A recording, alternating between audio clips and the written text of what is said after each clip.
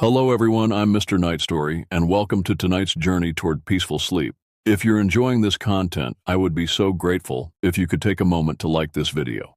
I'd also love to hear from you. Please feel free to share in the comments where you're watching from and what time it is there. Your kind support truly helps me continue creating these relaxing experiences for you. Now, please make yourself comfortable as we gently begin tonight's journey to restful sleep. I was 7 years old when my parents took me along on what they called their second honeymoon to Tennessee. It was the summer of 2005, and the heat hung thick and oppressive over the Smoky Mountains like a wool blanket soaked in humidity. My mother had insisted on bringing me despite my father's protest that a romantic getaway wasn't meant for children. But Mom had won, as she always did, with her gentle smile and the way she'd tilt her head when she wanted something. The cabin we rented sat perched on a hillside overlooking Norris Lake, its weathered wood siding dark with age and moisture. It belonged to a local man named Byron Hutchins, a grizzled old-timer with tobacco-stained teeth, who'd given us the keys with hands that trembled slightly. He'd warned us about the area being old land that had belonged to Cherokee tribes long before white settlers arrived. His watery blue eyes had lingered on me when he said it, and something in his expression made my stomach feel funny. The cabin itself felt wrong from the moment we stepped inside. The floorboards groaned under our feet with sounds that seemed too loud, too deliberate, as if the house was announcing our presence to something waiting in the shadows. The walls were lined with old photographs of previous guests, their faces faded and indistinct in the dim light that filtered through dirty windows. Some of the photos seemed to watch us as we moved through the rooms, and I found myself avoiding their gaze. My parents busied themselves unpacking and planning their romantic dinners and lake activities, but I felt drawn to the windows that faced the dense forest beyond the cabin's small clearing. The trees pressed close to the structure, their branches scraping against the roof when the wind picked up. Pine, oak, and maple created such a thick canopy that even in the middle of the day, the forest floor remained shrouded in perpetual twilight. That first night, I lay awake in the small loft bedroom listening to sounds I couldn't identify. There were the normal night sounds, owls, crickets, the distant splash of fish jumping in the lake. But underneath those familiar noises was something else, a rhythmic scratching that seemed to come from just outside my window, followed by what sounded like footsteps circling the cabin. When I finally worked up the courage to peer out through the thin curtains, I saw nothing but darkness so complete it seemed solid. The next morning brought no relief. The oppressive atmosphere seemed to have settled into my bones, making me jumpy and irritable. Mom attributed it to excitement and new surroundings, but I knew it was something more. The forest called to me with an intensity that felt almost physical, like invisible hands tugging at my shirt, urging me to explore its depths. Dad announced over breakfast that he planned to spend the day preparing his fishing boat down at the dock. It was an old aluminum vessel that came with the cabin rental, and he was eager to test the lake's bass population. Mom decided to stay behind and read on the deck, leaving me with explicit instructions not to wander off alone. But even as she spoke the words, I felt my eyes drifting toward the tree line, where shadows seemed to shift and move independently of the wind. The dock sat at the end of a narrow dirt path that wound down from the cabin through a grove of ancient oaks. Their trunks were massive, easily 4 feet across, with bark so deeply grooved it looked like the face of some sleeping giant. Moss hung from their branches in long, trailing curtains that swayed gently in the humid air. The path itself was treacherous, rutted with exposed roots and loose stones that threatened to send an unwary walker tumbling down the steep slope to the water's edge. Dad had been working on the boat for maybe 20 minutes when I saw it. The deer emerged from the forest like a ghost materializing from shadow, stepping delicately through the underbrush with an odd, measured gait. It was larger than any deer I'd ever seen, its antlers spreading wide and magnificent above its head. But something about its movement was wrong, too deliberate, too purposeful, as if it was performing rather than simply existing. It stopped at the edge of the clearing and turned to look directly at me. Not in the skittish, alert way deer normally observe potential threats, but with a steady, calculating stare that made my skin crawl. Its head tilted slightly to one side, almost like a dog listening for a familiar sound, and I felt the strangest sensation that it was trying to communicate something. Without thinking, I took a step toward it. The deer didn't bolt as I expected. Instead, it took a step backward, maintaining the distance between us while somehow encouraging me to follow. It repeated this movement several times, leading me away from the dock and my father's focused work on the outboard motor. Each step took us further from safety, deeper into the pressing embrace of the Tennessee wilderness. The deer moved with an almost hypnotic quality, pausing frequently to ensure I was still following. Its coat was a rich brown color, but in the dappled sunlight filtering through the leaves, patches of it seemed to shift and change, taking on hues that didn't belong in nature. Sometimes it looked almost gray, other times a sickly yellow that reminded me of old bones. As we moved deeper into the forest, the sounds of civilization faded entirely. Dad's muttered curses at the stubborn motor, the distant hum of traffic from the main road. Even the normal birdsong seemed to be absorbed by the thick vegetation around us.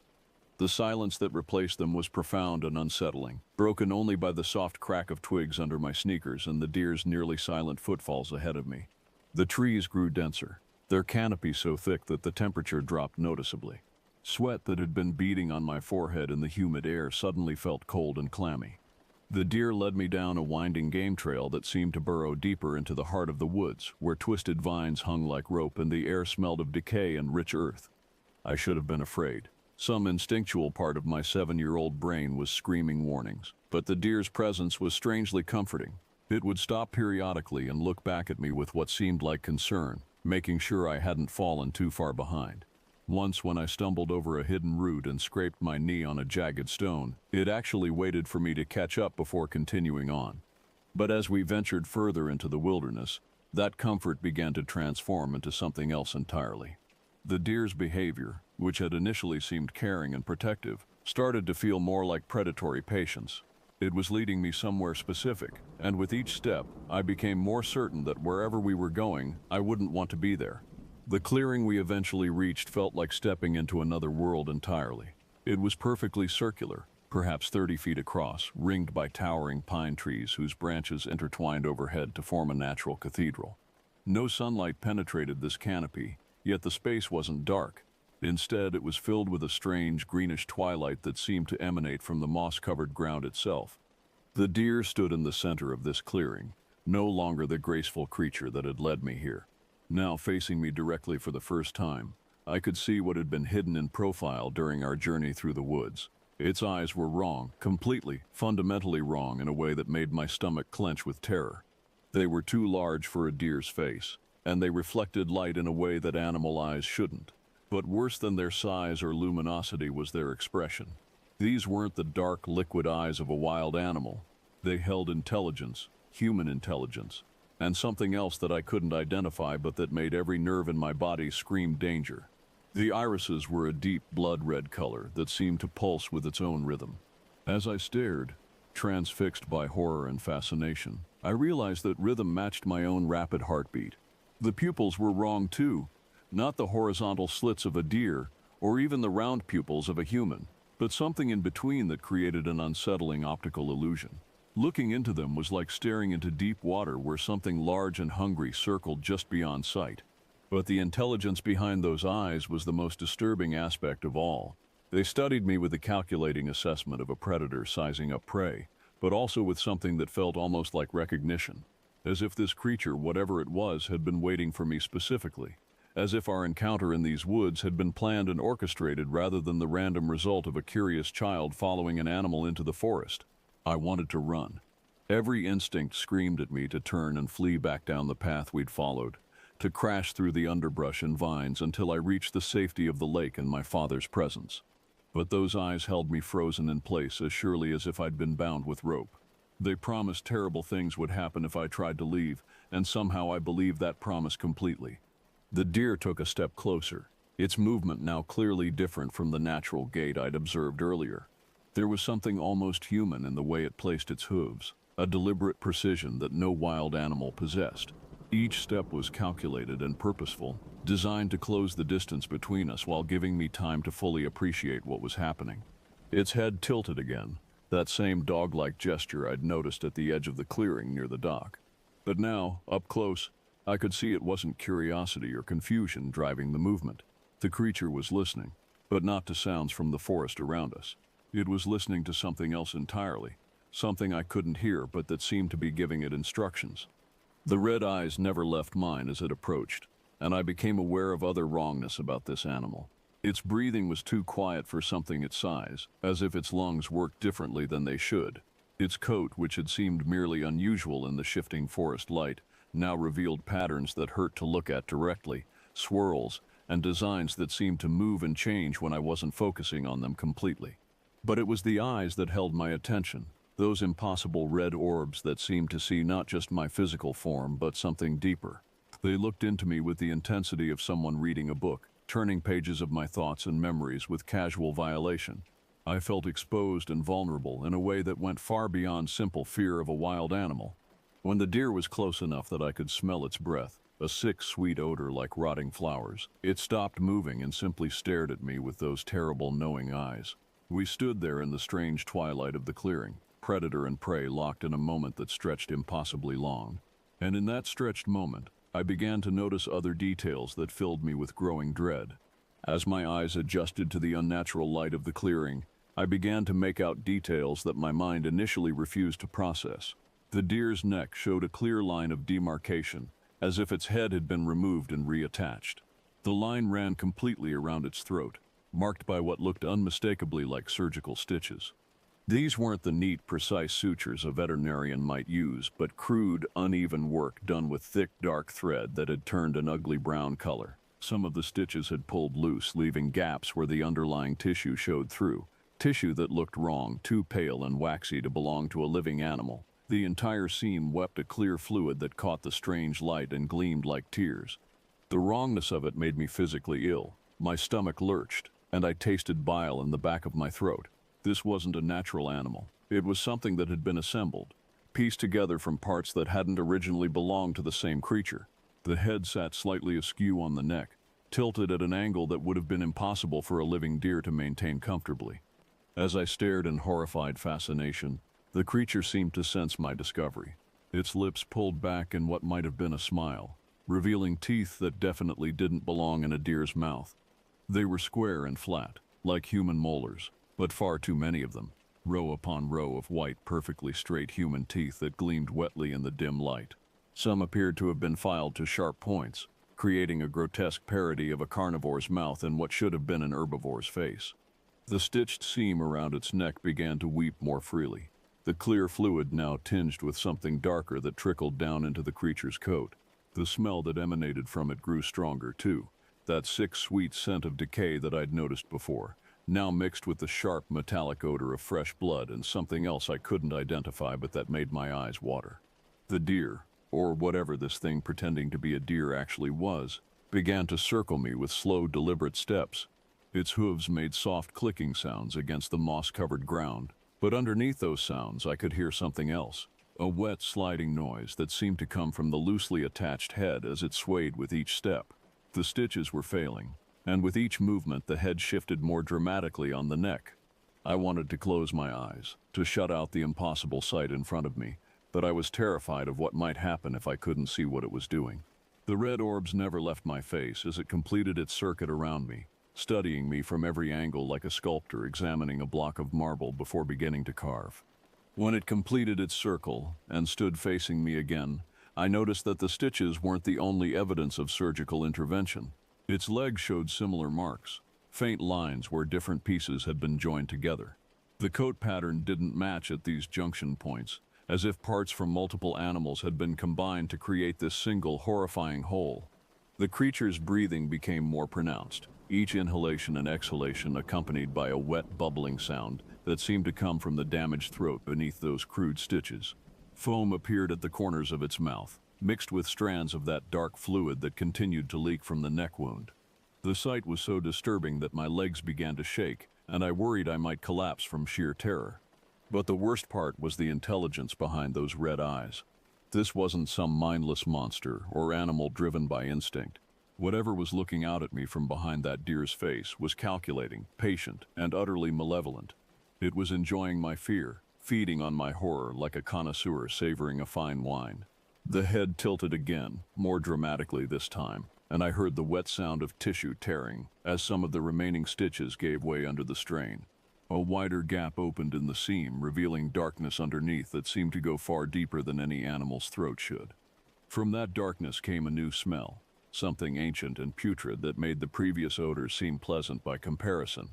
The silence of the clearing was broken by something far worse than any animal sound I'd ever heard.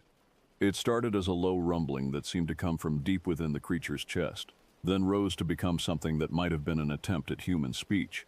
But the voice that emerged was wrong in every possible way. Too deep, too wet, formed by vocal cords that clearly weren't designed for making words. Why? Did you follow? Each word came out as a separate, labored effort, punctuated by that horrible bubbling sound from its damaged throat. The voice had an odd, echoing quality, as if it was being produced by multiple sources simultaneously.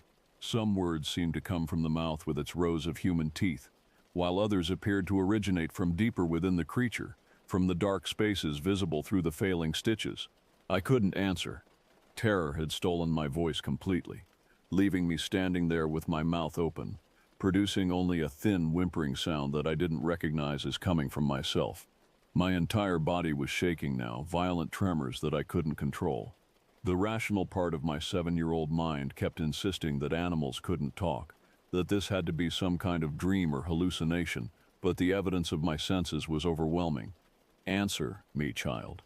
The words came more easily now, as if the creature was remembering how human speech worked. But there was still that underlying wrongness, that sense that each syllable was being forced through anatomy that hadn't been designed for language. Wet, clicking sounds accompanied each consonant, and the vowels were distorted by what sounded like fluid in the throat.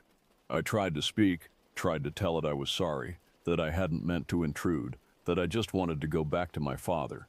But only strangled gasps emerged from my throat. The creature seemed to find my inability to respond amusing, and that horrible parody of a smile widened, revealing more of those perfectly human teeth arranged in utterly inhuman rows. Afraid? It asked, and this time there was something almost like laughter in its voice. Good you should be. The head tilted so far to one side that I could hear more stitches popping, see the dark fluid flowing more freely from the widening gap. I have been waiting for you. Those words hit me like a physical blow. Waiting for me. How could it have been waiting for me, when I'd only decided to follow it on impulse? Unless this hadn't been the random encounter I'd thought it was. The idea that this creature had somehow planned our meeting, had perhaps been watching me since we'd arrived at the cabin, filled me with a terror so profound that my vision began to blur at the edges. Your parents think they know this place. Each word was clearer than the last, as if the creature was gaining confidence in its ability to communicate. But this land remembers what came before. It took a step closer, and I could see my own reflection in those terrible red eyes, a small, terrified child who looked far younger than his 7 years. The creature's next words came in a rush, as if it had been holding them back, and finally decided to release them. I remember too. I remember when your kind first came here, burning and killing and taking what wasn't theirs. I remember the promises that were broken and the blood that was spilled on ground that was sacred. Its voice was changing as it spoke, becoming less labored, more fluent, but also somehow less human despite the improved articulation. There was an accent now, something I couldn't place but that sounded old, older than anything I'd ever heard. The words themselves began to take on a rhythmic quality, almost like chanting, and the red eyes seemed to pulse in time with the cadence. Your people took our bodies and our land, but they couldn't take what we became after death. We learned new ways to hunt, new ways to wear the shapes that would let us walk among you unnoticed. The creature circled me again as it spoke, its hooves now making no sound at all on the moss-covered ground. We learned patience. We learned to wait for the right moment, the right victim, the right opportunity for revenge. I finally found my voice, though it came out as barely a whisper. Please, I want to go home. The words seemed pathetically inadequate in the face of the creature's revelation, but they were all I could manage. The dear thing stopped directly in front of me, close enough now that I could feel heat radiating from its body, heat that was all wrong for a living animal, too intense and carrying with it that sick sweet smell of corruption. Home, it repeated, and now its voice held something that might have been pity. This is your home now, child. This clearing, this moment, this terror, this is where you belong. The spell was broken by the sound of my father's voice echoing through the forest, distant but getting closer. He was calling my name with increasing urgency, and I could hear branches snapping as he crashed through the underbrush, following the path I'd taken into the woods. The creature heard it too, its malformed head swiveling toward the sound with an expression that combined annoyance and something that looked almost like disappointment. Go, it said, but the word came out more like a hiss, the human voice slipping back towards something more animal. But know that I will find you again. Distance means nothing to what I am. Time means nothing. This is not over between us." The red eyes fixed on mine one final time, and in them I saw a promise that chilled me to my core. This creature, whatever it was, had marked me in some way. Our encounter had created a connection that wouldn't be broken simply by physical separation. I would carry this moment with me forever, and it would carry the memory of me. As my father's voice grew closer, the deer thing began to back away from me, moving toward the ring of trees that surrounded the clearing. But it didn't run like a normal animal would. Instead, it maintained eye contact as long as possible, only turning away at the last moment before disappearing into the shadows between the pine trunks. Even after I could no longer see it, I felt those red orbs watching me from the darkness. I stood alone in the clearing for what felt like hours but was probably only minutes, my body still shaking from the encounter. The strange twilight that had illuminated the space began to fade, returning to normal forest darkness that should have been more frightening than the supernatural glow, but somehow felt safer. The oppressive atmosphere that had marked the creature's presence lifted gradually, like fog dissipating in morning sunlight. When Dad finally burst through the trees, his face was flushed with exertion and worry. He took one look at my tear-streaked face and immediately gathered me into his arms, checking me for injuries while demanding to know what had happened. I tried to tell him about the deer, about its red eyes and stitched neck and the words it had spoken, but the story sounded insane even to my own ears. He listened with the patience of a parent dealing with a child's nightmare, nodding and making appropriate sounds while clearly not believing a word I said. When I described the human teeth and the creature's ability to speak, his expression shifted from concern to something that looked almost like relief. Obviously, his son had wandered off and gotten scared, then invented a fantastic story to explain his terror. It was normal childhood behavior, nothing more sinister than an overactive imagination. "Let's get you back to the cabin," he said, lifting me easily and carrying me out of the clearing. "Your mother is worried sick, and you need some food and rest. This forest can play tricks on a person's mind, especially a young person who's not used to being in such wild places." As we left the clearing, I looked back over Dad's shoulder, hoping to see nothing but trees and shadows. Instead, I caught a glimpse of movement at the edge of the woods, something large and brown that seemed to be keeping pace with us as we made our way back toward the lake. When I pointed it out to my father, he looked but saw nothing, which only reinforced his belief that stress and imagination were responsible for my claims. The walk back to the cabin felt endless. Every shadow seemed to hide watching eyes. Every rustle of leaves suggested something large moving just out of sight. Dad kept up a steady stream of conversation, trying to distract me from my fear, but I could barely focus on his words. All my attention was fixed on the forest around us, searching for signs of the creature's presence.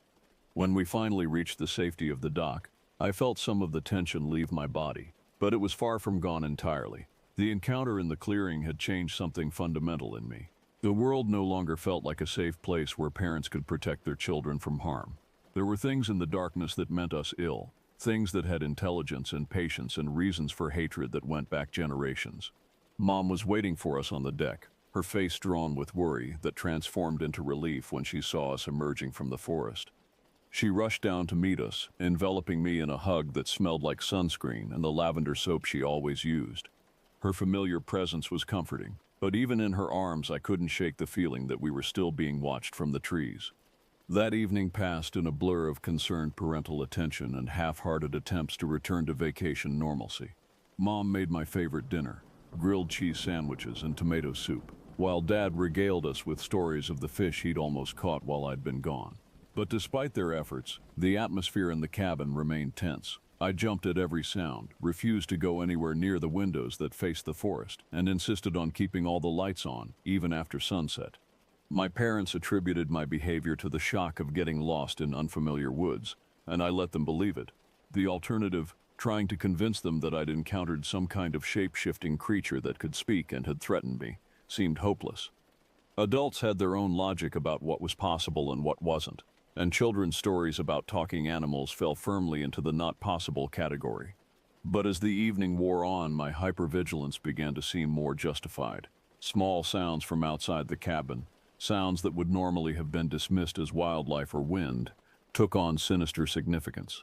The scratching I'd heard the night before returned, more pronounced and definitely deliberate. Something was circling the cabin, testing the windows and doors, looking for a way in. Around 10 o'clock, as my parents were settling down in the main room with glasses of wine and a deck of cards, I heard something that made my blood freeze in my veins.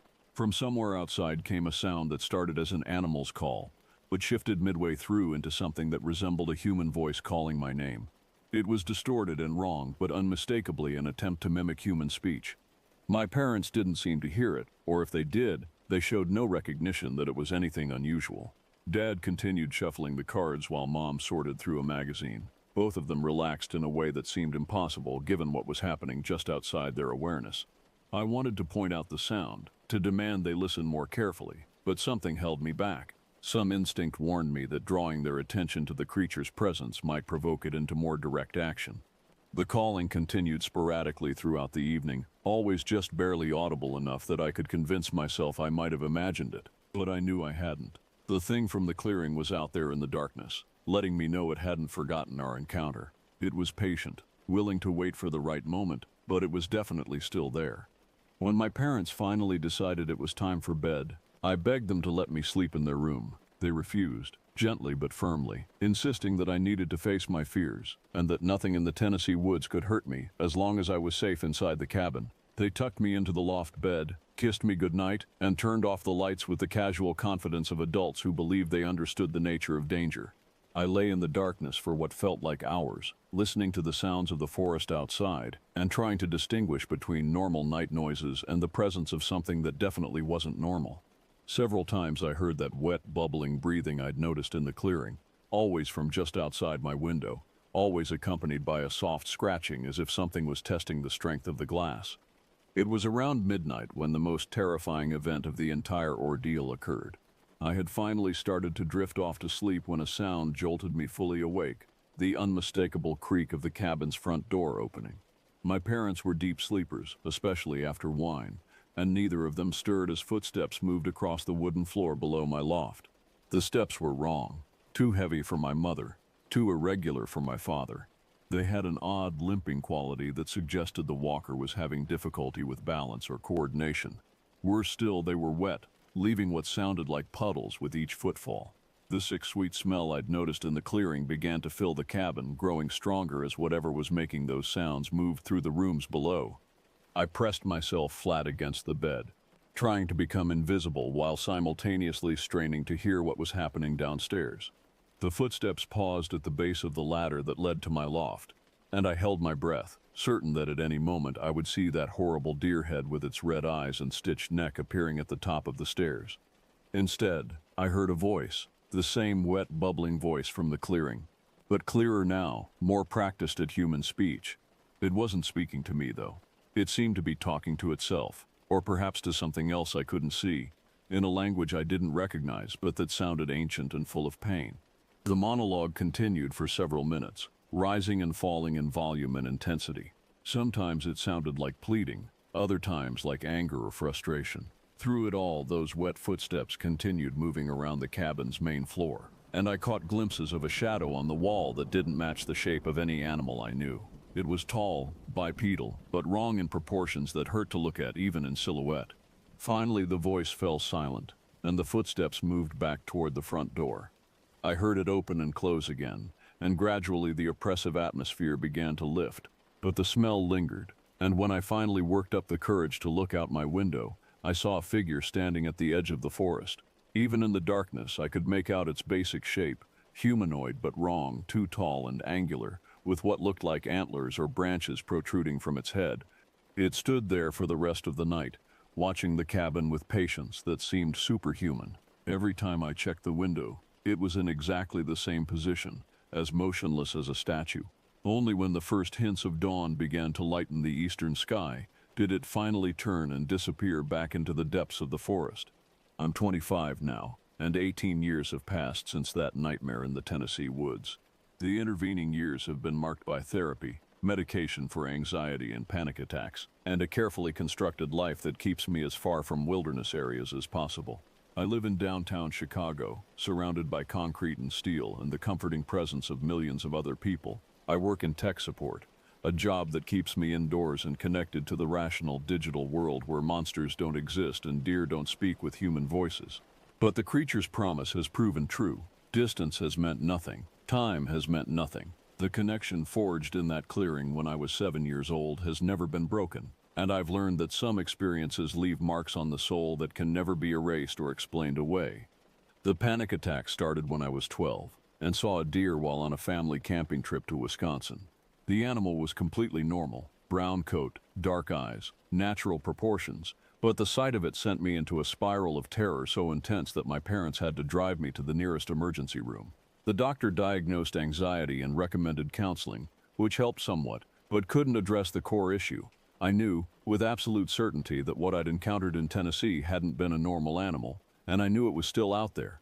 Over the years, the encounters have continued, never as direct or terrifying as that first meeting, but constant reminders that I'm being watched and remembered. I'll be walking down a busy Chicago street and catch a glimpse of red eyes in my peripheral vision, only to turn and find nothing there. Sometimes I hear that wet, bubbling breathing in quiet moments. Late at night in my apartment, during long elevator rides, in the silence between songs on my headphones. The creature has learned subtlety over the years, adapting its approach to my adult life in ways that a child's mind couldn't have imagined. It appears in reflections that don't quite match my surroundings, in shadows that fall at impossible angles, in dreams that feel more like visitations than products of my subconscious. Always watching, always waiting, always reminding me that our business isn't finished.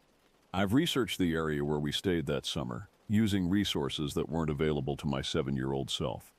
The land does have a dark history: forced relocations of Cherokee tribes, broken treaties, violence and betrayal dating back generations. Byron Hutchins, the man who rented us the cabin, disappeared 3 years after our visit. His body was never found, though hunters did discover pieces of his clothing scattered through the same forest where I'd had my encounter. The Cherokee have legends about creatures called bone walkers, spirits of the dead, who could inhabit the bodies of animals to seek revenge against those who'd wronged them.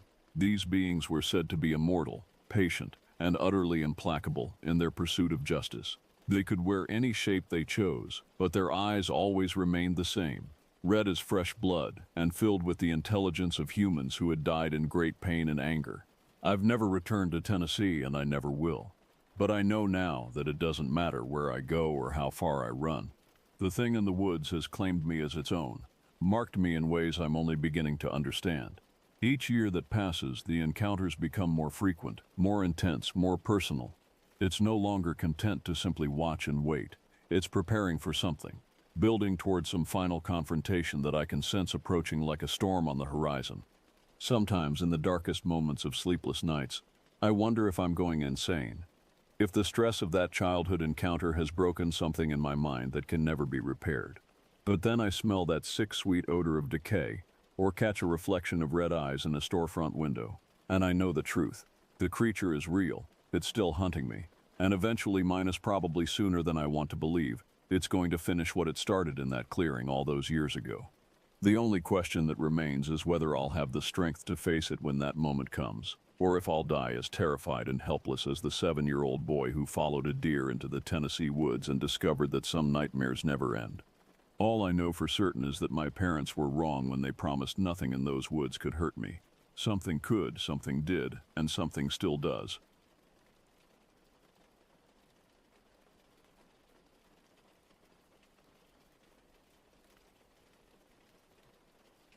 I lived in Florida back in 2018. The memory of that night still haunts me, even now. I was 16 then, full of the kind of bravado that only comes with youth and ignorance. To understand what happened, you need to know who I was and where this took place. I've always been drawn to the supernatural. While other kids my age were obsessing over social media and video games, I spent countless hours researching cryptids, reading accounts of unexplained encounters, and diving deep into forums dedicated to the paranormal. My bedroom walls were covered with printouts of blurry photographs and hand-drawn sketches of creatures that supposedly lurked just beyond the edge of human understanding. My fascination wasn't entirely academic.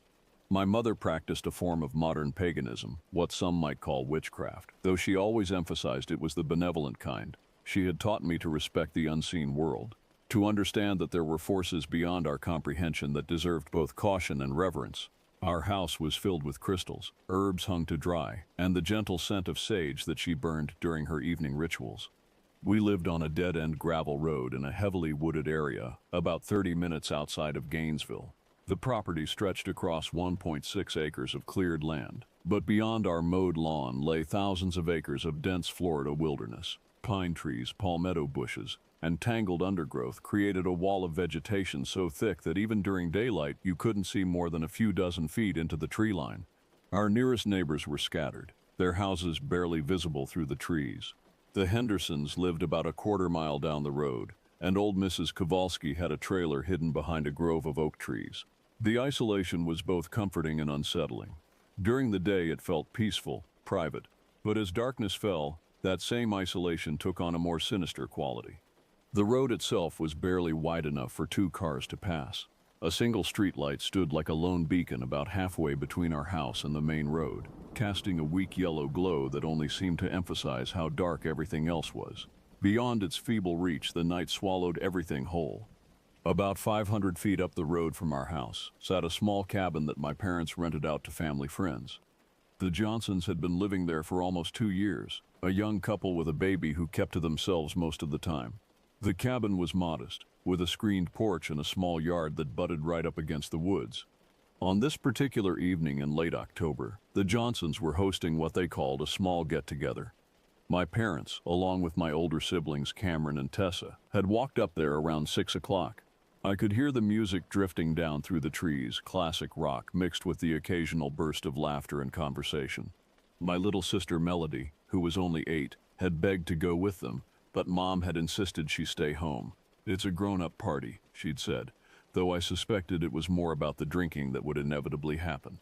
Melody had pouted for about 10 minutes before settling in front of the television with a bowl of popcorn and one of her princess movies. I should have been content to stay inside, maybe work on some homework, or continue reading about the recent Bigfoot sightings in the Pacific Northwest that I'd found on a paranormal website. But something had been bothering me all day, a restless energy that made it impossible to sit still. The air itself seemed charged, like the moment before a thunderstorm when every hair on your body stands on end. By 7 o'clock, Melody had fallen asleep on the couch, her small body curled up under the throw blanket Mom had knitted the previous winter. The television was still playing her movie, the colorful animation casting shifting patterns of light across her peaceful face. The house felt too quiet, too still. Even with the distant sounds of the party, there was something oppressive about the silence. That's when I decided to go outside. I told myself I was just going to let Buster, our German Shepherd mix, out for his evening bathroom break. But truthfully, I was drawn by something I couldn't name, a compulsion to step out into the darkness that surrounded our home. The moment I opened the front door, I knew something was wrong. Buster, who normally bounded outside at the first opportunity, stopped dead at the threshold. His ears were pinned back against his head, and a low continuous growl rumbled in his throat. His eyes were fixed on the tree line, and every muscle in his body was tense. "What is it, boy?" I whispered, but he wouldn't move. He just stood there, hackles raised, staring into the darkness beyond our yard. I'd never seen him act this way before. Buster was typically fearless, chasing after raccoons and barking at the occasional coyote that wandered too close to the house. I stepped out onto the porch, leaving Buster inside. The October air was humid and heavy, unusual for the season. Normally, by late October, Florida would have cooled down at least a little, but tonight felt almost tropical. The air was so thick it was difficult to breathe deeply, as if the atmosphere itself was pressing down on me. The sounds from the party up at the cabin seemed muffled, distant. Even the normal nighttime chorus of insects and tree frogs was subdued. It was as if the entire forest was holding back, waiting for something to happen. I walked to the edge of our yard, where the mowed grass gave way to the wild undergrowth. Our usual bonfire spot was about 100 feet into the woods, in a small clearing that my father had made years ago. We'd spent countless evenings there, roasting marshmallows and telling stories. During the day, it was one of my favorite places on the property. But now, staring into that impenetrable darkness, the bonfire clearing felt like the mouth of some enormous, hungry beast. That's when I heard it. A sound that made every instinct in my body scream in alarm. It wasn't the familiar rustling of a small animal moving through the underbrush. This was heavy, deliberate movement. Something large was making its way through the woods, and it wasn't trying to be quiet. The sound came again, closer this time. Branches snapped under weight, not the quick crack of a twig beneath a rabbit's foot, but the prolonged groan and snap of substantial limbs being crushed. Whatever was moving out there was big, much bigger than any native Florida wildlife had a right to be. I knew these woods intimately. I'd been exploring them since I was old enough to walk. I knew the difference between a raccoon's scrambling movement and a deer's careful steps. I'd heard black bears passing through on rare occasions, their heavy shuffling gait unmistakable. This was none of those things. The movement was too purposeful, too controlled. It reminded me of a person walking through the woods, but the weight behind each step suggested something much larger and heavier than any human. The spacing of the footfalls was wrong too far apart, as if whatever was walking had an unnaturally long stride. My heart began to pound, but I couldn't bring myself to go back inside. Part of it was teenage stubbornness. I'd spent so many years reading about encounters with unknown creatures that I felt prepared for something like this. But there was something else keeping me rooted to the spot, a horrible fascination that overrode my growing fear. The movement stopped. In the sudden silence, I became acutely aware of every sound. My own labored breathing, the distant music from the cabin, the barely perceptible hum of the streetlight up the road. But from the woods, nothing. Even the insects had gone completely quiet. I strained my eyes, trying to penetrate the darkness between the trees. The moon was only a thin crescent, providing almost no illumination. The shadows beneath the canopy were absolute, impenetrable. I might as well have been staring into a cave. Then I saw them. Two pale, luminous discs appeared in the darkness, roughly where a person's eyes would be if they were standing among the trees at the edge of our property. But they were too high off the ground, at least 7 feet up, maybe more, and they glowed with a sickly phosphorescent light that reminded me of the foxfire fungus that sometimes grew on rotting logs. The eyes, for that's what they had to be, didn't blink. They simply stared, fixed and unmoving, directly at me. Every rational part of my mind was screaming at me to run, to get inside the house and lock the door. But I couldn't move. The eyes held me transfixed, and beneath my terror, a strange realization was dawning. The thing, whatever it was, hadn't moved past the tree line. I thought about my mother's protective rituals, the salt she sometimes scattered around our property, the small cloth bags filled with herbs that she hung from fence posts. She'd never explicitly told me she was creating a barrier, but now I wondered if that's exactly what she'd been doing all these years. The eyes continued to stare, unblinking and patient. There was an intelligence behind them, a calculating awareness that was more terrifying than any mindless beast would have been. This thing was thinking, evaluating, planning. Minutes passed. The standoff continued. Then, cutting through the oppressive silence, came a voice. It was unlike anything I'd ever heard. The sound seemed to emerge from the very trees themselves, low and rasping, as if vocal cords designed for human speech were being used by something that had never been human. The words came slowly, deliberately, each syllable forced out with obvious effort. Jordan. The sound of my own name spoken in that terrible voice made my knees buckle. How could it possibly know who I was? I'd never seen this thing before, never encountered anything like it. Yet it knew me, had somehow learned my name. Come here, Jordan. The words carried an awful weight, a compulsion that pressed against my mind like physical pressure. Part of me wanted to obey, to walk forward into those woods, to approach whatever was waiting there among the trees. It would be so easy to just take a few steps forward, to cross that invisible line and find out what this creature wanted. I don't want to hurt you. The voice was becoming clearer, more defined, as if the thing was learning how to use human speech even as it spoke. But there was something fundamentally wrong with the intonation, the rhythm. It sounded like someone reading words from a script without understanding their meaning. I tried to speak, to respond, but no sound came out. My throat had closed up completely, and my tongue felt thick and useless in my mouth. Standing there in my own yard, frozen with terror, but somehow still safe behind whatever protection my mother had established, I felt a flicker of my usual 16-year-old arrogance beginning to surface. I'd spent years studying creatures like this, reading accounts of encounters and analyzing behaviors. I thought I understood what I was dealing with. The glowing eyes remained fixed on me, and the voice came again, more insistent this time. Come here. A pause. Come here, Jordan. Come here. Come here. The repetition was hypnotic, almost mechanical. It reminded me of the descriptions I'd read of certain Native American legends, creatures that could mimic human speech but didn't truly understand language, things that stole voices and used them like tools. My fear was gradually being replaced by anger. How dare this thing come to my home, to my family's property, and try to lure me into the woods? How dare it use my name, speak to me with that horrible borrowed voice? I looked around and spotted a rock near the edge of our flower bed, about the size of a baseball. Before I could think about what I was doing, I bent down and picked it up. The weight of it in my hand was comforting, solid and real, in a night that had become increasingly surreal. "Get out of here!" I shouted, surprised by the strength of my own voice. "Get away from my home!"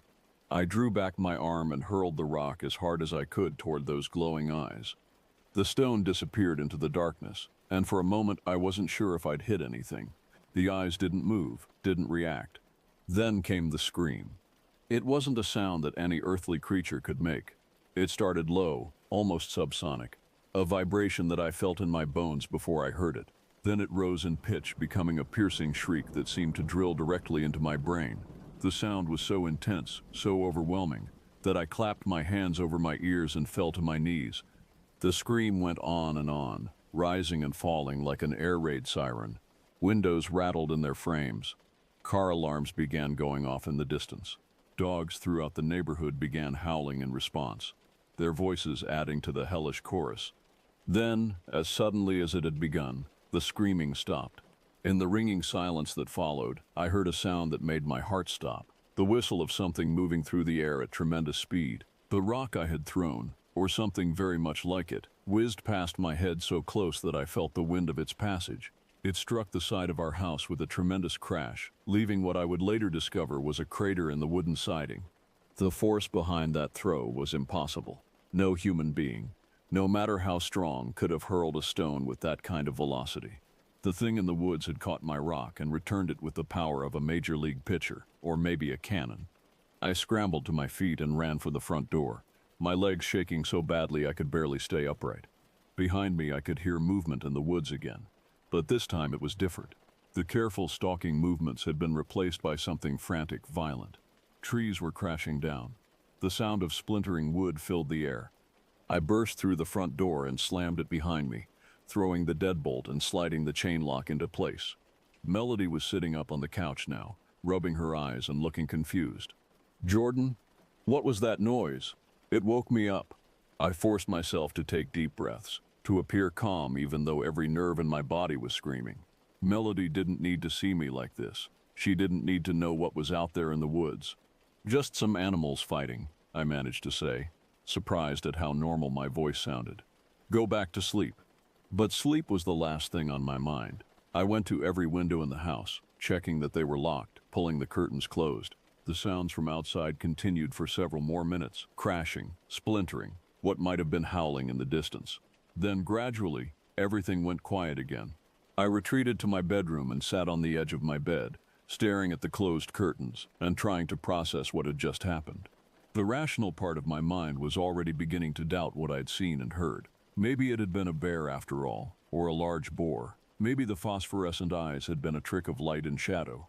Maybe the voice had been my imagination, fueled by too many late nights reading about cryptids and monsters. But I knew better. I'd seen what I'd seen, heard what I'd heard. Something had been out there, something that knew my name, and wanted me to come into the woods, something with the strength to throw a rock hard enough to crater the side of a house. I stayed awake until I heard the sounds of my family returning from the party, car doors slamming, voices calling good night to the Johnsons, the familiar sound of my parents' footsteps on the gravel driveway. Only then did I begin to relax, to feel truly safe again. When everyone had settled in for the night, I found my mother in the kitchen, cleaning up the few dishes that had been left in the sink. She looked tired but content, the way she always did after spending an evening with friends. Without really knowing why, I walked over and hugged her tightly, squeezing her, as if I hadn't seen her in months, instead of just a few hours. "Thank you," I whispered into her shoulder. She hugged me back, but I could feel her confusion. "Thank you for what, sweetie?" "For protecting us, for protecting the family." She pulled back to look at me, her eyes searching my face. "Jordan, what happened tonight?" But I couldn't tell her. Not then, not while the terror was still so fresh. not while I could still hear that awful voice calling my name. Instead, I just hugged her again and said, "I don't want to talk about it right now." She didn't push, didn't demand an explanation. She simply held me until I was ready to let go. It would be years before I finally told her the whole story. Years before I learned that she had indeed been maintaining protective barriers around our property, that the herbs and salt and carefully spoken words had been holding something at bay. She wasn't entirely surprised by my account, though the details clearly disturbed her. "I always felt like there was something in those woods," she admitted, "something that didn't belong there. I hoped the protections would be enough to keep it away from the house." They had been enough. Whatever that thing was, it couldn't cross the invisible line my mother had drawn around our home. But it had been out there, waiting, watching, learning our names and our routines.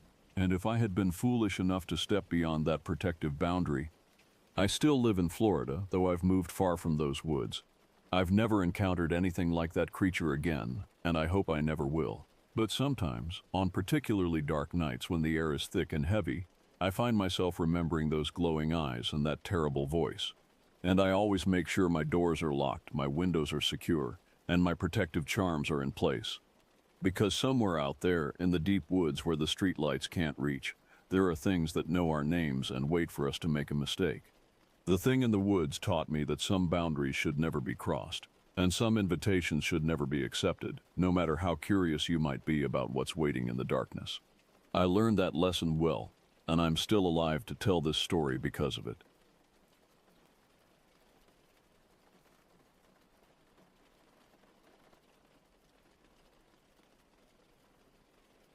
The warm glow of the setting sun painted the sky in hues of orange and pink, as I, Jake Thompson, sat on my porch scrolling through my phone.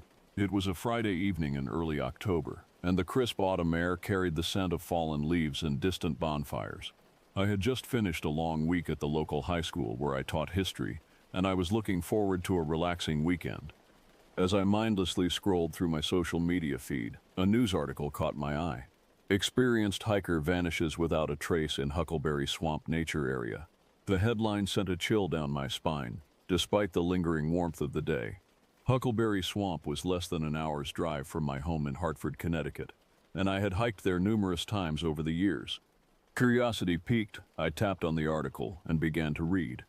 The missing hiker, identified as 42-year-old Martin Greaves, had last been seen entering the nature area 2 weeks ago. Despite extensive search efforts by local authorities and volunteers, no trace of him had been found. The article mentioned that Greaves was an experienced outdoorsman who had hiked challenging trails all over the country. As I continued reading, my phone buzzed with an incoming text message. It was from my friend Marcella Quinn, a vivacious 28-year-old librarian I had met at a local book club a few years back. Hey Jake, Tyrese and I were thinking about doing a night hike tomorrow. You in? I hesitated for a moment, my eyes darting back to the article about the missing hiker.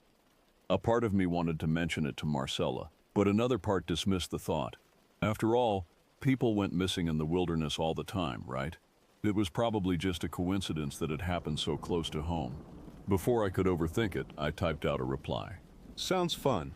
Where were you thinking of going? Marcella's response came quickly. "We were thinking Huckleberry Swamp. Tyrese says it's beautiful at night, and the forecast looks clear. Meet at my place around 8? I felt a twinge of unease as I read her message. Huckleberry Swamp, the very place where that hiker had disappeared. I contemplated backing out, but the rational part of my brain kicked in. The swamp was a large area, and the chances of anything happening to us were slim to none. Plus, we'd be in a group, not hiking alone like the missing man. "Count me in," I replied, pushing aside my lingering doubts. "See you tomorrow at 8. As I set my phone down and gazed out at the darkening sky, I couldn't shake the feeling that I had just made a decision that would change my life forever. Little did I know how right that premonition would turn out to be. The next day passed in a blur of mundane activities. I graded papers, did some laundry, and even managed to squeeze in a quick workout at the local gym. As evening approached, I began to pack my backpack for the night hike. Flashlight? Check. Extra batteries? Check. Water bottle? Check. I methodically went through my mental checklist, ensuring I had everything I might need for a few hours in the woods. As I zipped up my pack, My eyes fell on the local newspaper sitting on my kitchen counter. The headline about the missing hiker stared back at me, seeming to mock my decision to go on this hike. I shook my head, trying to dispel the uneasy feeling that had been gnawing at me all day.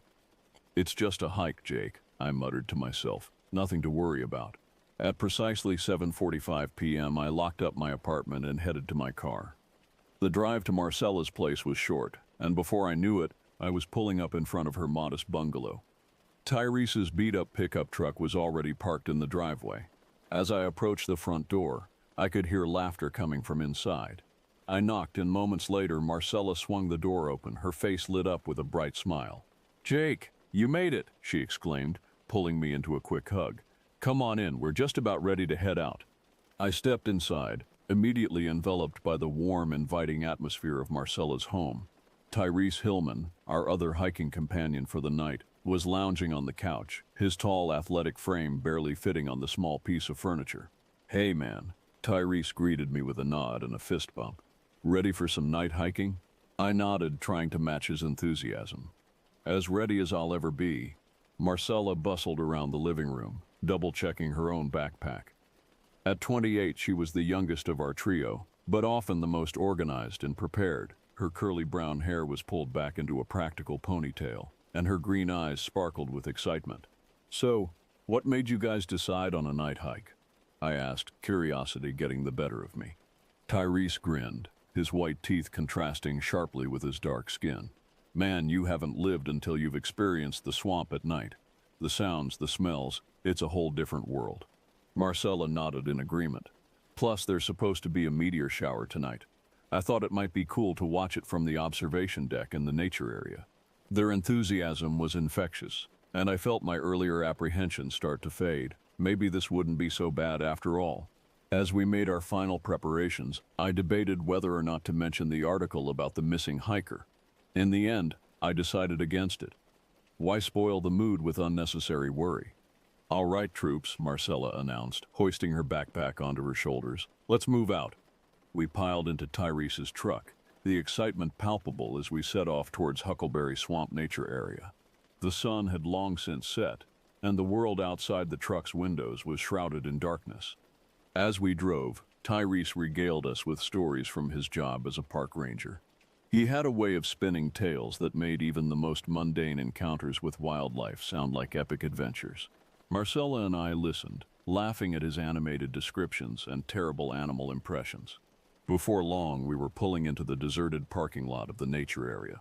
As we climbed out of the truck, the silence of the night seemed to engulf us.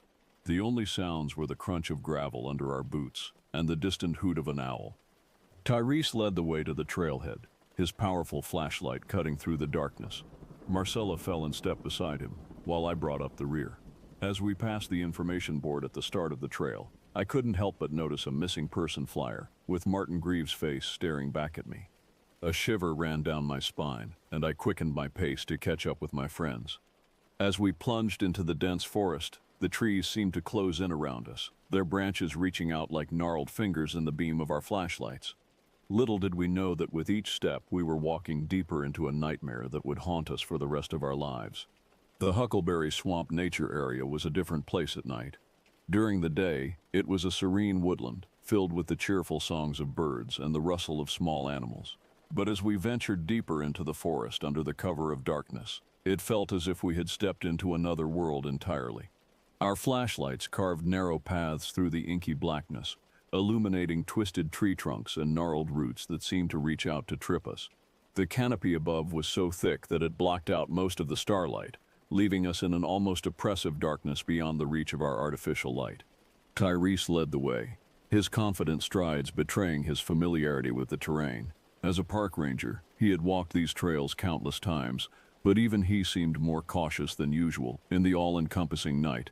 "Watch your step here," he called back to us, his deep voice barely above a whisper. "The trail gets a bit tricky." I glanced down, noticing how the packed dirt of the trail gave way to loose, shifting soil.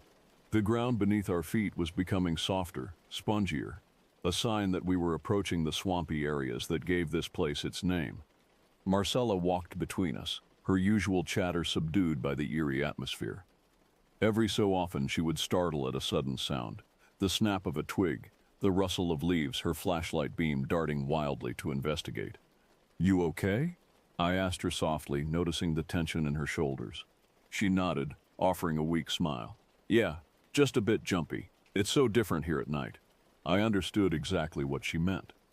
There was something primal about being in the woods after dark, something that stirred ancient fears buried deep in our collective subconscious. Every shadow seemed to hide a potential threat, every sound a possible danger. As we continued our hike, the trail began to wind its way deeper into the swamp.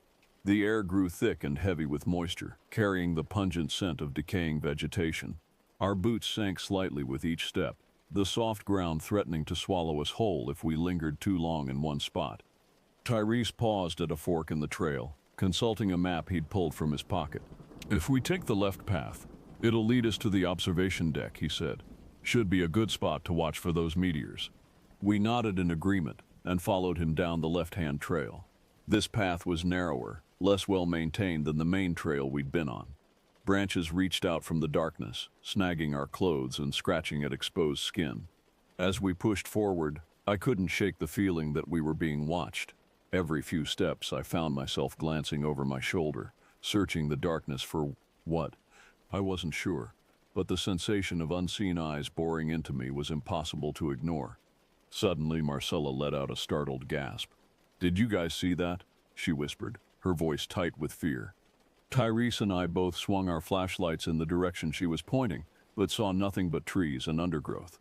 "See what?" Tyrese asked, his tone a mixture of concern and skepticism. Marcella shook her head, her eyes wide. I'm not sure. I thought I saw something move, just at the edge of the light, like a shadow, but wrong somehow." I felt a chill run down my spine at her words. Wrong how? She struggled to find the right words. It was too tall, too thin, not like a person or an animal, just wrong. Tyrese chuckled, but it sounded forced. "Probably just a branch moving in the wind. This place can play tricks on your eyes at night." But there was no wind, I realized. The air around us was completely still, almost stagnant. We pressed on, but the atmosphere had changed. The excitement of our night hike had been replaced by a growing sense of unease. Even Tyrese, usually so laid back and confident, seemed on edge, his eyes darting from side to side as he led us forward. The trail began to slope upward, and I knew we must be nearing the observation deck. Just a little further, I told myself. We'll watch the meteor shower, and then we can head back. Everything will be fine. But as we crested the hill and the observation deck came into view, silhouetted against the starry sky, an unmistakable crack of a branch echoed through the night. It was close, too close, and far too loud to be caused by any small animal. We all froze, our flashlights scanning the surrounding forest. My heart pounded fiercely as I strained my eyes to penetrate the dense foliage. The moon, which had been providing at least some ambient light, chose that moment to hide behind a bank of thick clouds, plunging the forest into even deeper darkness. Marcella, Tyrese, and I shared uneasy glances. In that moment, I couldn't help but think of the missing hiker. Had he heard a similar sound before he disappeared? Had he felt this same fear coursing through his veins? As we stood there, frozen in indecision, I realized that our simple night hike had turned into something far more sinister.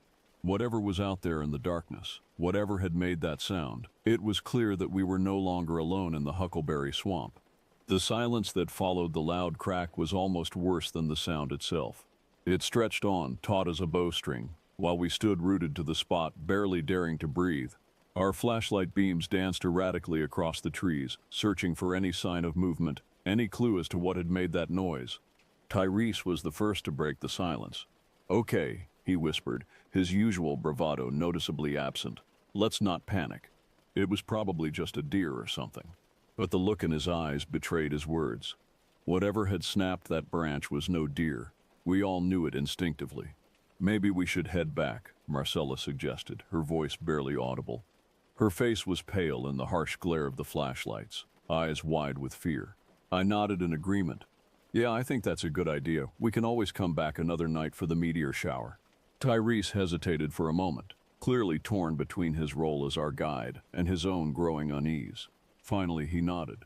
"All right, let's head back. Stay close together." We turned away from the observation deck, our earlier goal forgotten in the face of this new unseen threat. Tyrese took the lead again, but his pace was quicker now, more urgent. Marcella fell in behind him, with me bringing up the rear. As we retraced our steps down the trail, I couldn't shake the feeling that we were being herded. Each snap of a twig, each rustle of leaves seemed to come from behind us or to our sides, as if something was corralling us along the path. The forest around us had taken on a malevolent air.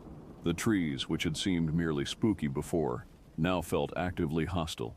Their branches reached out like claws, snagging our clothes and scratching our skin. Roots seemed to rise up from the ground, threatening to trip us with each step. We had been walking for about 10 minutes when Tyrese suddenly stopped short, causing Marcella to bump into him. "Wait," he hissed, holding up a hand for silence. We froze, straining our ears. At first I heard nothing but the pounding of my own heart. Then, faintly but unmistakably, I picked up the sound of footsteps. Heavy, deliberate footsteps, splashing through shallow water. "Who's there?" Marcella called out, her voice louder than she probably intended, cracking slightly with fear. The footsteps ceased for a moment, and in that silence, I swear I could hear the sound of heavy breathing, not our own, but something else, something bigger. Then the footsteps resumed, more purposeful now, heading directly towards us. "Run," Tyrese yelled, all pretense of calm abandoned. We took off down the trail, no longer caring about stealth or silence. Branches whipped at our faces as we ran. Roots threatened to trip us at every step. The beam of my flashlight bounced wildly, creating a disorienting strobe effect that made it even harder to see where I was going. Behind us, I could hear our pursuer crashing through the underbrush. Whatever it was big, and it was fast. The sound of its pursuit spurred us on, driving us to run faster than I thought possible. Suddenly, Marcella cried out in pain. I turned to see her sprawled on the ground, clutching her ankle. She must have tripped over a root in our mad dash. Tyrese and I skidded to a stop, rushing back to help her. As I reached down to help Marcella up, my flashlight beam caught something that made my blood run cold. Just inches from where she had fallen lay a weathered shoe caked with mud and partially hidden by leaves. Next to it were scraps of torn fabric, dark stains marring the tattered cloth. "Oh God," I whispered, my voice barely audible over the sound of our heavy breathing. Tyrese followed my gaze, his eyes widening as he took in the grisly scene. "We need to move," he said urgently, already bending down to help Marcella to her feet. "Can you walk?" Marcella nodded, grimacing as she put weight on her injured ankle. "I think so, but I'll be slow." "Lean on me," I offered, draping her arm over my shoulder. "We'll go as fast as we can."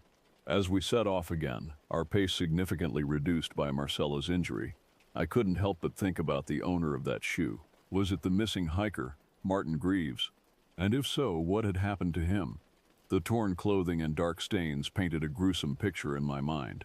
Our pursuer seemed to have fallen back, but I could still hear occasional crashes in the underbrush behind us, reminding us that we were far from safe. The sound seemed to come from multiple directions now, as if we were being surrounded. "What is that thing?" Marcella whispered, her voice tight with pain and fear. "I don't know," Tyrese replied, his eyes constantly scanning the darkness around us. "But whatever it is, it's not natural." As if to confirm his words, a low guttural growl echoed through the trees. It was unlike anything I'd ever heard before. Not quite animal, not quite human. The sound sent shivers down my spine and seemed to reverberate in my very bones. We pressed on, every step a struggle against the treacherous terrain and our own mounting terror. The oppressive darkness seemed to close in around us, our flashlights barely piercing the gloom. Strange whispers seemed to slide through the trees, just on the edge of hearing. A sour, musky stench filled the air, growing stronger with each passing moment. Then, out of the corner of my eye, I saw it. A flash of movement, too quick and too strange to properly process. But the glimpse I caught was enough to turn my blood to ice. It was a creature unlike anything I'd ever seen or imagined. Its body was covered in mottled fur, matted and tangled with twigs and leaves, but it was the creature's shape that defied logic. Elongated limbs that seemed capable of bending in impossible ways, ending in viciously sharp claws. And its face, God, its face. In the brief moment I saw it, I noticed eyes like swirling pools of darkness filled with a malevolent intelligence that was unmistakably predatory. "Run," I yelled, my voice cracking with terror. "It's right there." We abandoned all pretense of stealth, crashing through the underbrush in a desperate bid for survival. Marcella whimpered in pain with each step, but adrenaline kept her moving. Tyrese took the lead, using his superior strength to forge a path through the dense vegetation. Behind us, the creature let out a bone-chilling screech and gave chase. I could hear it moving through the forest with unnatural speed and agility, far outpacing what should have been possible in such dense undergrowth. "We can't outrun it," Marcella gasped, her face pale with pain and fear. She was right. With her injured ankle slowing us down, and the creature's inhuman speed, it was only a matter of time before it caught up to us. We needed a plan, and fast. "Tyrese!" I shouted between ragged breaths. "Isn't there a ranger station nearby?" Tyrese's face lit up with sudden hope. "Yes, about half a mile east of here. If we can make it there, we might have a chance." With renewed determination, we changed course, heading east as best we could while navigating the treacherous swamp. Every splash of our feet in the shallow water seemed to echo in the unnaturally quiet forest. The creature's pursuit had gone silent, which was somehow even more terrifying than hearing it crash through the underbrush. As we struggled onward, I couldn't help but wonder about the nature of our pursuer. What was this thing that defied all logical explanation?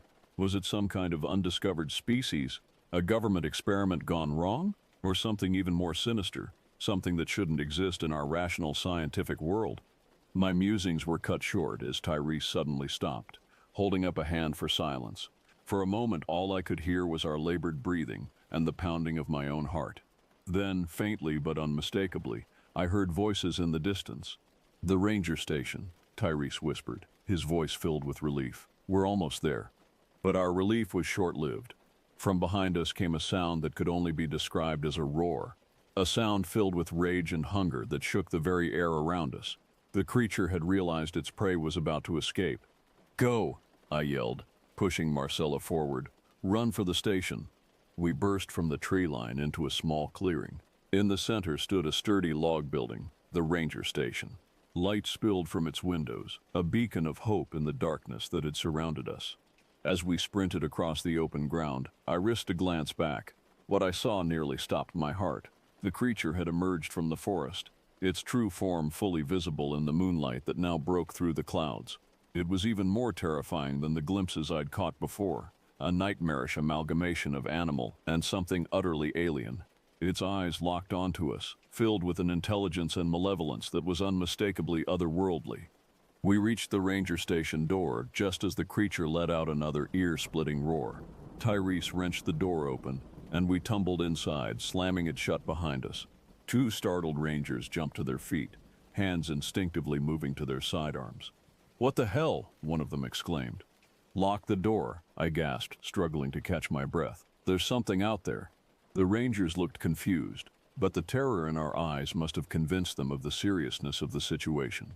One of them quickly secured the door while the other moved to the radio. "This is Ranger Stevens at Huckleberry Station," he said into the mic. "We have a situation here, requesting immediate backup." As the ranger called for help, I helped Marcella to a chair, finally able to examine her injured ankle. It was swollen and starting to bruise, but thankfully didn't appear to be broken. Tyrese was at the window, peering out into the darkness. "I don't see it," he muttered. "Where did it go?" As if in answer to his question, an unearthly howl split the night, causing us all to jump. It was close. Too close. "What exactly is out there?" one of the rangers asked, his hand resting uneasily on his holstered gun. I opened my mouth to respond, but how could I possibly explain what we'd seen? How could I describe a creature that defied all logic and reason? Before I could formulate an answer, a tremendous crash shook the building. Wood splintered, and I turned just in time to see a monstrous clawed hand punching through the wall. The night was far from over, and our ordeal had only just begun. The ranger station erupted into chaos as the creature's massive clawed hand withdrew, leaving a gaping hole in the wall. Splinters of wood littered the floor, and the acrid smell of the beast's musk filled the air. "What the hell is that thing?" one of the rangers, the one who had been on the radio, shouted, his face pale with shock. I don't know, Tyrese replied, his voice tight with fear, but it's been chasing us through the swamp for the last hour. The other ranger, Stevens, I recalled, had drawn his sidearm and was aiming it at the hole in the wall. Whatever it is, it's not getting in here, he declared, though the tremor in his voice betrayed his uncertainty. Another crash rocked the building, this time from the roof. Dust and debris rained down on us as the creature's claws tore at the shingles, searching for a way in. Marcella whimpered in fear, clutching her injured ankle. I moved to her side, trying to offer what comfort I could. "It's going to be okay," I said, wishing I could believe my own words. "Help is on the way." The radio crackled to life, startling us all. "Huckleberry Station, this is dispatch. We've got units en route to your location, ETA 20 minutes. What's your situation?" The ranger who had made the initial call rushed to respond. "This is Cooper at Huckleberry. We're under attack by some kind of creature. It's trying to break in. We need immediate assistance." "Copy that, Huckleberry. Help is coming. Hold tight." 20 minutes. We just had to survive for 20 minutes. But as another bone-jarring impact shook the station, 20 minutes seemed like an eternity. "We need to barricade the windows and doors," Tyrese said, taking charge of the situation. His ranger training was kicking in, pushing aside his fear. "And we need weapons. Anything we can use to defend ourselves if that thing gets in." We sprang into action, dragging heavy filing cabinets in front of the windows and piling furniture against the door. The Rangers distributed what weapons they had: another handgun for Tyrese, a shotgun for me, and a large hunting knife for Marcella. As we worked, the creature continued its assault on the building. Each impact sent tremors through the floor, and the sound of splintering wood told us that our shelter wouldn't hold forever. "What do we do if it gets in before help arrives?" Marcella asked, her voice barely above a whisper. Stevens, the ranger with the handgun, answered grimly. "We fight. We fight with everything we've got." The next few minutes passed in a blur of tense silence, punctuated by the creature's relentless attacks. We huddled in the center of the room, weapons at the ready, jumping at every sound. Suddenly, the assault stopped. The abrupt silence was almost as terrifying as the chaos that had preceded it. "Where did it go?" Cooper whispered, his eyes darting from window to window. As if in answer, a low, rumbling growl emanated from just outside the station. It was a sound that seemed to vibrate in our very bones, filling us with a primal terror. Then, slowly, deliberately, something began to scratch at the door. It wasn't the violent assault of before, but somehow this methodical approach was even more terrifying. It was as if the creature was taunting us, letting us know that it could get in whenever it wanted. "It's toying with us," I said, my mouth dry with fear. Tyrese nodded grimly. "It's intelligent, more intelligent than any animal I've ever encountered." The scratching continued, occasionally interspersed with that bone-chilling growl. Minutes ticked by with agonizing slowness, each second stretching into an eternity of terror. Then, just as the tension had reached an unbearable level, we heard it, the distant wail of sirens. "The backup," Cooper exclaimed, relief evident in his voice. "They're almost here." But our relief was short-lived. As soon as the sirens became audible, the creature let out a roar of frustration and renewed its assault on the station with even greater ferocity. "It knows it's running out of time," Stevens said, tightening his grip on his gun. The next few moments were a blur of splintering wood, shattering glass, and terrified screams. The creature, in its desperation, had redoubled its efforts to break in. And then, with a final thunderous crash, it succeeded. The barricaded door exploded inward, in a shower of splinters and twisted metal. And there, framed in the doorway, stood the stuff of nightmares. In the harsh glare of the station's fluorescent lights, we could finally see the creature in all its horrifying detail. It stood nearly 8 feet tall, its body a grotesque amalgamation of animal features. Matted fur covered most of its form, but in places I could see patches of scales or something that looked unsettlingly like human skin. Its limbs were long and jointed in impossible ways, ending in massive claws that looked capable of tearing through steel. But it was the creature's face that would haunt my nightmares for years to come. It was vaguely lupine in shape, with a protruding snout filled with razor-sharp teeth. But where there should have been eyes, there were only swirling voids of absolute darkness. Looking into those eyeless sockets, I felt as if I was staring into the abyss itself. For a moment, everything was still. We stood frozen in terror, and even the creature seemed to pause, as if savoring our fear. Then, several things happened at once. Stevens and Tyrese opened fire, their guns blazing in the confined space of the station. The creature roared in pain and anger, a sound that threatened to burst our eardrums. And from outside I heard the screech of tires as the backup finally arrived. What followed was a chaotic blur of gunfire, screams, and inhuman roars. The creature, wounded but far from defeated, lashed out with its massive claws. Cooper went down, a spray of blood marking where those terrible talons had caught him. I raised the shotgun, my hands shaking so badly I could barely aim. I fired, the recoil nearly knocking me off my feet. The creature staggered back, ichor spurting from multiple wounds, but it didn't fall. More gunshots rang out, this time from outside. The newly arrived officers had joined the fray, pouring fire into the station. The creature, realizing it was outmatched, let out one final, earth-shaking roar. Then, with a speed that defied its size, it turned and burst through one of the barricaded windows. In moments it had vanished into the darkness of the swamp, leaving behind a scene of utter devastation. As the adrenaline began to fade, I became aware of the ringing in my ears, the acrid smell of gunpowder, and the metallic tang of blood in the air. Marcella was sobbing quietly, and Tyrese stood with his gun still raised, staring at the shattered window where the creature had escaped. Officers swarmed into the station, securing the area and calling for medical assistance. But even as they took charge of the situation, I knew that our ordeal was far from over. The creature was still out there, somewhere in the dark depths of Huckleberry Swamp.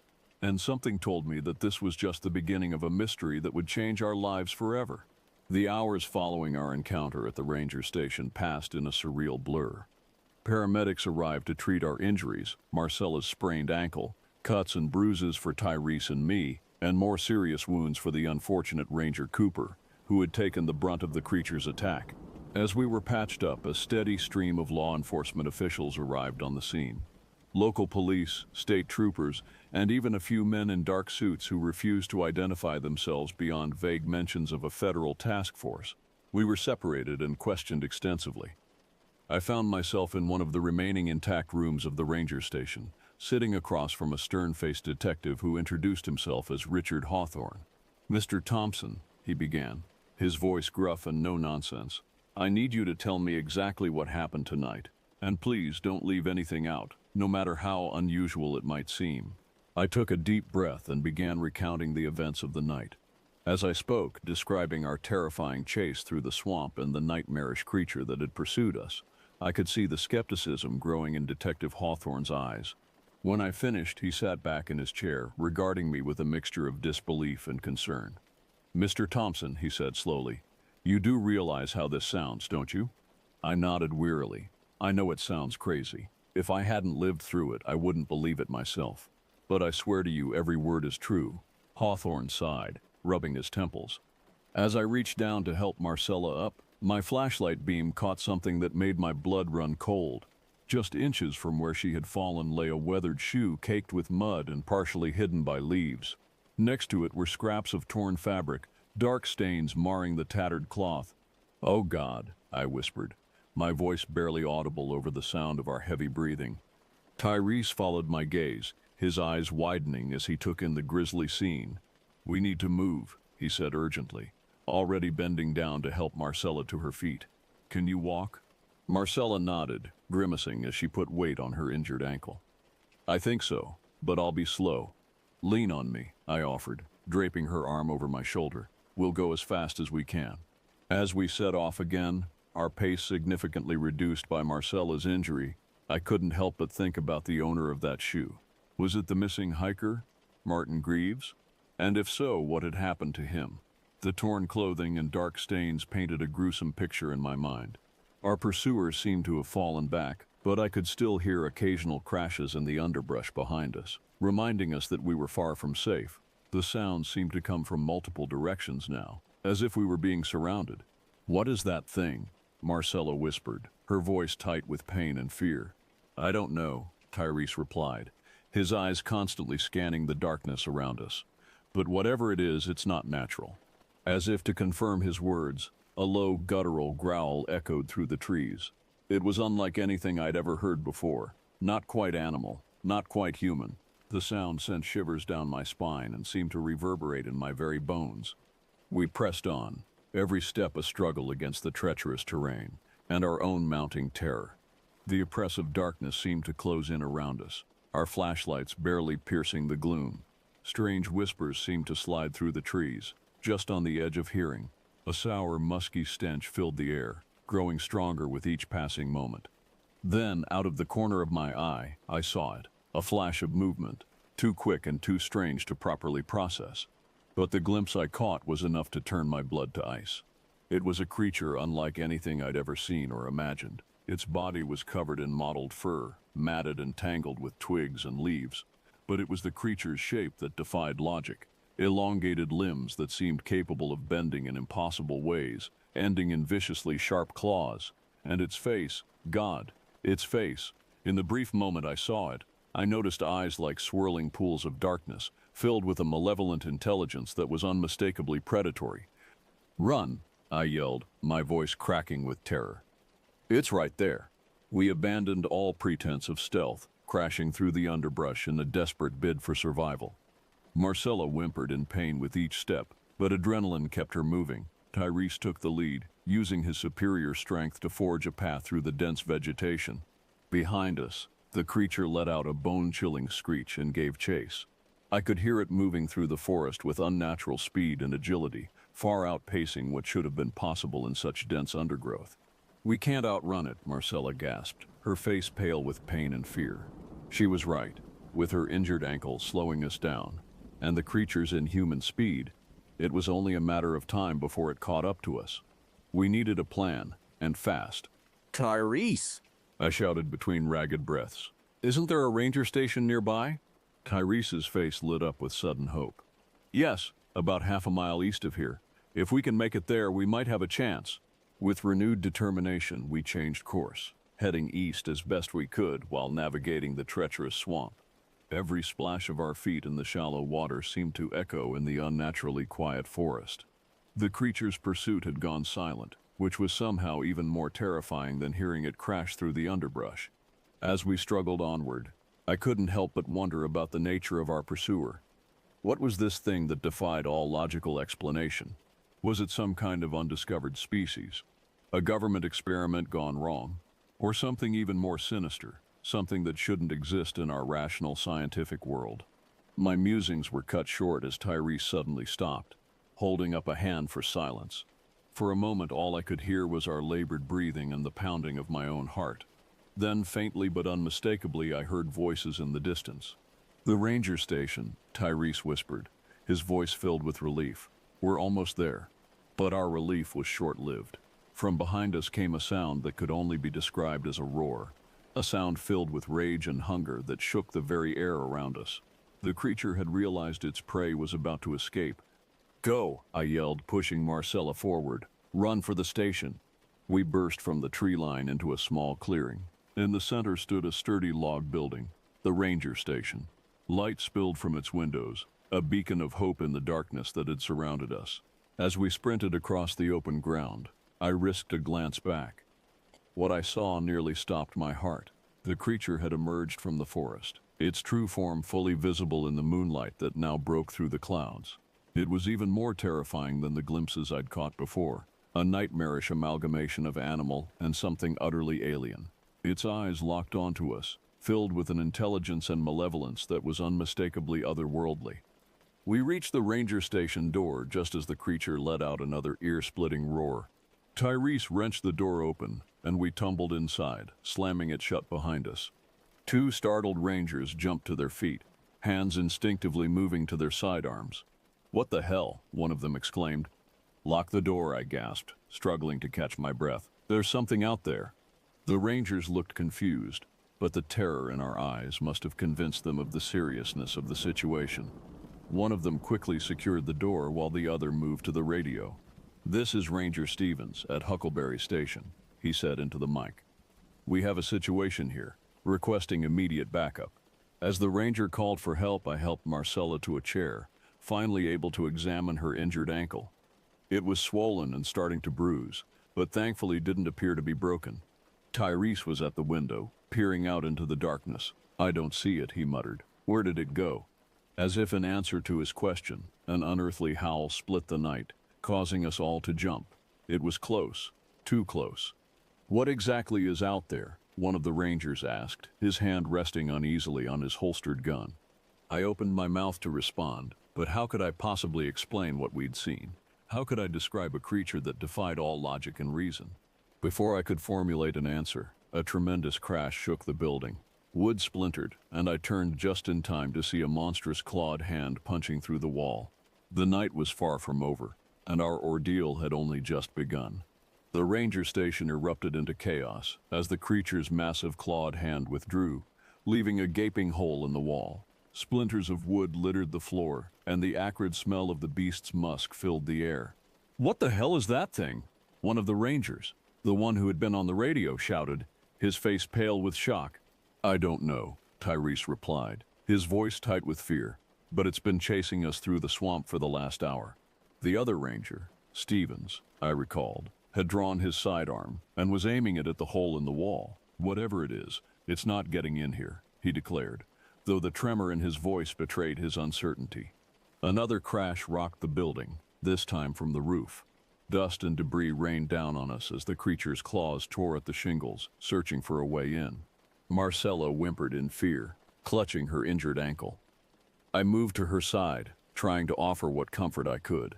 "It's going to be okay," I said, wishing I could believe my own words. "Help is on the way." The radio crackled to life, startling us all. "Huckleberry Station.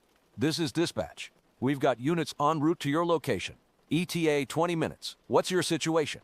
The ranger who had made the initial call rushed to respond. "This is Cooper at Huckleberry. We're under attack by some kind of creature. It's trying to break in. We need immediate assistance." "Copy that, Huckleberry. Help is coming. Hold tight." 20 minutes. We just had to survive for 20 minutes.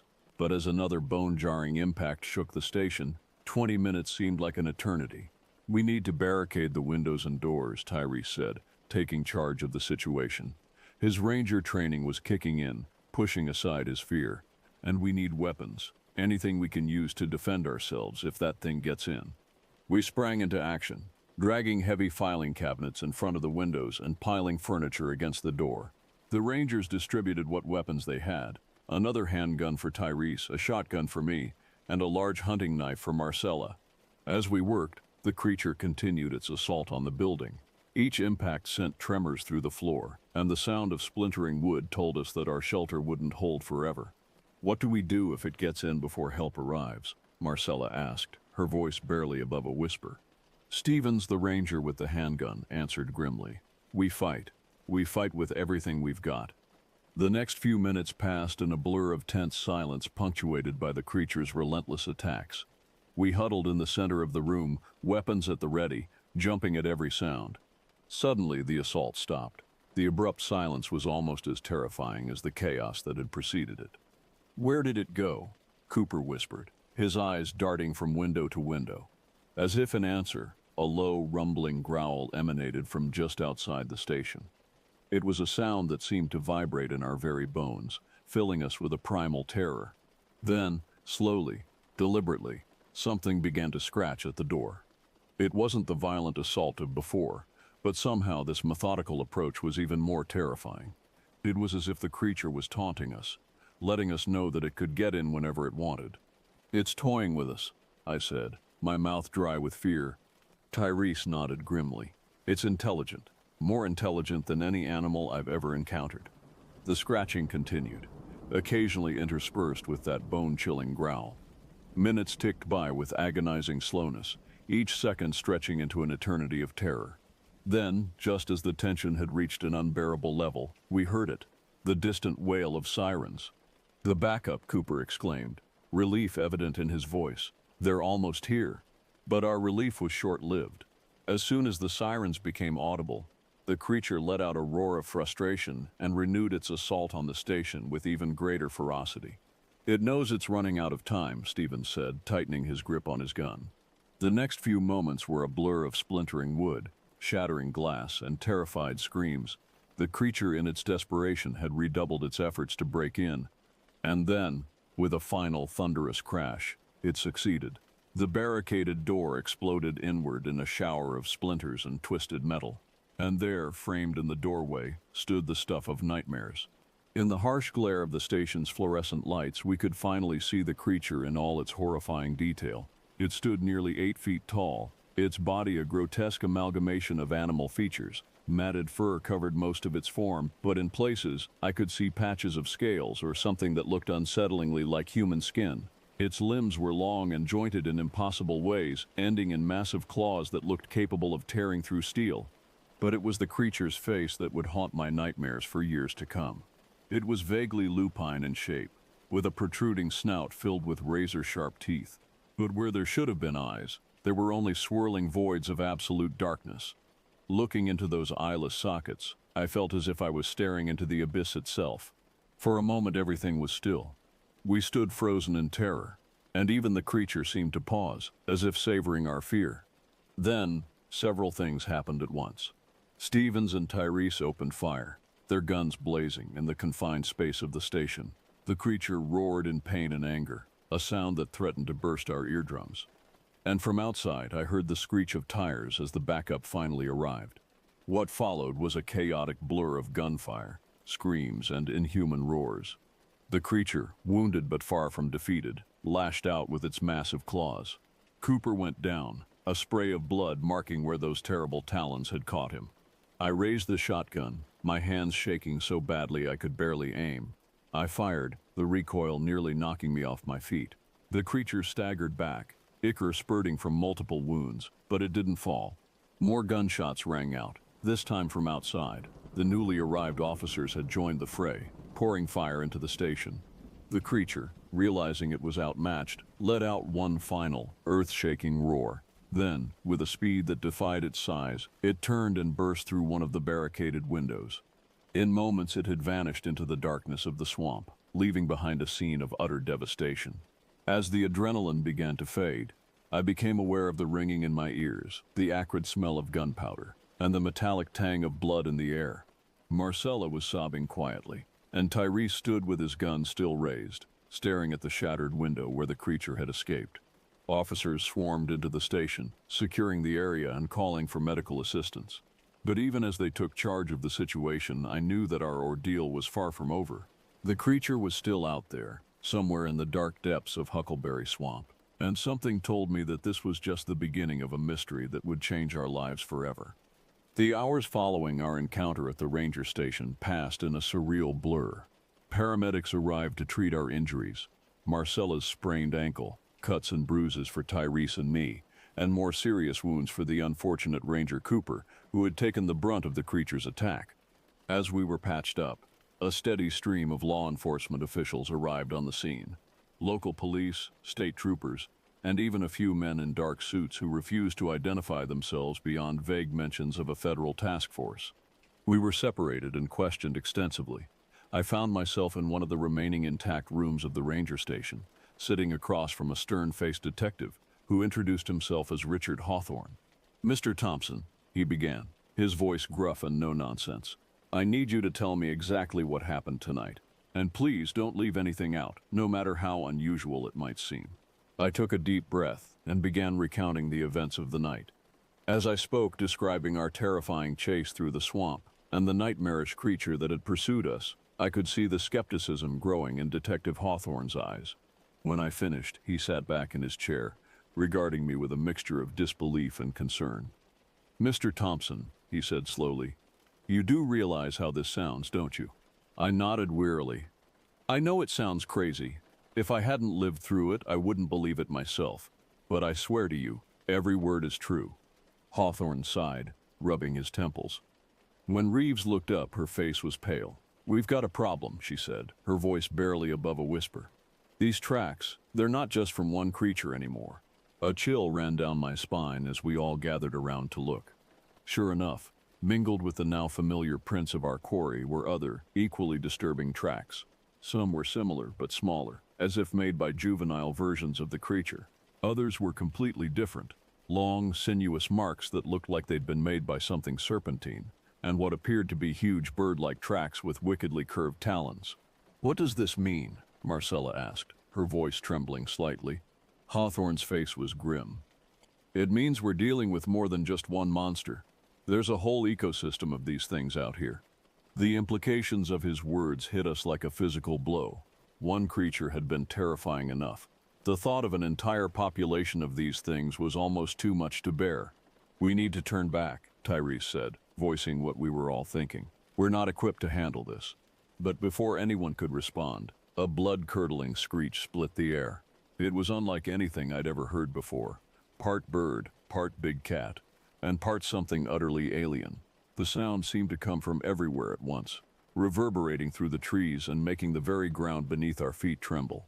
"Run," Reeves yelled, all pretense of stealth abandoned. We took off, crashing through the underbrush in blind panic. I could hear something moving through the canopy above us, branches snapping and leaves rustling as it kept pace effortlessly. Suddenly, Marcella cried out. I turned to see her stumble and fall, her foot caught in a tangle of roots. Without thinking, I rushed back to help her. As I reached down to free her foot, I saw movement out of the corner of my eye. I looked up just in time to see a massive shape descending from the trees. It was like the creature we'd encountered in the swamp, but different. This one was sleeker, its limbs even more elongated, ending in what looked like hooked talons. Its body was covered in a mix of scales and feathers, and its head was distinctly avian, with a wickedly curved beak. Time seemed to slow down as the creature fell towards us. I could see every detail with horrifying clarity. The iridescent sheen of its feathers, the saliva dripping from its beak, the swirling voids of its eyes fixed on us with predatory intent. Just as I thought it was all over, a deafening bang rang out. The creature screeched in pain and veered off course, crashing into the underbrush a few feet away from us. Hawthorne stood there, his gun still smoking. "Go," he yelled. "I'll hold it off." I didn't need to be told twice. I hauled Marcella to her feet, and we ran. Behind us, I could hear more gunshots, interspersed with inhuman screeches and the sound of something large thrashing through the vegetation. We ran until our lungs burned, and our legs felt like they were made of lead. Finally, we burst out of the dense forest into a small clearing. In the center stood an old, dilapidated cabin, its windows dark and empty. "In there," Reeves called out, already moving towards the structure. We piled inside, slamming the door shut behind us. The interior was musty and filled with cobwebs, but it was shelter. Tyrese and I quickly began barricading the door and windows with whatever furniture we could find. As the adrenaline began to wear off, I realized Hawthorne wasn't with us. "Where's the detective?" I asked, looking around frantically. Reeves' face was grim. He stayed behind to give us a chance to escape. We can only hope he made it out alive. A heavy silence fell over us as the reality of our situation sank in. We were trapped in an unknown part of the forest, surrounded by creatures that defied explanation, with no idea if help was coming. As night began to fall, casting long shadows through the cracks in the boarded-up windows, we huddled together in the center of the cabin. The sounds of the forest outside had changed, filled now with strange calls and movements that sent shivers down our spines. "What do we do now?" Marcella whispered, her voice tight with fear. Reeves checked her weapon, her face set in grim determination. "We survive the night, and come morning, we find a way out of this forest. Whatever's happening here, it's bigger than we thought. We need to get this information to people who can help." As we settled in for a long, terrifying night, I couldn't shake the feeling that we had stumbled upon something far more significant than a simple monster hunt. The creatures, the strange forest, the legends of Witch's Hollow. It all hinted at a mystery far deeper and more dangerous than we could have imagined. Little did we know, our ordeal in the cabin that night would be just the beginning of a journey that would take us to the very edge of reality, challenging everything we thought we knew about the world and our place in it. The cabin creaked and groaned around us as the wind picked up outside. Shadows danced on the walls, cast by the flickering light of the single lantern Reeves had in her pack. We had pushed all the furniture to the center of the room, creating a small fortress where we now huddled, backs to each other, facing outward towards the windows and doors. Every sound from outside sent a jolt of adrenaline through my system. Was that just the wind in the trees, or something more sinister? Was that scratching at the door just branches being blown against the wood, or claws seeking entry? "We should take turns keeping watch," Reeves said, her voice low but steady. 2-hour shifts. I'll take first watch." We nodded in agreement, grateful for her calm leadership in this nightmare scenario. As the others tried to get some rest, I found myself unable to close my eyes. Every time I did, I saw that bird-like creature descending from the trees, its void-like eyes fixed on me with murderous intent. About an hour into Reeves' watch, a new sound cut through the night. A low, mournful howl that seemed to come from everywhere and nowhere at once.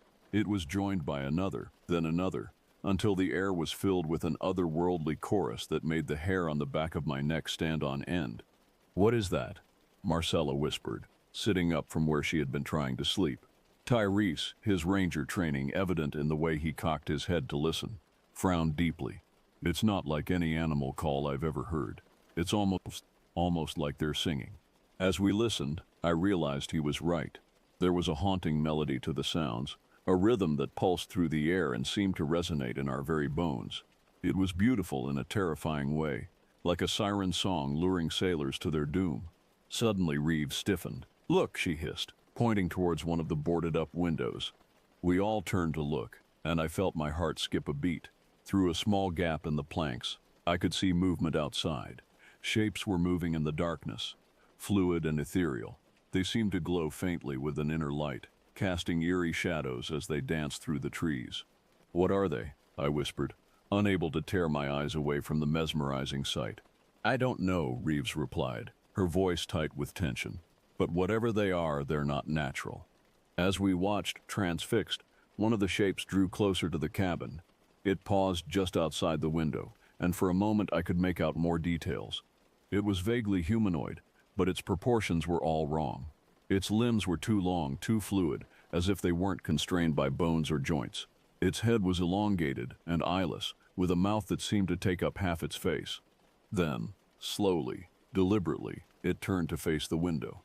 Even though it had no eyes, I felt with absolute certainty that it was looking directly at me. A voice, not heard with my ears but felt in my mind, whispered, "Come out. Join us. Become one with the forest." I recoiled, scrambling backwards until my back hit the far wall of the cabin. The others looked at me in alarm. "What's wrong?" Tyrese asked, reaching out to steady me. I opened my mouth to explain, but no words came out. How could I describe the alien presence I had felt in my mind, the terrifying allure of its invitation? Before I could find my voice, a new sound cut through the night, a human scream filled with pain and terror. We all froze, exchanging horrified glances. "That came from the east," Reeves said, already moving towards the door. "Someone's out there." "We can't go out there," Marcella protested. "Those things are still out there." Reeves paused, her hand on the makeshift barricade. "We can't just leave someone to die. Besides, it could be Hawthorne." The mention of the detective's name settled it. We couldn't abandon him, not after he had risked his life to save us. Quickly and quietly, we removed the barricade from the door. Reeves took point, her rifle at the ready. Tyrese and I flanked Marcella, who was still limping slightly from her earlier fall. As we stepped out into the night, the ethereal shapes in the forest seemed to retreat, melting back into the shadows.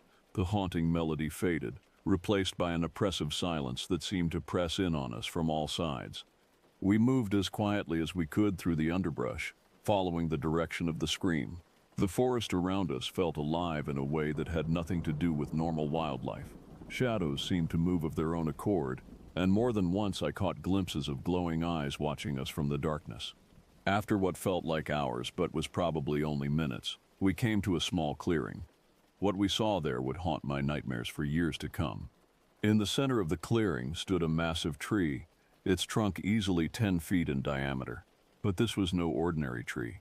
Its bark seemed to pulse with an inner light, and its branches moved and writhed like tentacles. And there, half absorbed into the trunk, was a human figure. With a jolt of horror, I recognized Hawthorne. He was alive, but barely. His lower body had been pulled into the tree, the bark growing over his skin. His face was a mask of pain and terror, his mouth open in a silent scream. As we stood there, frozen in shock and horror, Hawthorne's eyes found us. "Run," he managed to gasp out. "It's a trap. They're not what they seem. The whole forest is a..." His words were cut off as the tree pulsed, pulling him deeper into its trunk. In moments he had vanished entirely, leaving no trace that he had ever been there. For a long moment we stood in stunned silence. Then, as one, we turned to run. But it was too late. The clearing was no longer empty. Surrounding us on all sides were the creatures we had glimpsed earlier. The bird-like one that had attacked us, the ethereal dancers and others too strange and terrible to describe. And behind them all, towering over everything, was a shape that could only be our original quarry from the swamp. As the creatures closed in, I realized with a sinking feeling that we had never been the hunters. From the very beginning we had been the prey. And now, deep in this impossible forest, our hunt had come to its inevitable, terrifying conclusion. The true nature of Witch's Hollow, and the dark secret at the heart of the forest, was about to be revealed, and I feared that the knowledge would come at a cost higher than any of us were prepared to pay. Time seemed to stand still as we faced the nightmarish menagerie that surrounded us. The creatures were unlike anything I had ever seen or imagined, a twisted menagerie that defied the laws of nature and sanity. The bird-like creature that had attacked us earlier was there, its feathers gleaming with an oily iridescence in the dim light. Beside it stood something that looked like a cross between a wolf and a praying mantis, its multiple limbs ending in wickedly sharp claws. The ethereal dancers we had glimpsed from the cabin window swayed hypnotically, their forms constantly shifting and changing. And there, looming over them all, was the creature from the swamp.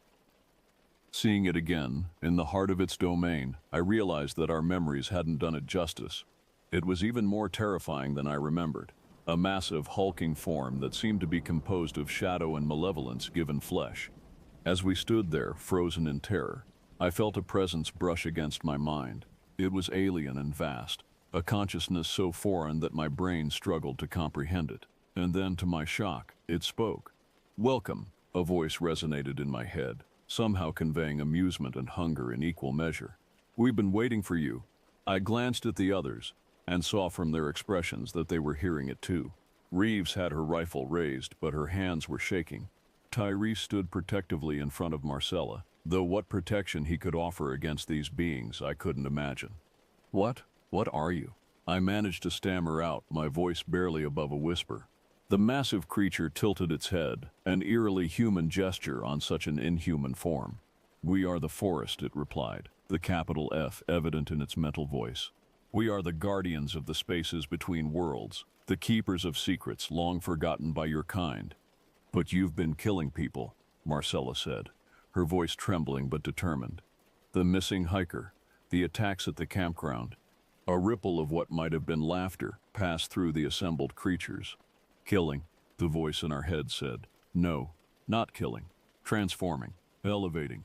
Those who enter our domain are given a choice, to become one with the forest, or to leave this plane of existence entirely." With a gesture from the massive creature, the tree that had absorbed Hawthorne began to move. Its bark split open, revealing a writhing mass of tendrils and pulsing organic matter. And there, in the center, was Hawthorne, or what used to be Hawthorne. His body had been transformed, merged with the living tissue of the tree. His skin was now bark, his hair leaves and moss, and his eyes were now the same swirling voids that all the creatures shared.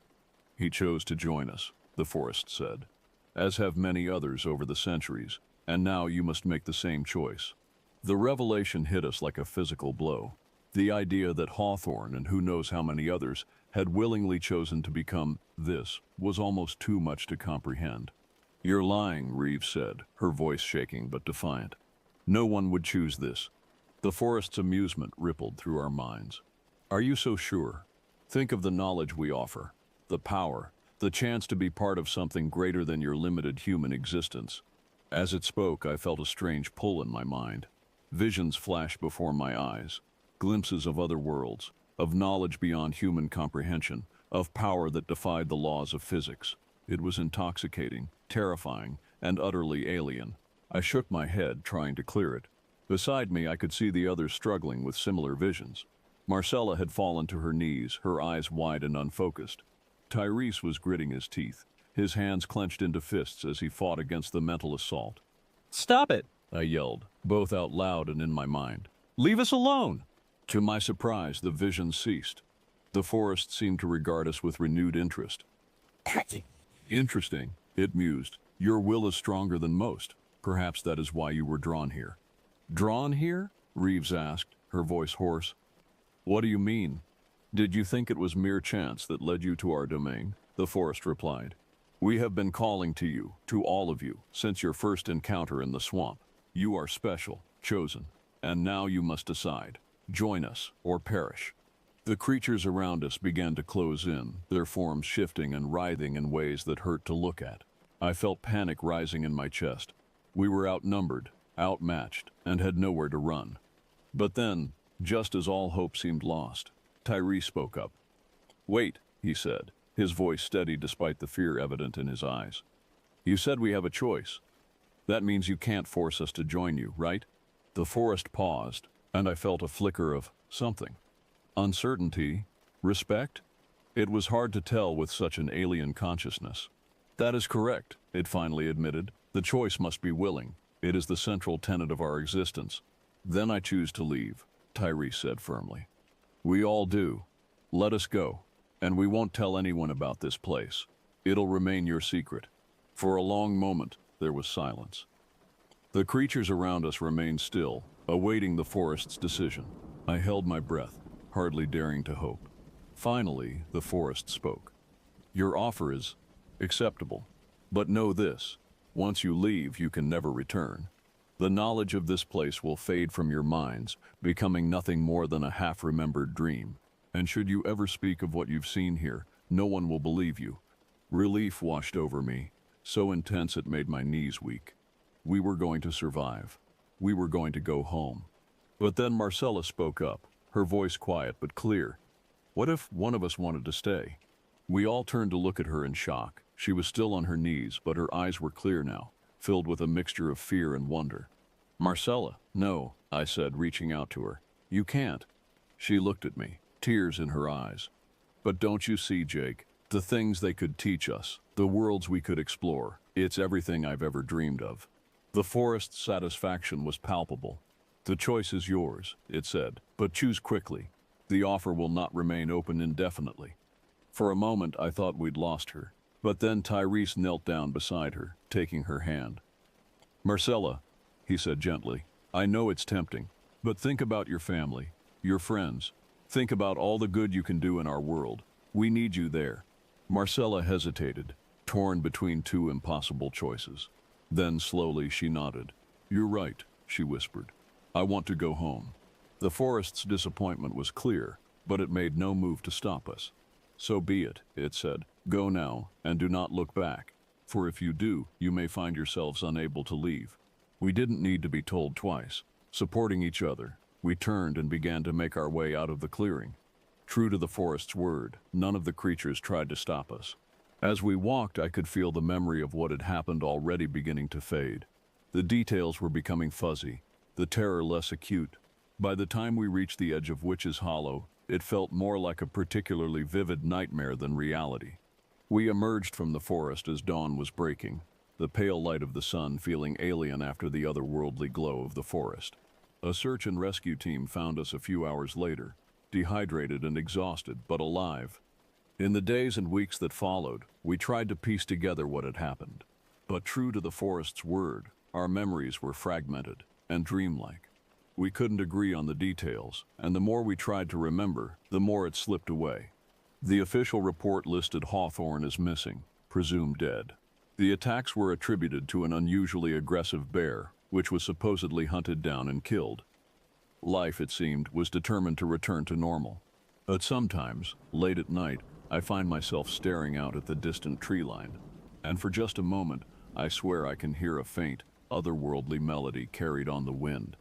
In those moments, I feel a pull, an urge to return to the forest and the impossible choice we left behind. But I resist. I made my choice, and I have to believe it was the right one. The forest and its secrets remain hidden, a mystery that will haunt the edges of my consciousness for the rest of my days.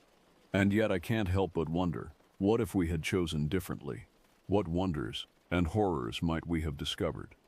The question lingers, unanswered and unanswerable, a reminder of the thin veil that separates our world from the unknown terrors that lurk just out of sight.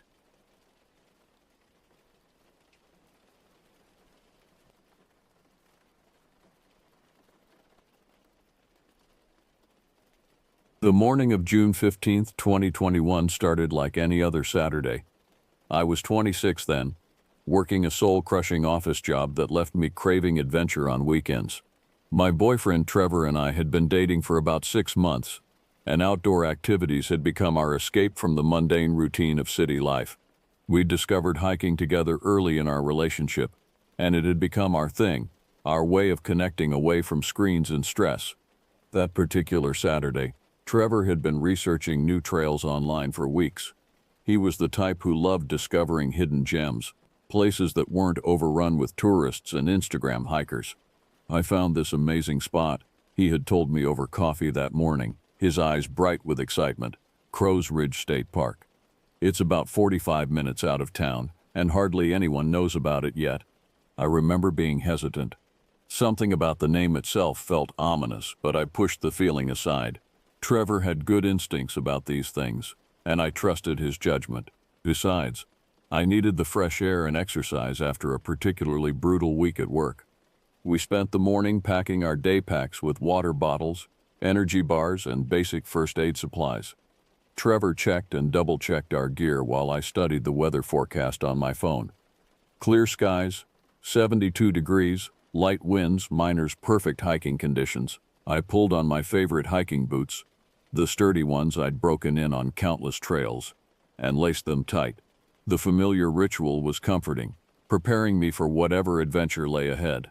The drive out of the city was pleasant, winding through suburban neighborhoods that gradually gave way to farmland and then dense forest.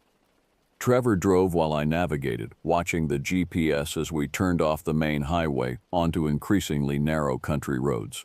The landscape grew wilder with each mile, thick stands of oak and maple pressing close to the asphalt. "This is really remote," I observed, noting how the houses had become sparse and then disappeared entirely. Cell service had dropped to 1 bar about 10 minutes ago. "That's what makes it perfect," Trevor replied, grinning. "No crowds, no noise, just us and nature." We arrived at Crows Ridge State Park around noon, later than we'd planned due to hitting construction traffic on the highway. The parking area was smaller than I'd expected, just a gravel lot with room for maybe 20 cars. Only 3 other vehicles were there, which seemed odd for such a beautiful Saturday. The park office was a small wooden structure that looked like it hadn't been updated since the 1980s. Faded posters about leave no trace principles were taped to the windows, and a handwritten sign warned visitors about recent bear activity in the area. My stomach tightened at that detail, but Trevor seemed unfazed as he pushed through the creaky door. Inside, the office smelled of musty wood and old coffee. Behind the counter sat a park ranger who looked to be in his 60s, with weathered skin and tired eyes that suggested he'd seen more than his share of weekend adventurers. His name tag read, Ranger Mills. "Afternoon," he said, looking up from a crossword puzzle. "You folks here for day hiking?" "Yes, sir," Trevor replied enthusiastically. "We're hoping to see the waterfall overlook. I read online that there's a great 6-mile loop trail." The ranger's expression shifted slightly, though I couldn't quite read what the change meant. He pulled out a faded trail map and spread it on the counter. "Well, there is a trail system back there," he said slowly. "But I'll be honest with you, it's not as well maintained as some of our other parks. Gets a bit confusing in places." He traced a route with his finger, highlighting the main trail in yellow marker. "Your best bet is to stick to this marked path. Don't deviate from it, no matter what. People have gotten turned around back there before." His eyes met mine, and I caught something that might have been concern. "How experienced are you two?" Trevor puffed up slightly. "Oh, we're experienced. We've done plenty of trails around the state. We know what we're doing." The ranger nodded, though he didn't look entirely convinced. "Well, just remember, this isn't like the popular parks with clear signage every quarter mile. The trail markers are old, and some are missing. If you start to feel unsure about where you are, turn back immediately. Don't try to push through and figure it out." I felt a chill despite the warm afternoon air, but Trevor was already folding the map and thanking the ranger. As we headed back outside, I glanced over my shoulder to see the old man watching us through the window, his expression unreadable. The trailhead was located behind the parking area, marked by a simple wooden sign that had seen better days. Waterfall Loop, 6 miles, was carved into the weathered wood, though the letters were faded and barely legible. A smaller sign below warned hikers to stay on marked trails and carry plenty of water. Trevor and I adjusted our packs and began walking. The initial part of the trail was everything we'd hoped for. Wide, well-defined, and clearly marked with blue blazes painted on trees every 50 yards or so. The forest was beautiful, with towering hardwoods creating a canopy that filtered the sunlight into dancing patterns on the forest floor. For the first hour, everything was perfect. We chatted easily as we walked, pointing out interesting birds and wildflowers. The trail climbed gradually, and I felt the satisfying burn in my leg muscles that came with good exercise. Trevor was in his element, stopping occasionally to take photos of particularly scenic spots or identify different tree species. "This is exactly what we needed," I said, breathing in the clean forest air. The sounds of civilization had completely faded, replaced by the rustle of leaves, distant bird calls, and the rhythmic crunch of our boots on the trail. The path led us past a small creek that babbled pleasantly over moss-covered rocks. We stopped to refill our water bottles and splash our faces with the cool water.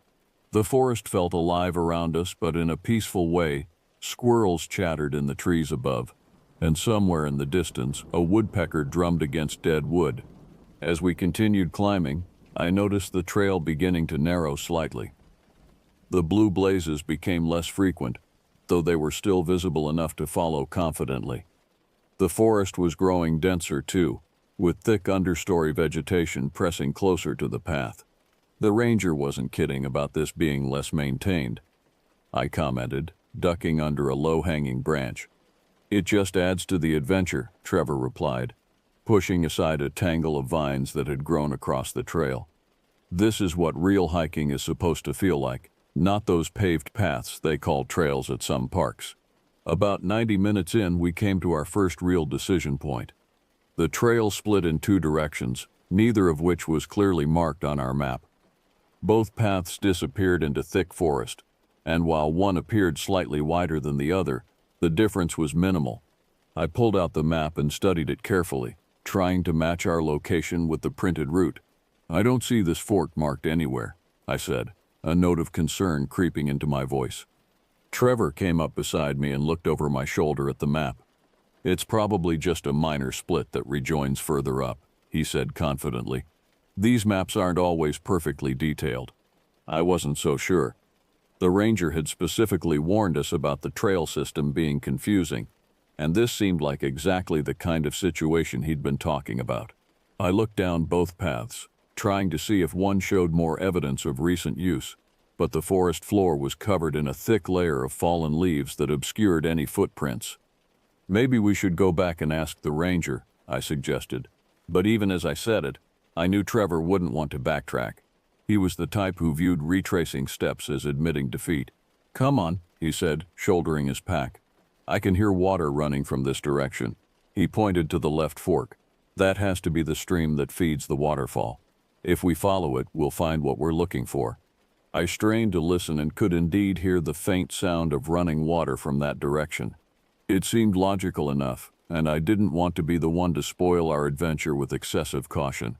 Against my better judgment, I nodded agreement. "Okay, but if we don't find a trail marker, or the path doesn't seem right, we're turning back immediately," I said firmly. "Deal," Trevor agreed, though I could tell he was already mentally committed to pushing forward regardless. We took the left fork, and almost immediately, I could tell this was different from the main trail. The path was narrower and less defined, with vegetation encroaching from both sides. The canopy overhead was thicker too, blocking more sunlight and creating a darker, more enclosed feeling. The sound of running water grew stronger as we walked, which was encouraging, but the trail markers had disappeared completely. I kept looking for blue blazes on the trees, but found none. When I mentioned this to Trevor, he brushed off my concern. "We're probably just on a connecting trail," he said. "These systems often have multiple routes that aren't all marked the same way." After another 20 minutes of walking, the path had narrowed to barely more than an animal trail. Branches grabbed at our clothes and packs, and I had to push through spider webs that stretched across the path. The cheerful chatter of our earlier hike had faded into focused navigation through increasingly difficult terrain. "Trevor, I don't think this is right," I said, stopping to extract a thorn that had caught in my sleeve. "This doesn't feel like a maintained trail at all." He paused ahead of me and looked back. For the first time since we'd taken the fork, I saw a flicker of uncertainty cross his face. But then his jaw set in that stubborn way I'd learned to recognize. "The water sound is getting stronger," he said. "We must be getting close to something. Let's just push through this rough patch." The next section of our journey became a nightmare of thick vegetation and uncertain footing. What had started as a narrow but passable trail devolved into something that barely deserved the name. We were essentially bushwhacking now, pushing through dense undergrowth that seemed determined to trap us. Thorny vines caught at our clothes with every step. Low branches slapped at our faces, leaving scratches on our arms and hands. The forest floor was uneven and treacherous, full of hidden roots and moss-covered rocks that threatened to send us tumbling. More than once I had to grab onto Trevor's pack to steady myself after my foot found an unexpected depression. The sound of running water continued to tantalize us from somewhere ahead, always seeming just out of reach. But instead of the pleasant babbling we'd heard earlier, this sounded different, more urgent, almost aggressive in its intensity. It echoed strangely off the trees, making it difficult to determine exactly which direction it was coming from. "This can't be right," I said for the third time, having to raise my voice to be heard over the sound of rushing water. "We've been fighting through brush for 30 minutes. No maintained trail would be like this." Trevor stopped and turned back to me, and I could see sweat beading on his forehead despite the cool air under the canopy. His clothing was torn in several places, and a thin line of blood marked where a branch had scraped across his cheek. "I know it's rough," he admitted, "but listen to how strong that water sound is now. We have to be almost there." I wanted to argue, wanted to insist we turn back immediately. But the truth was I wasn't entirely sure we could find our way back even if we tried. The path we'd been following had disappeared entirely, and the thick vegetation we'd pushed through had already begun to spring back into place behind us, obscuring our route. As we pressed forward, the character of the forest began to change in ways that made me increasingly uncomfortable. The trees grew larger and older, their trunks twisted into strange shapes that seemed almost deliberate. Moss hung from the branches like tattered curtains, and the air felt heavier, more oppressive. The wildlife sounds that had been so pleasant earlier were gone now. No birds sang in these deeper woods, no squirrels chattered in the branches. The only sounds were our labored breathing, the crunch of leaves underfoot, and that persistent, ominous rushing of water somewhere ahead.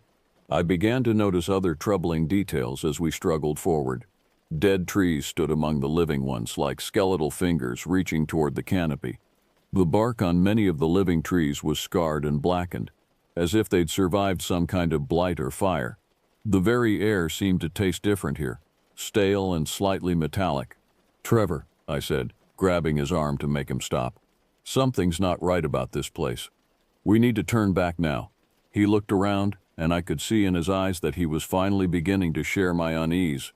The confident expression he'd worn all day was cracking, replaced by something that might have been worry. "Okay," he said quietly. "Maybe you're right.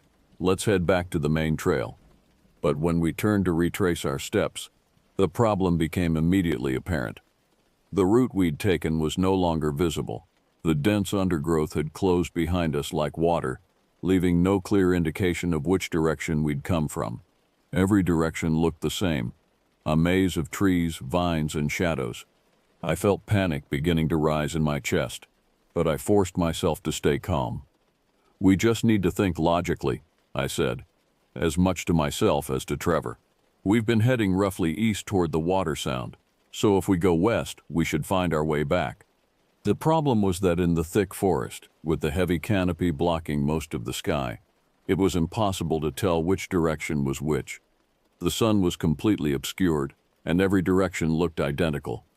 We picked what we hoped was the right direction and began to backtrack. But after 10 minutes of fighting through the undergrowth, nothing looked familiar.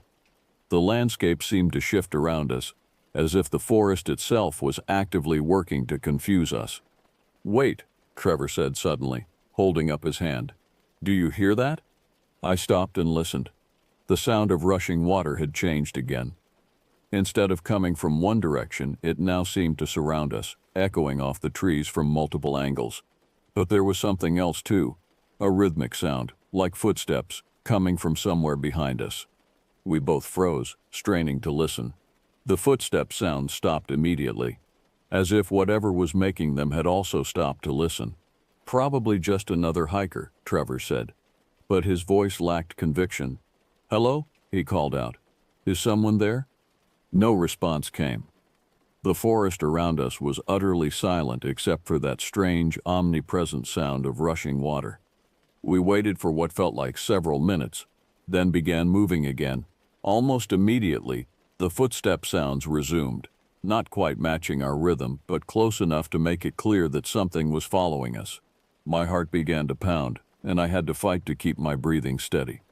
"Trevor, we need to get out of here now." He nodded, his face pale. We abandoned any pretense of following a path and began pushing through the forest as quickly as possible, heading in what we hoped was the direction of the main trail. Behind us, the following footsteps continued, maintaining the same distance but never quite disappearing. The terrain became even more difficult as we fled, with steep slopes and thick patches of thorny undergrowth that tore at our clothes and skin. I was breathing hard now, partly from exertion and partly from fear.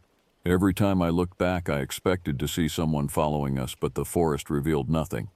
After what felt like an eternity of desperate flight through the increasingly hostile woods, we emerged suddenly into a small clearing. I was gasping for breath, my clothes torn and my hands scratched from the thorns. Trevor looked equally battered, and when our eyes met, I saw my own fear reflected in his face. "Which way?" I whispered, scanning the edges of the clearing for some indication of the right direction. Before Trevor could answer, I realized something that made my blood freeze. He wasn't there. The clearing was empty, except for me. I spun around, searching frantically. "Trevor, Trevor," I called out, but there was no response. Somehow, impossibly, I had emerged from the thick forest alone. The realization that I was completely alone hit me like a physical blow. I stood in the center of the small clearing, turning in slow circles, calling Trevor's name until my voice grew hoarse. How was it possible? He had been right behind me just moments before, pushing through the same tangle of vegetation. "Trevor!" I screamed, no longer caring who or what might hear me. "Where are you?" The forest swallowed my voice without even an echo. The silence that followed was so complete it seemed to press against my eardrums. Not even the sound of rushing water penetrated this space, as if the clearing existed in some bubble separate from the rest of the woods. I forced myself to think rationally. We must have gotten separated in the thick undergrowth without realizing it. Maybe he had gone around a tree while I went the other way, or perhaps one of us had veered slightly off course. It had been so difficult to see more than a few feet in any direction. I walked back to the edge of the clearing where I thought I had emerged and began calling again. "Trevor, I'm in a clearing. Can you hear me?" Nothing. I tried to push back into the forest to look for him, but the vegetation was so thick and intertwined that I couldn't tell exactly where I had come from. Every direction looked the same, an impenetrable wall of green punctuated by dark spaces between the trees. Panic was building in my chest now, making it hard to breathe. I had never been lost in the wilderness before, had never experienced the particular terror that comes with being completely alone in an unfamiliar and potentially dangerous place. The safety that comes from being part of a pair, from having someone to share decisions and fears with, was suddenly gone. I pulled out my phone, hoping against hope that I might have enough signal to call for help or at least text someone our location. The screen showed no bars at all, not even emergency service coverage. The device that had been so essential to my daily life was now nothing more than dead weight in my pocket. Looking up at the sky through the canopy, I tried to gauge how much daylight remained. The sun was definitely lower than it had been when we started our hike, but under the thick forest cover, it was difficult to judge exactly what time it was. My phone showed 3:47 p.m., which meant we had been hiking for nearly 4 hours. How much of that time had been spent on the wrong trail? I needed to make a decision. I could stay in the clearing and hope that Trevor would find me, or I could try to find my way back to the main trail. Neither option felt safe, but staying put at least meant I wouldn't get more lost than I already was. I decided to wait for 30 minutes to see if Trevor would appear. I found a fallen log near the center of the clearing and sat down, trying to calm my racing heart and think through our situation logically. We had taken the wrong fork in the trail at least 2 hours ago. Since then, we had been traveling through increasingly wild forest, getting farther and farther from any marked trails. Even if I could figure out which direction to go, it would take hours to backtrack to the point where we had made our mistake. As I sat there, I began to notice details about the clearing that I had missed in my initial panic. It was almost perfectly circular, maybe 50 feet across, with grass that was unusually short and even. The trees around the perimeter were all roughly the same age and height, as if they had been planted deliberately rather than grown naturally. More disturbing was what I found when I looked more closely at the ground. Scattered among the grass were small bones. Nothing large, but definitely animal bones of some kind. They were old and weathered, some partially buried in the earth. I told myself they were probably just the remains of small animals that had died naturally, but their distribution seemed too deliberate, too organized. The 30 minutes I had decided to wait stretched into an hour. I called Trevor's name every few minutes, but the forest remained stubbornly silent. As the light began to fade, I knew I couldn't stay in the clearing much longer. Whatever had happened to Trevor, I needed to find help while there was still enough daylight to navigate. I chose the direction that seemed most likely to lead back toward the main trail and began walking. Within minutes, I was once again fighting through thick vegetation, branches catching at my pack and roots threatening to trip me with every step. The character of the forest seemed to change the farther I got from the clearing. The trees grew taller and more gnarled, their branches intertwining overhead in ways that blocked most of the remaining daylight. The air grew colder too, and I could smell something unpleasant, a musty, decaying odor that seemed to come from the forest floor itself. I had been walking for perhaps 20 minutes when I heard the sound that made every nerve in my body go rigid with fear. Footsteps, deliberate and measured, were coming from somewhere behind me. But these weren't Trevor's footsteps. I knew the rhythm of his walk, and this was different, heavier, more purposeful. I stopped moving and held my breath, listening intently. The footsteps continued for several more seconds, then stopped abruptly. Whoever was following me had realized I had stopped. "Hello," I called out, trying to keep my voice steady. "Trevor, is that you?" No answer came, but I could feel a presence watching me from the dark spaces between the trees. Every instinct I possessed screamed at me to run, but I forced myself to think. If it was another hiker, they would have responded to my call. If it was Trevor, he definitely would have answered. That left possibilities I didn't want to consider. I began walking again, faster now, pushing through the undergrowth with less care for the branches that scratched at my skin. Behind me, the footsteps resumed, maintaining the same distance but matching my increased pace. My mind raced through explanations. Maybe it was a park ranger searching for lost hikers. Maybe it was Trevor, and something had happened to prevent him from responding. Maybe he was hurt or disoriented. But even as I tried to convince myself of these rational explanations, a deeper part of my mind rejected them. The footsteps sounded wrong, too heavy, too deliberate, and something about their rhythm seemed almost predatory. The pursuit continued for what felt like miles. Every time I stopped, the footsteps behind me stopped. Every time I changed direction, trying to lose whoever was following me, the sounds adjusted accordingly. Whoever it was seemed to know the forest much better than I did, moving through the underbrush with an ease that suggested long familiarity with this terrain. As the last traces of daylight began to fade from the forest, I knew I was in serious trouble. I was completely lost, separated from Trevor with no idea what had happened to him, and being stalked by someone or something through increasingly dark and hostile woods. The temperature was dropping too, and my light summer hiking clothes wouldn't provide much warmth once full darkness fell. That's when I saw him. The figure stood motionless between two large oak trees, maybe 70 feet away from me.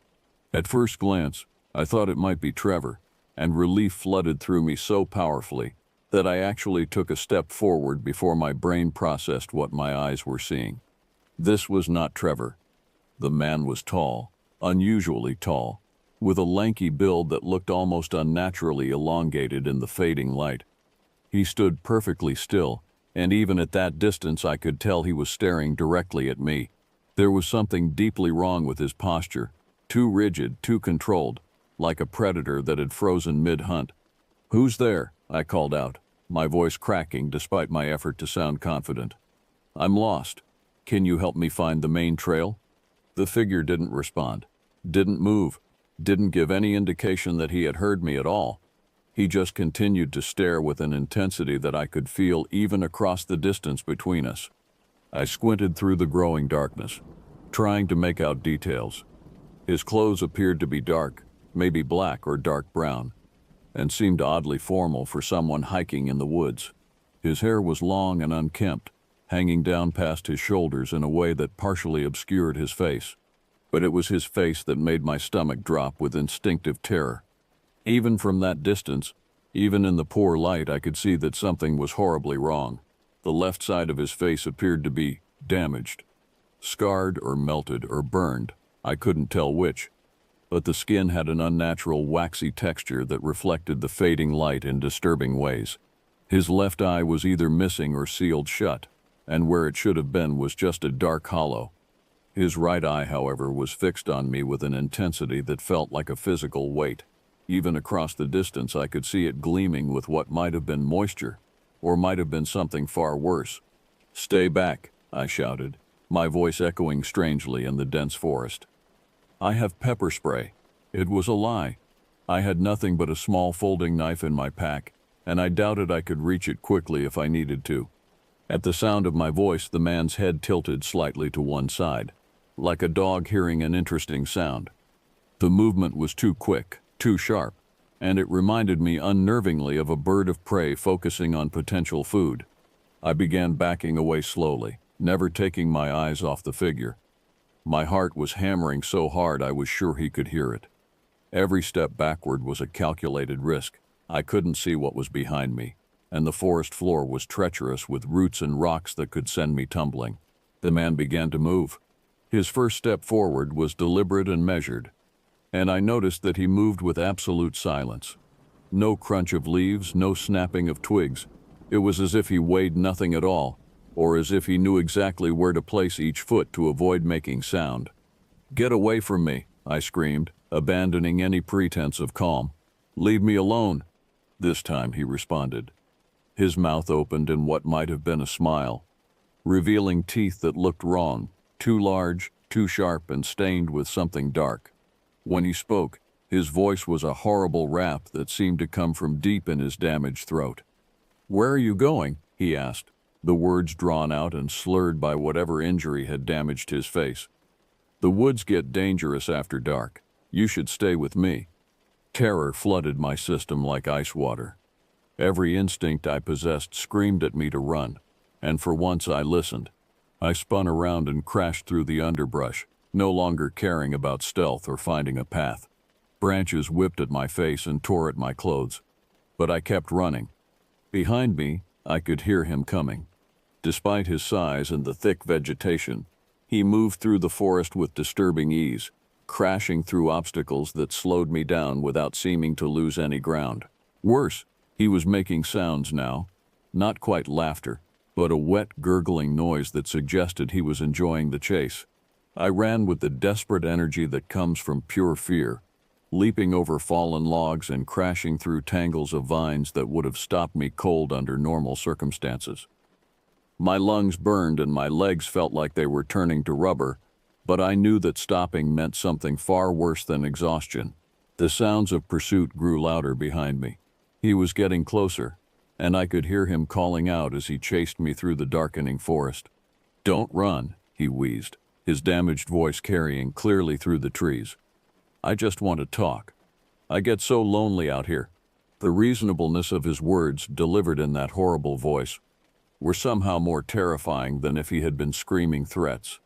There was something calculated about his tone, something that suggested a mind that was not just dangerous but deeply twisted. I burst through a particularly thick patch of undergrowth and found myself on what looked like another trail. Not the main one, but at least a clear path through the forest. I could run faster here. But I realized with growing horror that the sounds behind me had become more organized. He wasn't just crashing through the brush anymore. He was following the same trail, and his pace was picking up. The trail curved sharply to the left, and as I rounded the bend, I saw something that made me stumble in surprise. A second figure stood in the path ahead of me, blocking my route. For a split second, I thought it might be Trevor, but as I got closer, I realized this was someone else entirely. Shorter than my pursuer, but equally disturbing in his own way. This man was older, with gray hair and clothes that looked like they hadn't been washed in years. He stood with his arms crossed, smiling at me with an expression that was meant to look friendly but failed completely. I was trapped. Behind me, I could hear the first man getting closer, his raspy breathing clearly audible now. Ahead of me, the second figure blocked the trail. On either side, the forest was too thick to push through quickly. "Well, well," said the man ahead of me, his voice oily and unpleasant. "What do we have here? A little lost hiker?" The two men had me trapped between them on the narrow trail, and the reality of my situation hit me like a physical blow. This wasn't a chance encounter with fellow hikers or even a single dangerous individual. These two were working together, and I was their target. "Please," I said, trying to keep my voice steady. "I just want to get back to the main trail." The older man ahead of me laughed, a sound like grinding gravel. "Oh, you're not looking for trouble? Well, that's too bad because trouble seems to have found you anyway." Behind me, I could hear the tall man with the damaged face getting closer. His raspy breathing was audible now, along with that wet sound he made that might have been laughter. I was maybe 30 seconds away from being caught between them. I looked desperately at the forest on either side of the trail. The undergrowth was thick, but maybe if I could push through fast enough, I could get away before they could follow. It was a risk, but staying on the trail meant certain capture. "I have friends coming," I lied desperately. "They're right behind me. If you hurt me, they'll call the police." The older man's smile widened, revealing teeth that were stained and broken. "Friends? You mean that boyfriend of yours? I wouldn't count on him showing up anytime soon." My blood turned to ice. The implication was clear. They knew about Trevor. Had they done something to him? Was he hurt? Or worse? "What did you do to him?" I demanded, anger momentarily overcoming my fear. "Nothing permanent," the man said, his tone casual and conversational. "Yet. But that depends entirely on how cooperative you decide to be." Behind me, the footsteps had stopped. The tall man was close now, close enough that I could smell him. A nauseating combination of unwashed body and something else, something rotting and sweet that made my stomach turn. I made my decision. Without warning, I threw myself off the trail to the right, crashing through a wall of thorny bushes that tore at my skin and clothes. I heard both men shout behind me, their casual confidence replaced by anger and frustration. The forest floor on this side of the trail sloped steeply downward, and I half ran, half fell down the incline, bouncing off trees and stumbling over hidden obstacles. Branches whipped at my face and thorns caught at my clothing, but I kept moving. I could hear them crashing through the undergrowth behind me, no longer bothering to move quietly. "You're just making this harder on yourself," the older man yelled. "We're going to catch you anyway." I didn't waste breath responding. The slope was getting steeper, and I was moving more by controlled falling than actual running. My ankle twisted painfully on a hidden root, but adrenaline kept me moving despite the shooting pain. The sounds of pursuit were getting closer. Despite their initial surprise, both men seemed to know this forest well and were navigating the difficult terrain with disturbing ease. I could hear them calling to each other, coordinating their approach like experienced hunters. The steep slope ended abruptly at a rocky outcrop, and I had to grab onto a tree trunk to keep from tumbling over what appeared to be a 15-foot drop. Below me was a narrow ravine with a small creek running through it. The water was moving fast and looked deep enough to be dangerous, but staying up here meant facing my pursuers. I could hear them getting closer, maybe 30 seconds behind me now. The choice was between the unknown danger of the ravine and the certain threat of the two men who had been hunting me through the darkening forest. I chose the ravine. The drop was farther than it had looked from above, and I hit the rocky ground hard enough to knock the wind out of my lungs. Pain shot through my left shoulder and my already twisted ankle, but nothing seemed to be broken. I scrambled to my feet and looked up at the outcrop I had just fallen from. Both men were there, looking down at me. In the fading light, their faces looked like something from a nightmare. The tall one with his melted features and hollow eye socket. The older one with his predatory smile and stained teeth. "Nowhere to run now," the older man called down. "That ravine only goes one direction, and we know where it comes out." The tall man with the damaged face was already moving, looking for a way down. He found it quickly, a series of natural handholds in the rock face that would allow him to climb down easily. I turned and ran along the bottom of the ravine, following the creek as it wound through the rocky channel. The water was loud here, drowning out other sounds, which meant I couldn't tell how close my pursuers were.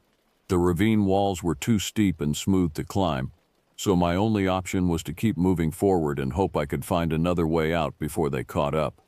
The creek bed was treacherous, full of loose rocks and hidden holes that threatened to send me tumbling into the rushing water. More than once I had to grab onto the rocky wall to keep my balance. My ankle was definitely sprained now, sending sharp pains up my leg with every step. Behind me, I could hear shouting, though the words were lost in the sound of rushing water. They had made it down into the ravine and were following me. The older man had been right. There was nowhere else to go but forward. The ravine curved sharply to the left, and as I rounded the bend, I saw something that made my heart sink. Ahead of me, the creek disappeared into what looked like a low tunnel carved through the rock. The opening was maybe 4 feet high and completely dark. I would have to crawl through on my hands and knees, and I had no idea how long it was or where it led. But behind me, the sounds of pursuit were getting closer. I could hear them clearly now despite the sound of the water, both men calling out to each other, their voices echoing off the ravine walls. I dropped to my knees and crawled into the tunnel. The tunnel was even smaller than it had appeared from outside, forcing me to crawl on my belly through cold, rushing water that soaked through my clothes immediately. The rocky ceiling pressed down just inches above my head, and more than once I scraped my back on protruding stones. The darkness was absolute minus. I couldn't see my own hands in front of my face. The sound of water was deafening in the confined space, echoing off the stone walls in a way that disoriented me completely. I had no idea how long the tunnel was, or whether it even had an exit. For all I knew, I was crawling toward a dead end where I would be trapped like an animal in a burrow. Behind me, I could hear muffled shouting. My pursuers had reached the tunnel entrance, and I could only imagine their frustration at finding me gone. The older man's voice carried clearly even over the sound of rushing water. "She went into the tunnel. The crazy bitch actually went in there. Can we follow her?" That was the tall man with the damaged face, his raspy voice barely audible. "Not both of us. You're too big. But I know where this comes out. We can catch her on the other side." The implication made my blood freeze. They knew this area well enough to anticipate where I would emerge. Even if I made it through the tunnel alive, they would be waiting for me. I forced myself to keep crawling forward through the icy water. My hands were numb now, and I could barely feel the rocks under my palms. The current was stronger than I had expected, and more than once it threatened to sweep my legs out from under me and send me tumbling downstream in the darkness. The tunnel seemed to go on forever. My lungs were burning from the effort of dragging myself forward while fighting against the current, and my clothes were completely soaked, making every movement more difficult. Worst of all, I was starting to worry about hypothermia. The water was shockingly cold, and I could already feel my core body temperature dropping. Just when I thought I couldn't crawl another foot, I saw a faint glow ahead of me. The tunnel was finally coming to an end, opening into what looked like another section of the ravine. I dragged myself forward with renewed energy, focused entirely on reaching that blessed light. I emerged from the tunnel like a half-drowned rat, gasping and shivering uncontrollably. The ravine here was wider than where I had entered the tunnel, with steep but climbable walls on both sides. The creek continued on through another narrow channel, but there were several large boulders that I could use to get out of the water. I hauled myself onto the nearest boulder and took stock of my situation. My clothes were soaked through and I was shivering so violently that I could barely keep my teeth from chattering. My ankle throbbed with each heartbeat, and my shoulder ached from the fall earlier. But I was alive, and for the moment I was free of my pursuers. That illusion of safety lasted exactly 30 seconds. Well, look what crawled out of the tunnel. The voice came from above me, and my heart sank as I looked up to see the older man standing on the rim of the ravine, looking down at me with that same predatory smile. He had found another route around the tunnel and was already in position to cut off my escape. "I told you we knew where this came out," he said conversationally. "You made good time, though. I'm impressed." I looked around desperately for another escape route. The ravine walls were steep but not impossible to climb, if I could reach them without being caught. The creek continued on through another narrow channel, but I couldn't face the prospect of crawling through another tunnel, especially in my current condition. "Where's my boyfriend?" I called up, trying to buy time while I evaluated my options. "What did you do to Trevor?" The man's smile widened. "He's safe, for now. Whether he stays that way depends entirely on you." "What do you want?" I asked, though I was afraid I already knew the answer. "What we want," he said, "is for you to stop running and come with us quietly. You're only making this harder on yourself and on him." The implication was clear. They had Trevor, and they were using him as leverage against me. But I couldn't bring myself to believe that surrendering would actually keep either of us safe. These men had been hunting me through the forest like an animal. Whatever they wanted, it wasn't going to end well for either Trevor or me. I made my decision. Without warning, I threw myself off the boulder and ran toward the far wall of the ravine. It was maybe 20 feet of open ground, but if I could reach the rocky wall, I might be able to climb up and out before he could stop me. I almost made it. I had my hands on the rock face and was pulling myself up when something slammed into my back, sending me crashing to the ground.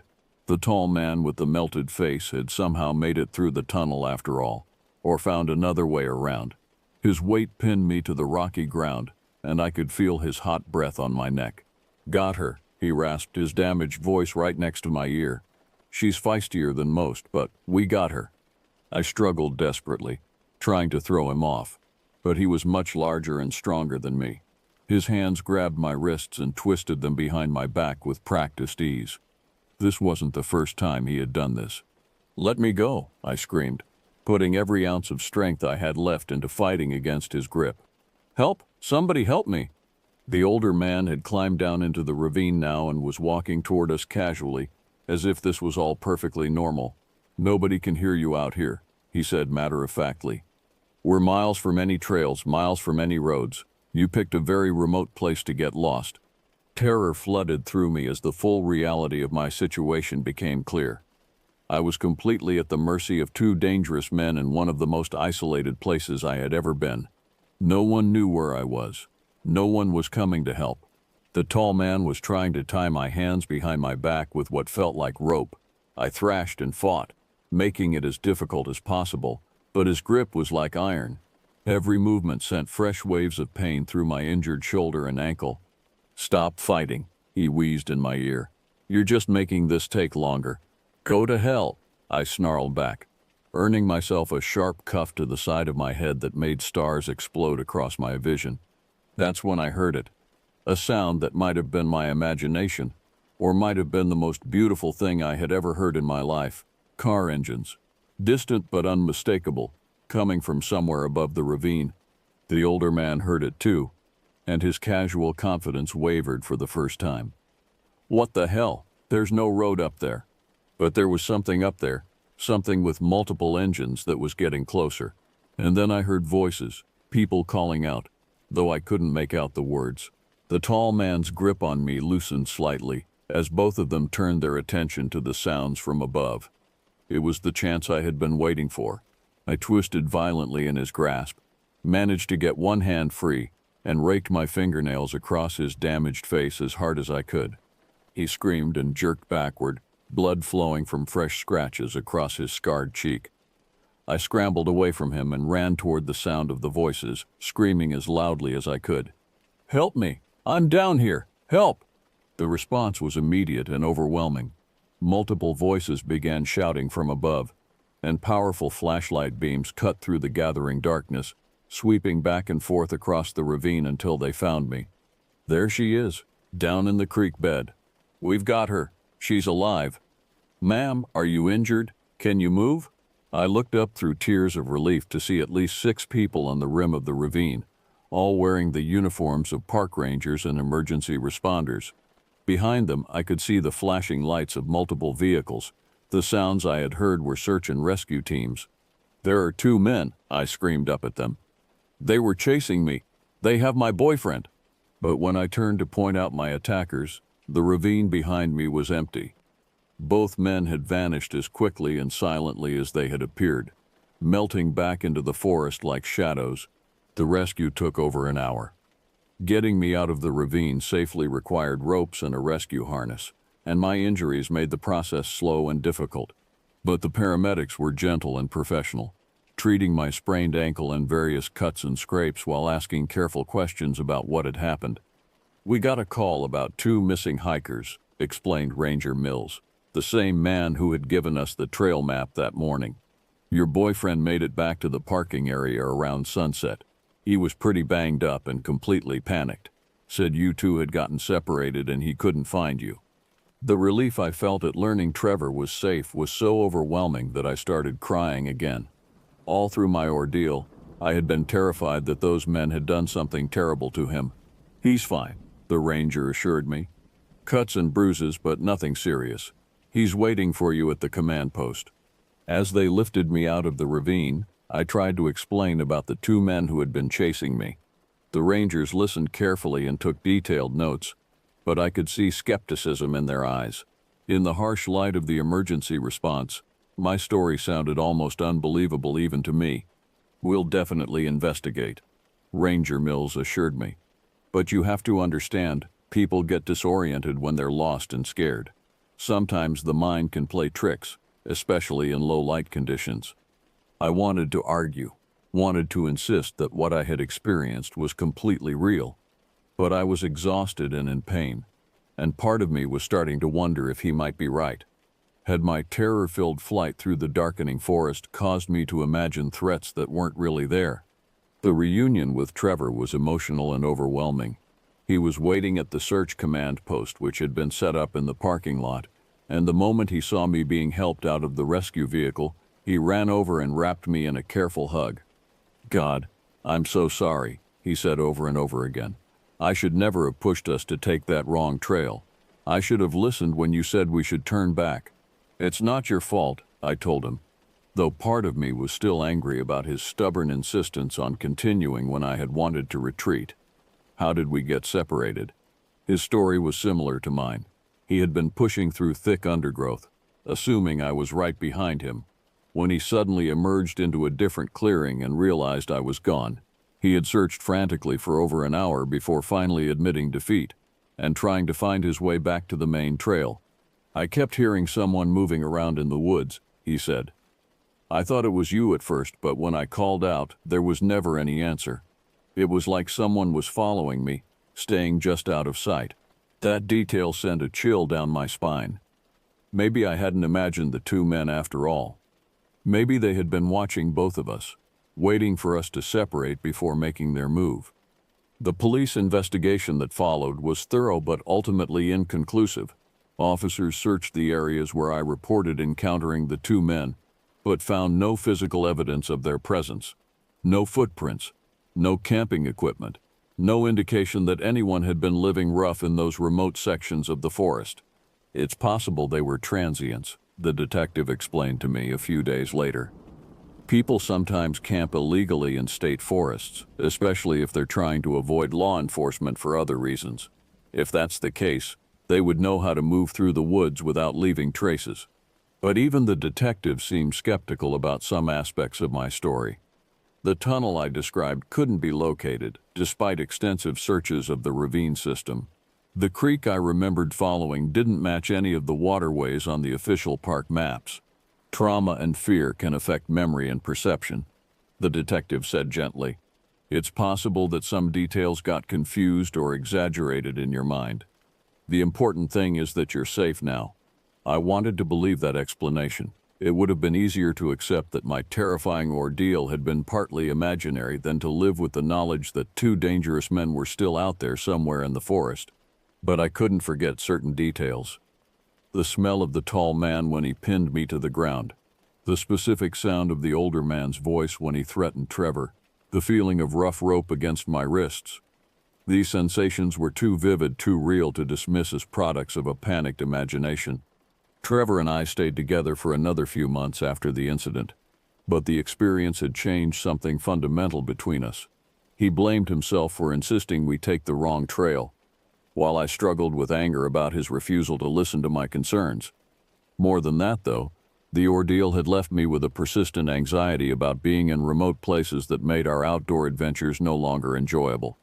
We finally broke up that fall. Not because of any dramatic fight, but simply because we had grown into different people after our shared trauma. He moved to another city for a job opportunity, and we gradually lost touch. I still hike occasionally, but never alone, and never on unmarked or poorly maintained trails. I stick to popular parks with good cell coverage and clear signage every few hundred yards. My friends think I'm being overly cautious, but they weren't there that day in the forest. They didn't experience the particular terror that comes from being hunted by something predatory and wrong. Sometimes, when I'm on a trail and the forest grows particularly quiet, I find myself looking over my shoulder and listening for the sound of footsteps that don't quite match my own rhythm. Most of the time, there's nothing there but my own imagination, heightened by memory and residual fear. But sometimes, just sometimes, I catch a glimpse of movement in my peripheral vision that vanishes when I turn to look directly. Sometimes I hear branches breaking in the distance with no visible cause, and sometimes, late at night when I'm trying to sleep, I can still smell that nauseating combination of unwashed body and sweet decay that clung to the tall man with the melted face. The official report classified the incident as a case of hikers becoming lost and disoriented, with possible minor hallucinations caused by stress and dehydration. Trevor and I were commended for our quick thinking in getting back to safety, and new warning signs were posted at several trailheads about staying on marked paths. But I know what I experienced that day. I know that somewhere in the deep woods of Crows Ridge State Park, there are two men who hunt lost hikers for reasons I don't want to imagine. I know that whatever happened to Trevor and me was not the first time they had done this, and I doubt it was the last. The forest holds its secrets, and some of them are more terrible than we want to admit. Every time I read about missing hikers or unexplained disappearances in remote areas, I wonder if someone else has encountered the same predatory presence that stalked me through those dark woods. I survived that day, but something in me was forever changed by the experience. The world felt a little less safe, a little more unpredictable, and I learned that sometimes the monsters we fear in the dark are very real indeed. They walk on two legs, they know how to use the forest to their advantage, and they are always watching for the next opportunity to hunt. That knowledge is a burden I carry with me every day, along with the memory of a tall man with a melted face who moves through the woods without making a sound, and an older man with stained teeth who knows exactly where every trail leads and how to cut off every possible escape route. They're still out there, somewhere in the endless green maze of trees and shadows, waiting for the next lost hiker to stumble into their domain. And sometimes, in the depths of sleepless nights, I wonder if they remember me as clearly as I remember them, and if they're still looking for the one who got away.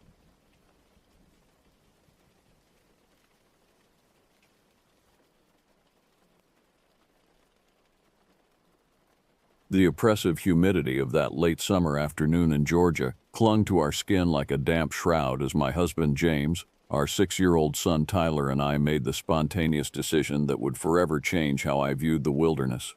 The thermometer on our back porch read 93 degrees, but the stifling air made it feel closer to 100. Our small house felt like an oven, and the idea of escaping to cooler temperatures under the forest canopy seemed like salvation. "Let's do something different this time," James suggested, wiping sweat from his brow as he studied a worn camping guide he'd pulled from our junk drawer. "I'm tired of those crowded state parks with their overpriced fees and noisy neighbors." I should have recognized the warning signs then, the way his finger traced over an unmarked area on the map, the excited gleam in his eyes when he mentioned an abandoned campground he'd heard about from a coworker. But the heat had made us all desperate for relief, and the prospect of solitude appealed to my frayed nerves after months of pandemic isolation. Tyler bounced excitedly around the living room, already imagining s'mores and ghost stories by the campfire. His innocent enthusiasm was infectious, and I found myself nodding along as James described the remote location. No crowds, no fees, no rules, just us and nature. It sounded perfect. The drive took us deep into rural Georgia, far from the interstate and even farther from cell phone towers. As we wound through increasingly narrow roads, I noticed how the trees seemed to press closer with each mile, their branches forming a green tunnel that blocked out much of the afternoon sun. The GPS signal had died 20 minutes ago, and now we were relying on James's hastily scribbled directions and his questionable sense of direction. When we finally reached our destination, my first instinct was to suggest we turn around. The entrance to what had once been Pineview Campground was barely visible through the undergrowth. Rusted metal signs hung at odd angles, their paint so faded that only fragments of words remained legible. PG Round, No Camp, and most ominously, closed in Dauphin. A heavy chain secured with multiple padlocks stretched across the old access road, and weeds had grown up through cracks in the asphalt so thoroughly that nature was reclaiming what humans had abandoned. The check-in booth sat like a forgotten sentinel, its windows either boarded up or smashed, with vines crawling through the broken frames. "Maybe this isn't such a good idea," I whispered, though I wasn't sure why I felt the need to lower my voice. Something about the place demanded reverence. Or perhaps it was fear masquerading as respect. But James was already pulling camping gear from our car, his excitement undimmed by the deteriorating infrastructure. "Come on, it'll be an adventure. Tyler will love exploring an old campground." Our son pressed his face against the car window, wide-eyed at the mysterious forest ahead. We parked along the tree line, hidden from the main road by overgrown bushes and saplings that had sprung up in the year since the campground's closure. Loading our backpacks and camping supplies, we squeezed through a gap in the chain-link fence that someone had cut long ago. Probably other adventurous souls seeking the same isolation we craved. The walk into the campground felt like traveling backward through time. Every few hundred yards, we discovered remnants of civilization slowly being devoured by the forest.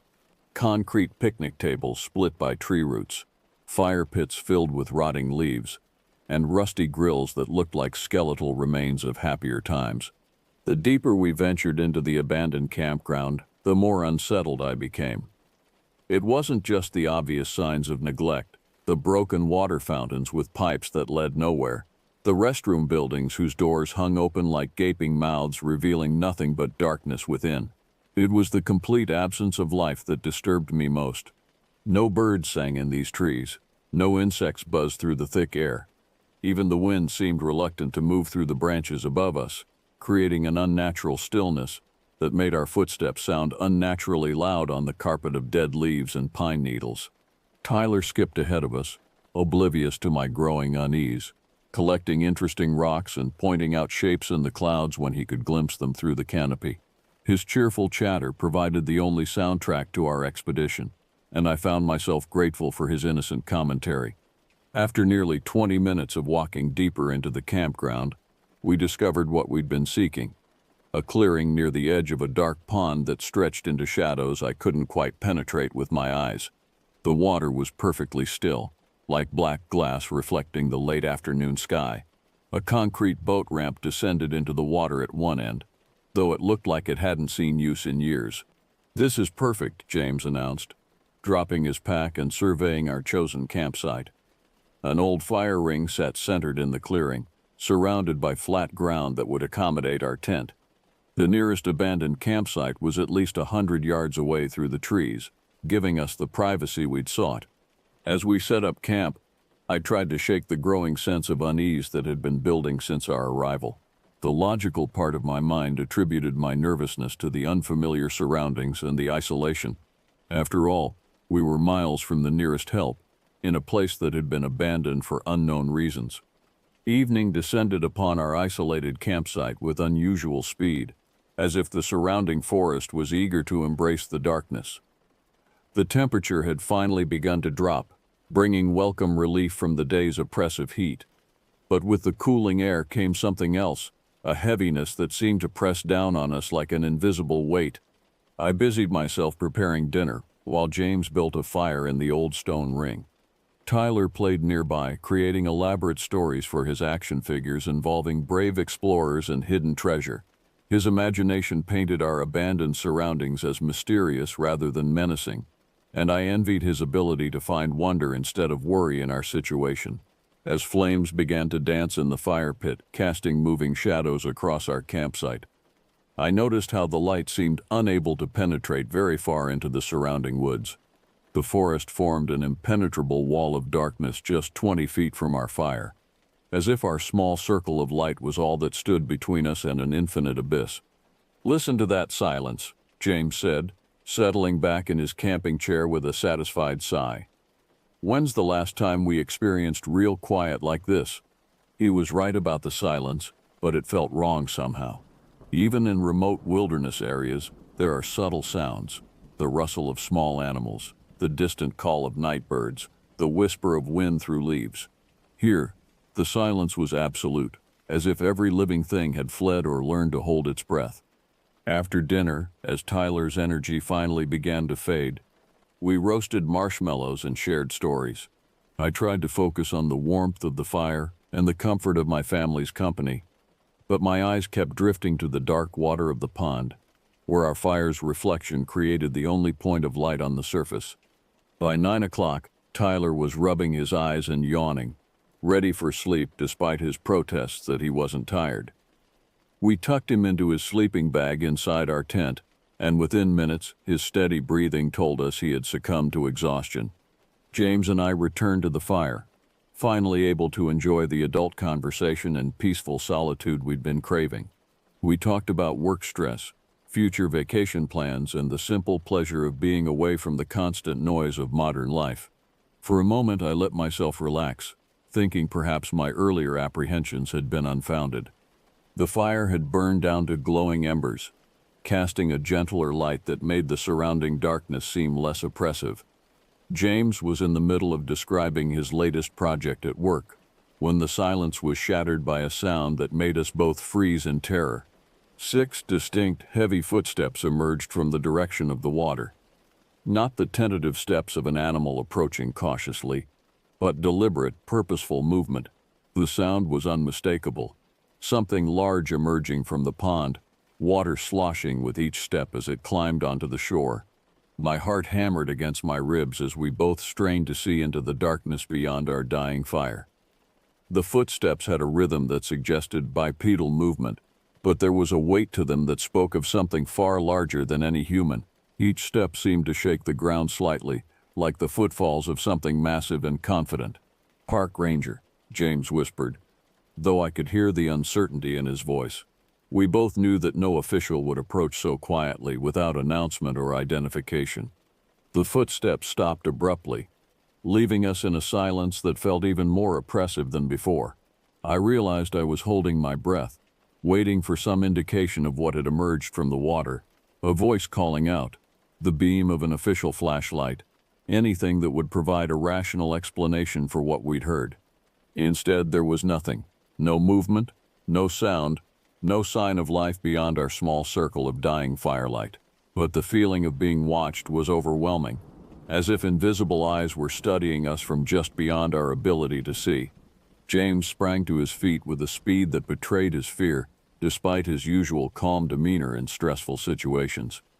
I'd seen him face down aggressive dogs and confront suspicious strangers without flinching, but something about this unknown presence had triggered every instinct for danger he possessed.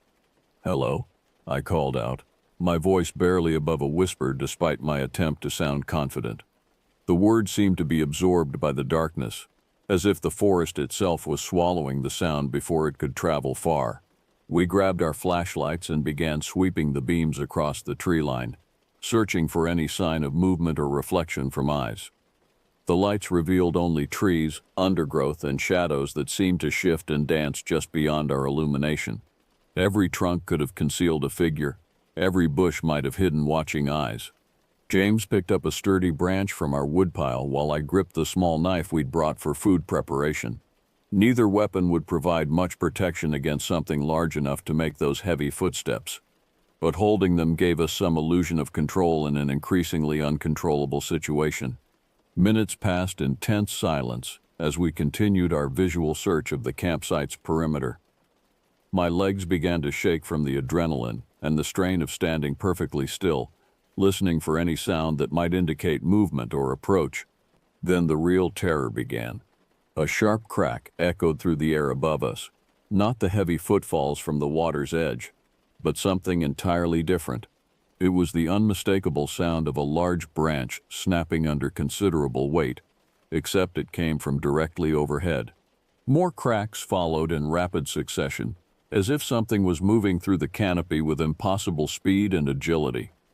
Pine cones began raining down around us, some striking our shoulders and heads with enough force to make us wince.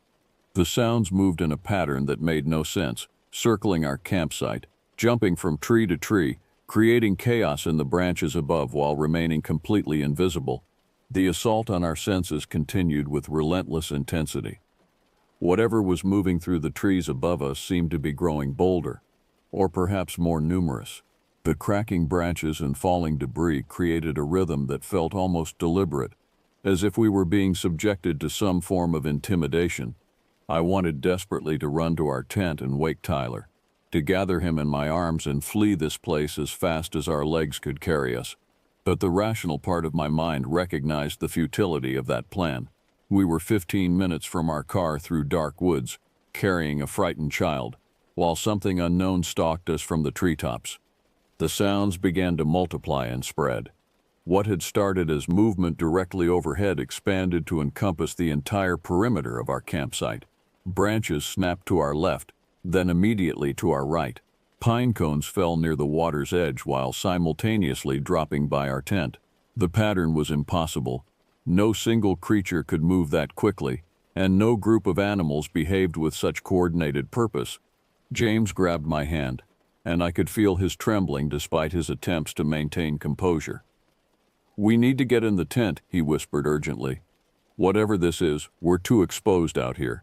But even as we took tentative steps toward our shelter, the realization hit us both. If something wanted to harm us, a thin layer of nylon fabric would provide no protection whatsoever. Still, the psychological comfort of walls, however flimsy, drew us toward the tent like a beacon of safety. The sounds followed our movement, staying consistently overhead as we crossed the campsite. It was as if we were being herded, guided by an intelligence that understood our fear and was deliberately manipulating it. Inside the tent, Tyler continued to sleep peacefully, oblivious to the terror surrounding him. His innocent slumber felt like a miracle in the midst of our nightmare. We positioned ourselves between him and the tent's entrance, flashlights ready, straining to interpret every sound that penetrated the thin walls of our shelter. The cacophony outside intensified, as if our retreat had triggered some new phase of the harassment. Branches crashed with increasing frequency and violence, creating an almost rhythmic drumbeat that seemed designed to prevent sleep and maintain our state of terror. The assault continued throughout the endless night, sometimes loud and immediate, other times distant but persistent. We took turns maintaining vigilant watch while the other dozed fitfully, though true rest remained elusive. Tyler, by some miracle, slept through the entire ordeal, his exhaustion from the day's adventures protecting him from the horror that surrounded us. As the first pale light of dawn began to filter through the forest canopy, the sounds gradually diminished and finally ceased altogether. The silence that followed was almost as unnerving as the chaos that had preceded it, a complete absence of normal forest sounds that suggested the presence of something that even wildlife instinctively avoided. When full daylight finally arrived, we emerged from our tent like survivors of a siege, scanning the campsite for any evidence of what had tormented us through the night. The ground around our camp was littered with broken branches, pine cones, and debris that hadn't been there the evening before, physical proof that our experience hadn't been a shared hallucination or stress-induced panic. Tyler woke refreshed and excited to explore, completely unaware of the terror that had kept his parents awake. As he played near the tent, James and I conducted a thorough investigation of the area around the pond, looking for footprints, disturbed vegetation, or any other clues that might explain our experience. What we found at the water's edge made no sense and provided no comfort. A massive fallen tree that had been lying across the shore was covered in fresh gouges and cuts that definitely hadn't been there the previous day. The marks looked almost like stab wounds, deep, deliberate gashes that penetrated several inches into the hardwood trunk. The cuts were too clean and numerous to be natural, too large and aggressive to be the work of any known animal in the region. We packed our belongings in record time, our hands shaking as we rolled up the tent and gathered our scattered supplies. The morning sun that should have brought relief and clarity instead illuminated a scene that raised more questions than it answered. The abandoned campground felt even more menacing in daylight, as if the darkness had simply retreated rather than disappeared. The walk back to our car felt like an escape from prison. We moved quickly, Tyler chattering happily about the cool adventure while James and I remained grimly silent, constantly checking over our shoulders for signs of pursuit. Even now, years later, I cannot explain what happened during that night at the abandoned campground. Every rational attempt to dismiss or rationalize the experience falls apart when confronted with the physical evidence we witnessed and the coordinated nature of the harassment we endured. Perhaps there truly was a reason that campground had been closed and left to decay. Perhaps some places are meant to remain empty, abandoned not due to economics or politics, but because they harbor something that humans were never meant to encounter. I pray to God that we never find ourselves in such a situation again, and I've never returned to that part of Georgia. Some mysteries are better left unsolved, and some doors should never be reopened once they've been closed. The memory haunts me still, not just the terror of that night, but the knowledge that somewhere in those woods, something watches and waits for the next group of unsuspecting campers, foolish enough to ignore the warning signs and venture where they don't belong.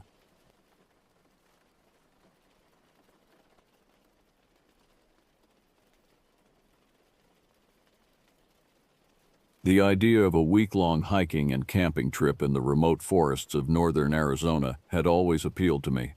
I loved the outdoors and relished the chance to get away from the bustle of city life, immerse myself in nature, and enjoy some solitude. So when my good friend Jack invited me to join him on an expedition into the sprawling Apache Sitgreaves National Forest, I eagerly accepted. Jack was an experienced outdoorsman who had explored this territory before.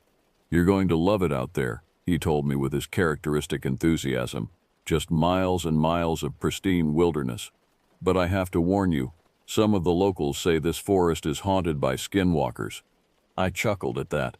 Skinwalkers were nothing more than a Native American myth, I assured him. Evil witches who could transform into animals and wore the skins of the creatures they had killed.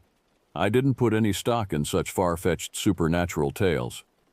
"I'm not so sure," Jack said, a glint in his eye. "The tribes around here have told stories about skinwalkers for generations.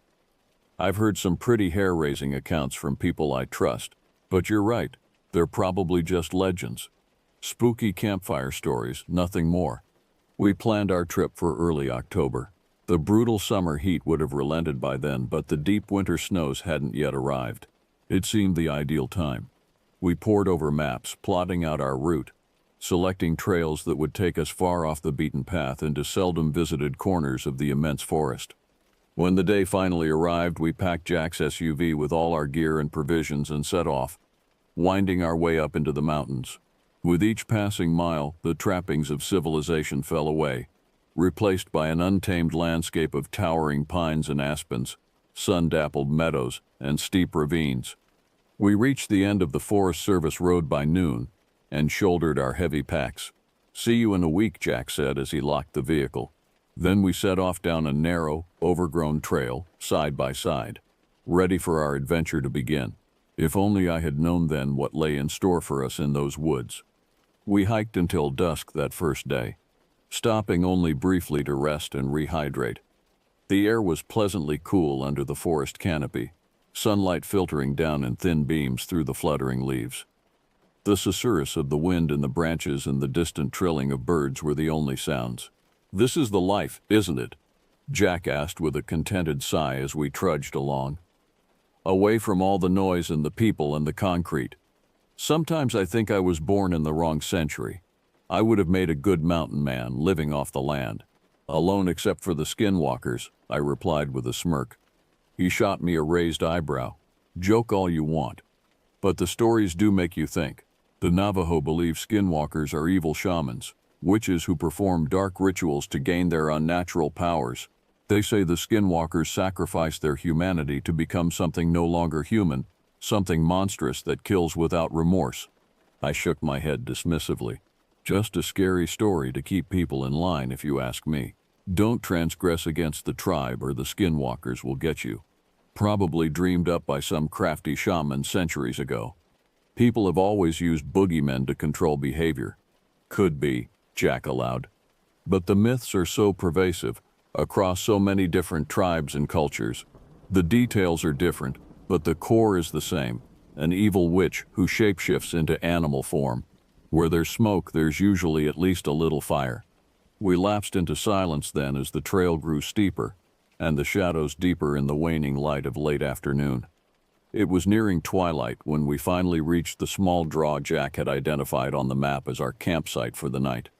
Bone-tired, we dropped our packs and set about pitching our tents and building a campfire.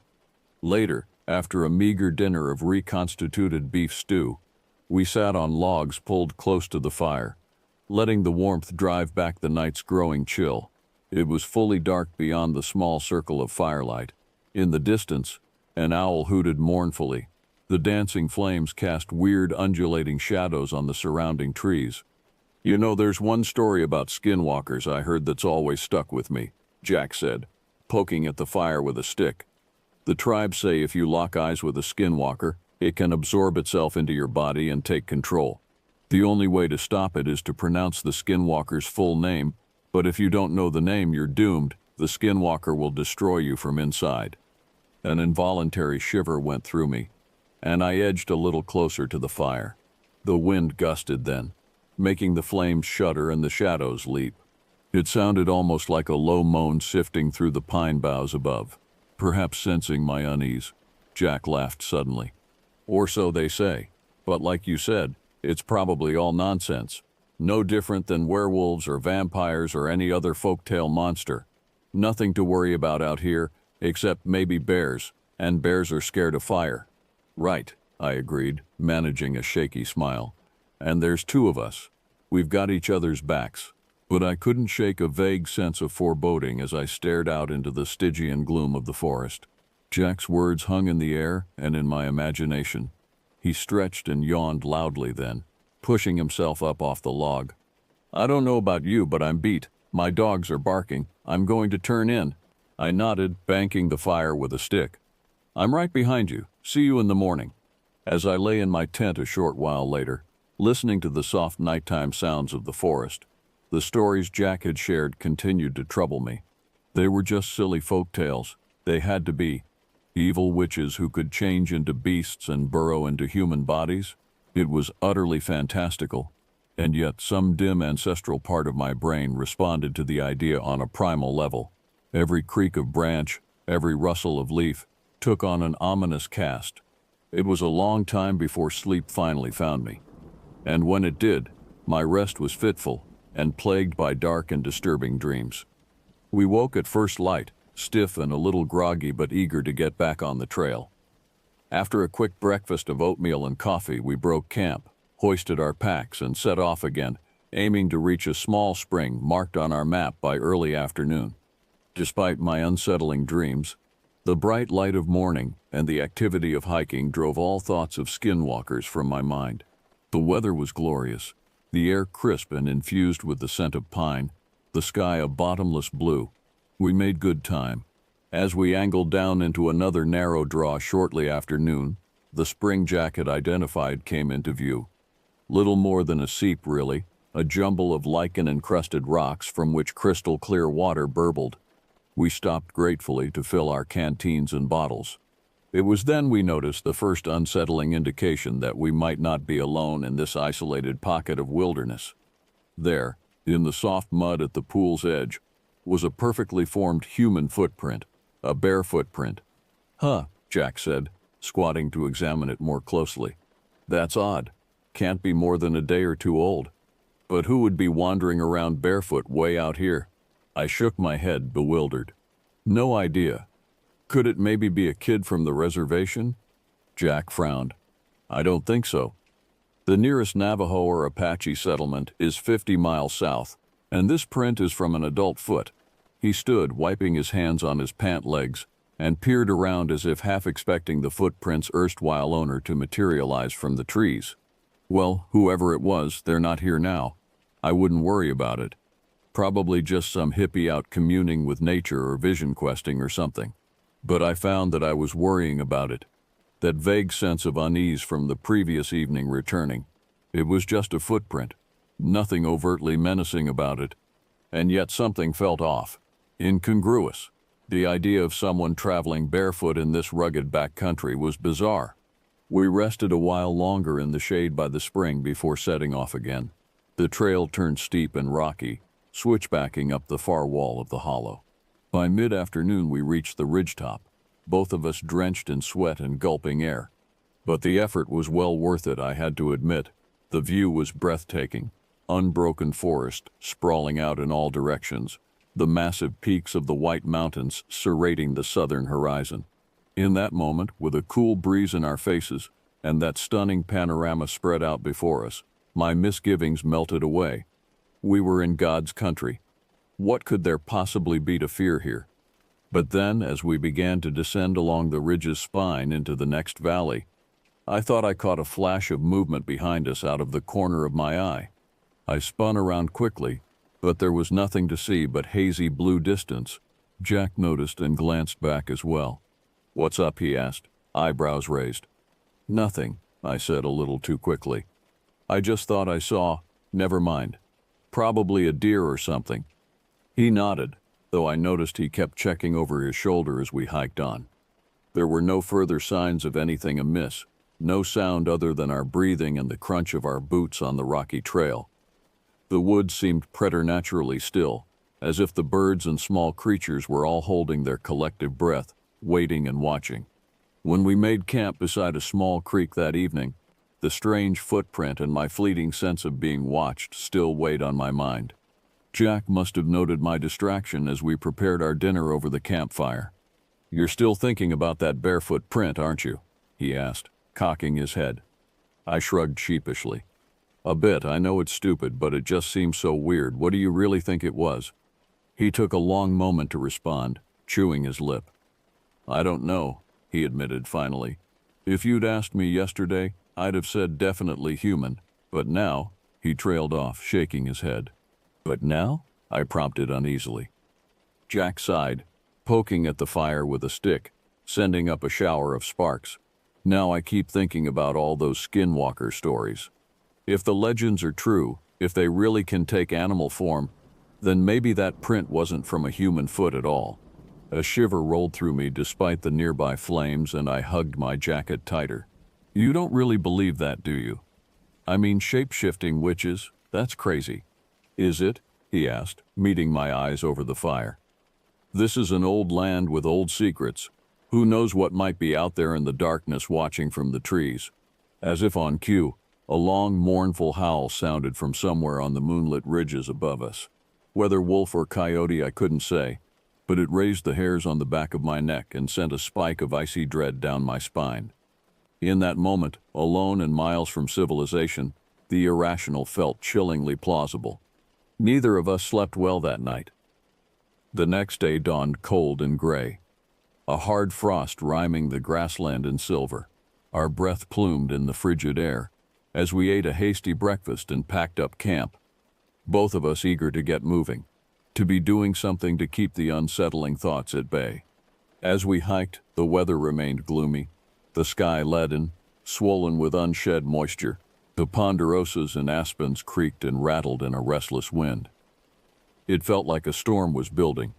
By midday, when we stopped at an overlook above a wooded gulch to rest and refill our water bottles from our dwindling reserves, the first snowflakes had begun to swirl down from the iron clouds, fat and feathery. "That's all we need," Jack muttered, frowning up at the sky as he screwed the cap back on his bottle. "Hiking in the snow is miserable and dangerous if it starts really coming down." I nodded my agreement, already feeling the cold seeping through my layers. "Maybe we should think about heading back," I suggested, stamping my numb feet.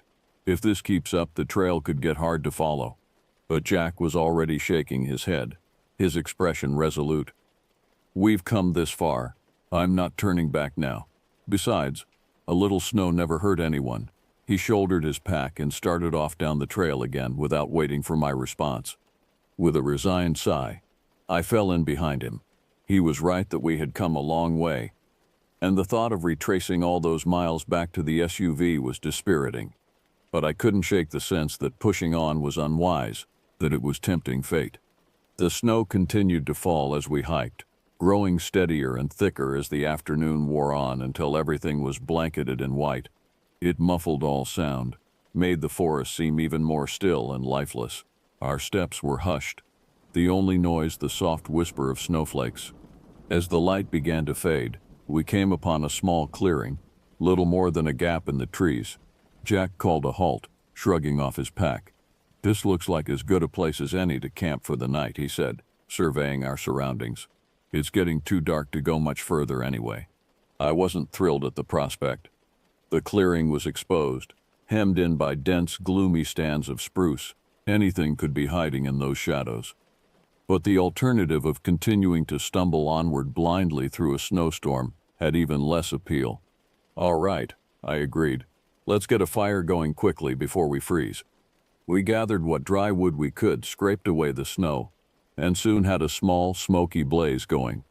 In its light and warmth, I felt my spirits lift a little.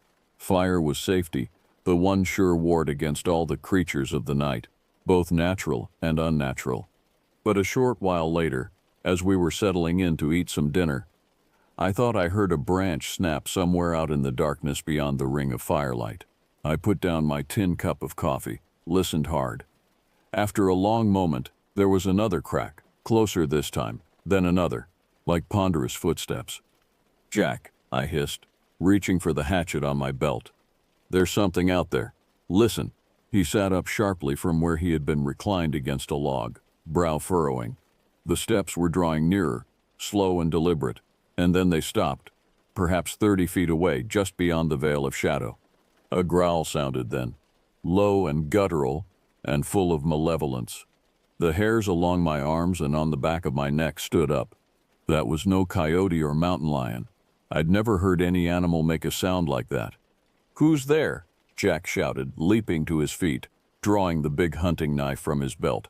"Show yourself." For a breathless moment there was only silence.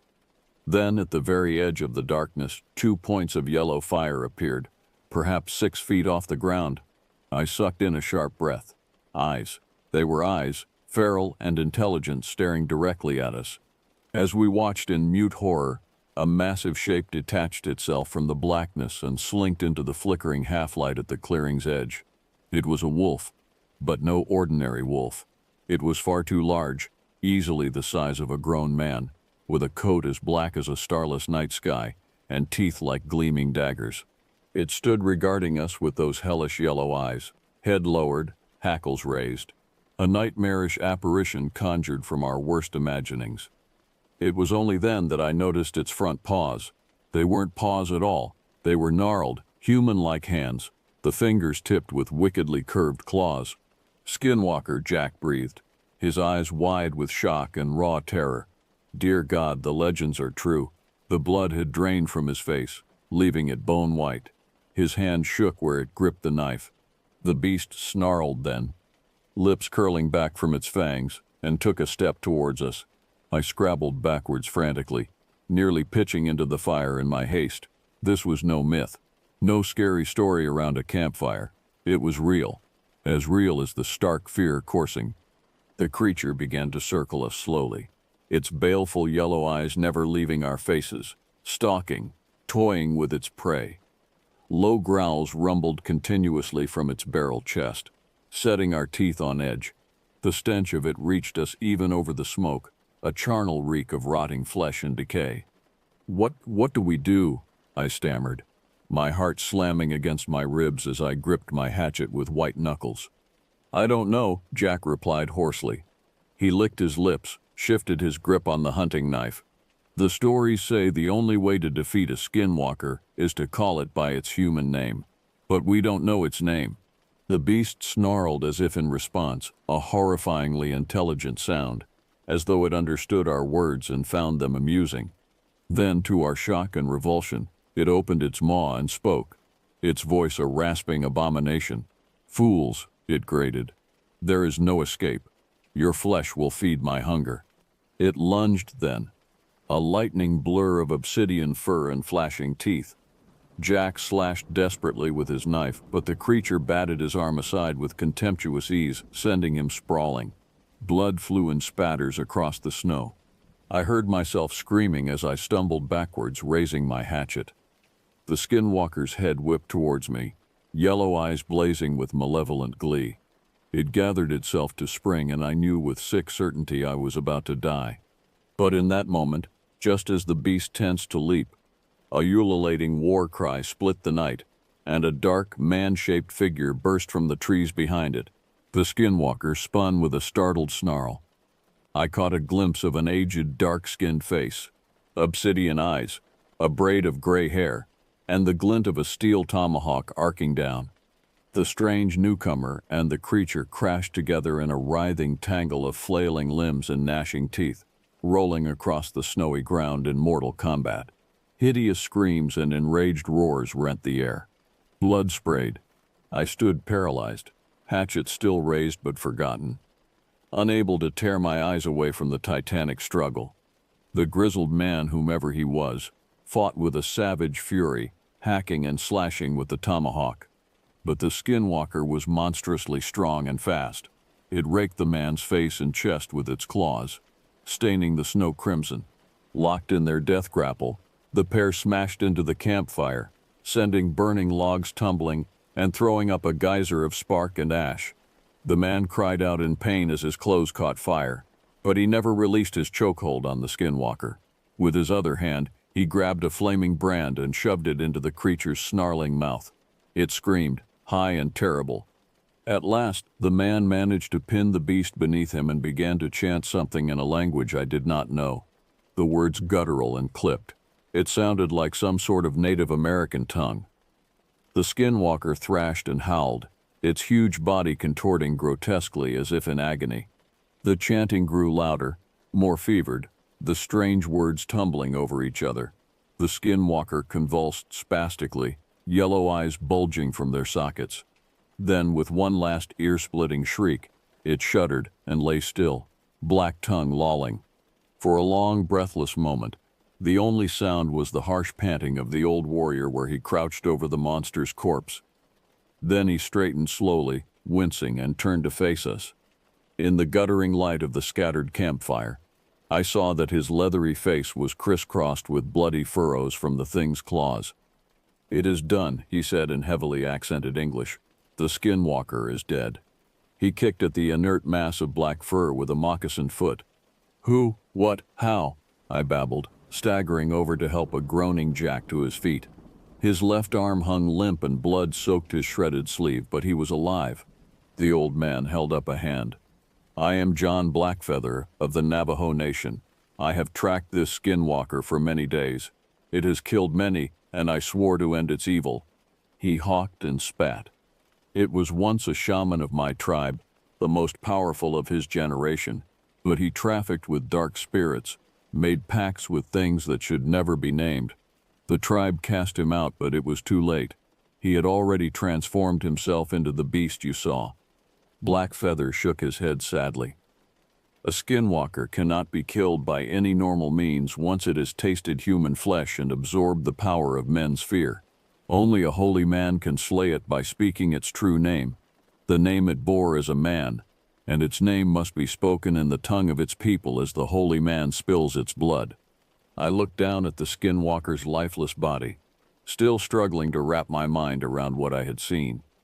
Even dead and reverting slowly to human form, it radiated a sense of otherworldly malevolence and wrongness. "Thank you," Jack said then, his voice ragged with pain and exhaustion. "You saved our lives." The old warrior nodded gravely.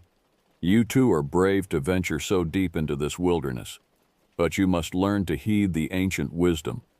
There are things out here in the shadows that modern men have forgotten, things that hunger for human blood and fear nothing but the old ways. Remember this lesson." With those cryptic words, John Blackfeather turned and vanished into the snowy trees as abruptly as he had appeared, leaving Jack and I to bind our wounds and try to make sense of the impossible horror we had just witnessed. One thing I knew for certain: I would never again mock the power of legend and myth. The stories were true, and I had seen the proof with my own terrified eyes. The skinwalker was real. Dawn eventually arrived, gray and joyless. The events of the night before seemed like some surreal nightmare in the pale morning light. Maybe they had been. Maybe my mind had snapped out here in the wilderness and conjured the whole thing from some dark recess of ancestral memory and primal fear. But the wounds on Jack's arm and the blood-stained snow where the skinwalker's body had lain told a different story. It had been real as the aches in my muscles and the chattering of my teeth. We broke camp early, moving slowly and saying little. My desperate backward scramble last night had upended my pack, scattering much of our food in the snow. The skinwalker's corpse had mercifully dissolved away to oily ashes and a few gnawed bones in the night. Small blessing.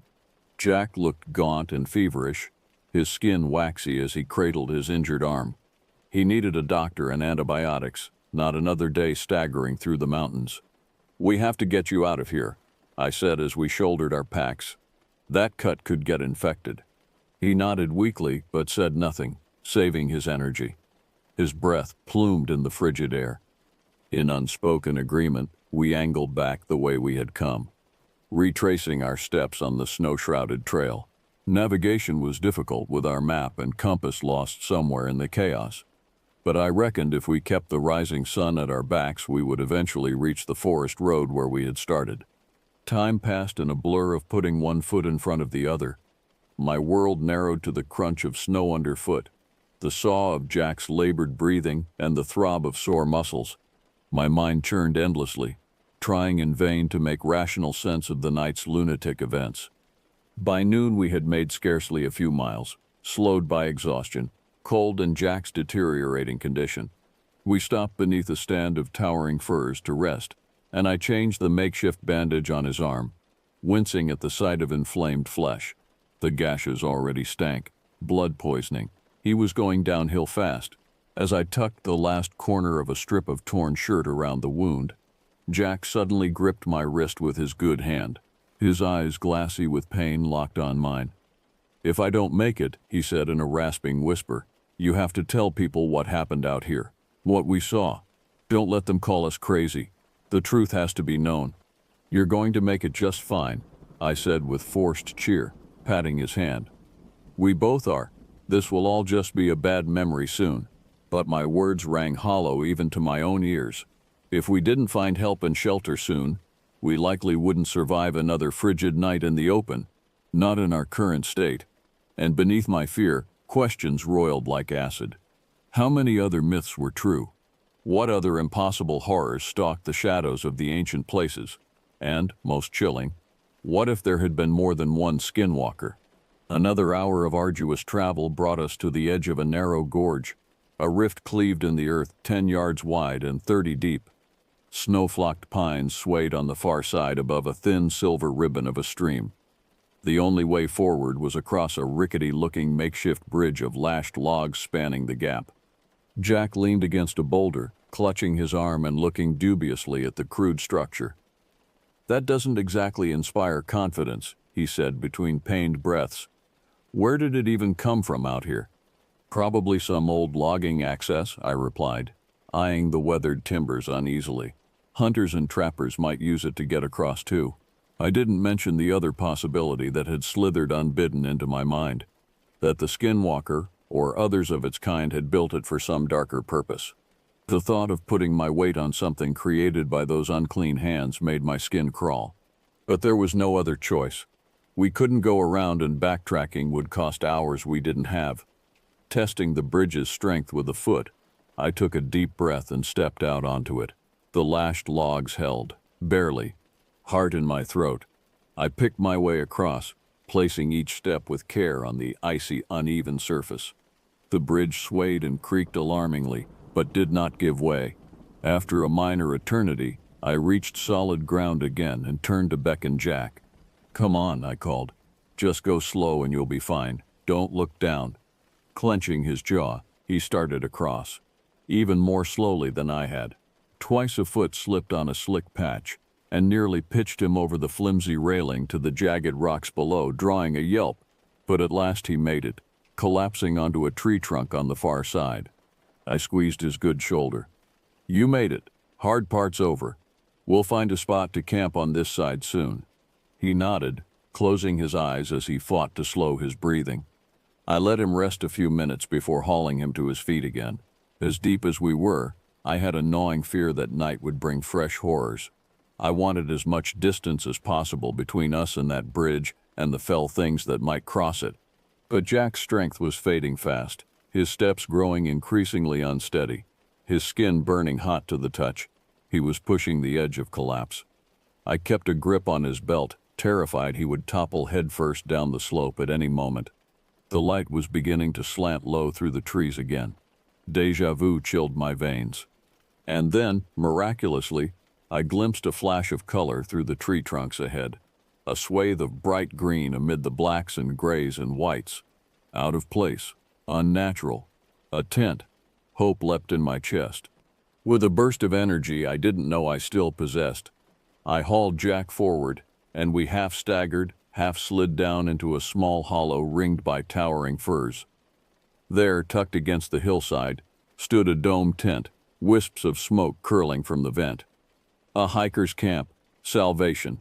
"Hello?" I shouted. Or tried to shout, my voice emerging as a thready croak. "Is anyone there? We need help." Seconds passed. Then the tent flap unzipped and a figure emerged. A woman, bundled in a purple parka, her honey blonde hair spilling out from under a knit cap. She peered at us with wary blue eyes. "Please," I said. "My friend needs a doctor. There was an accident." Her expression softened then, taking in our haggard appearance, Jack's blood-stained jacket. "Dear God," she breathed. "Of course, come on, let's get him inside."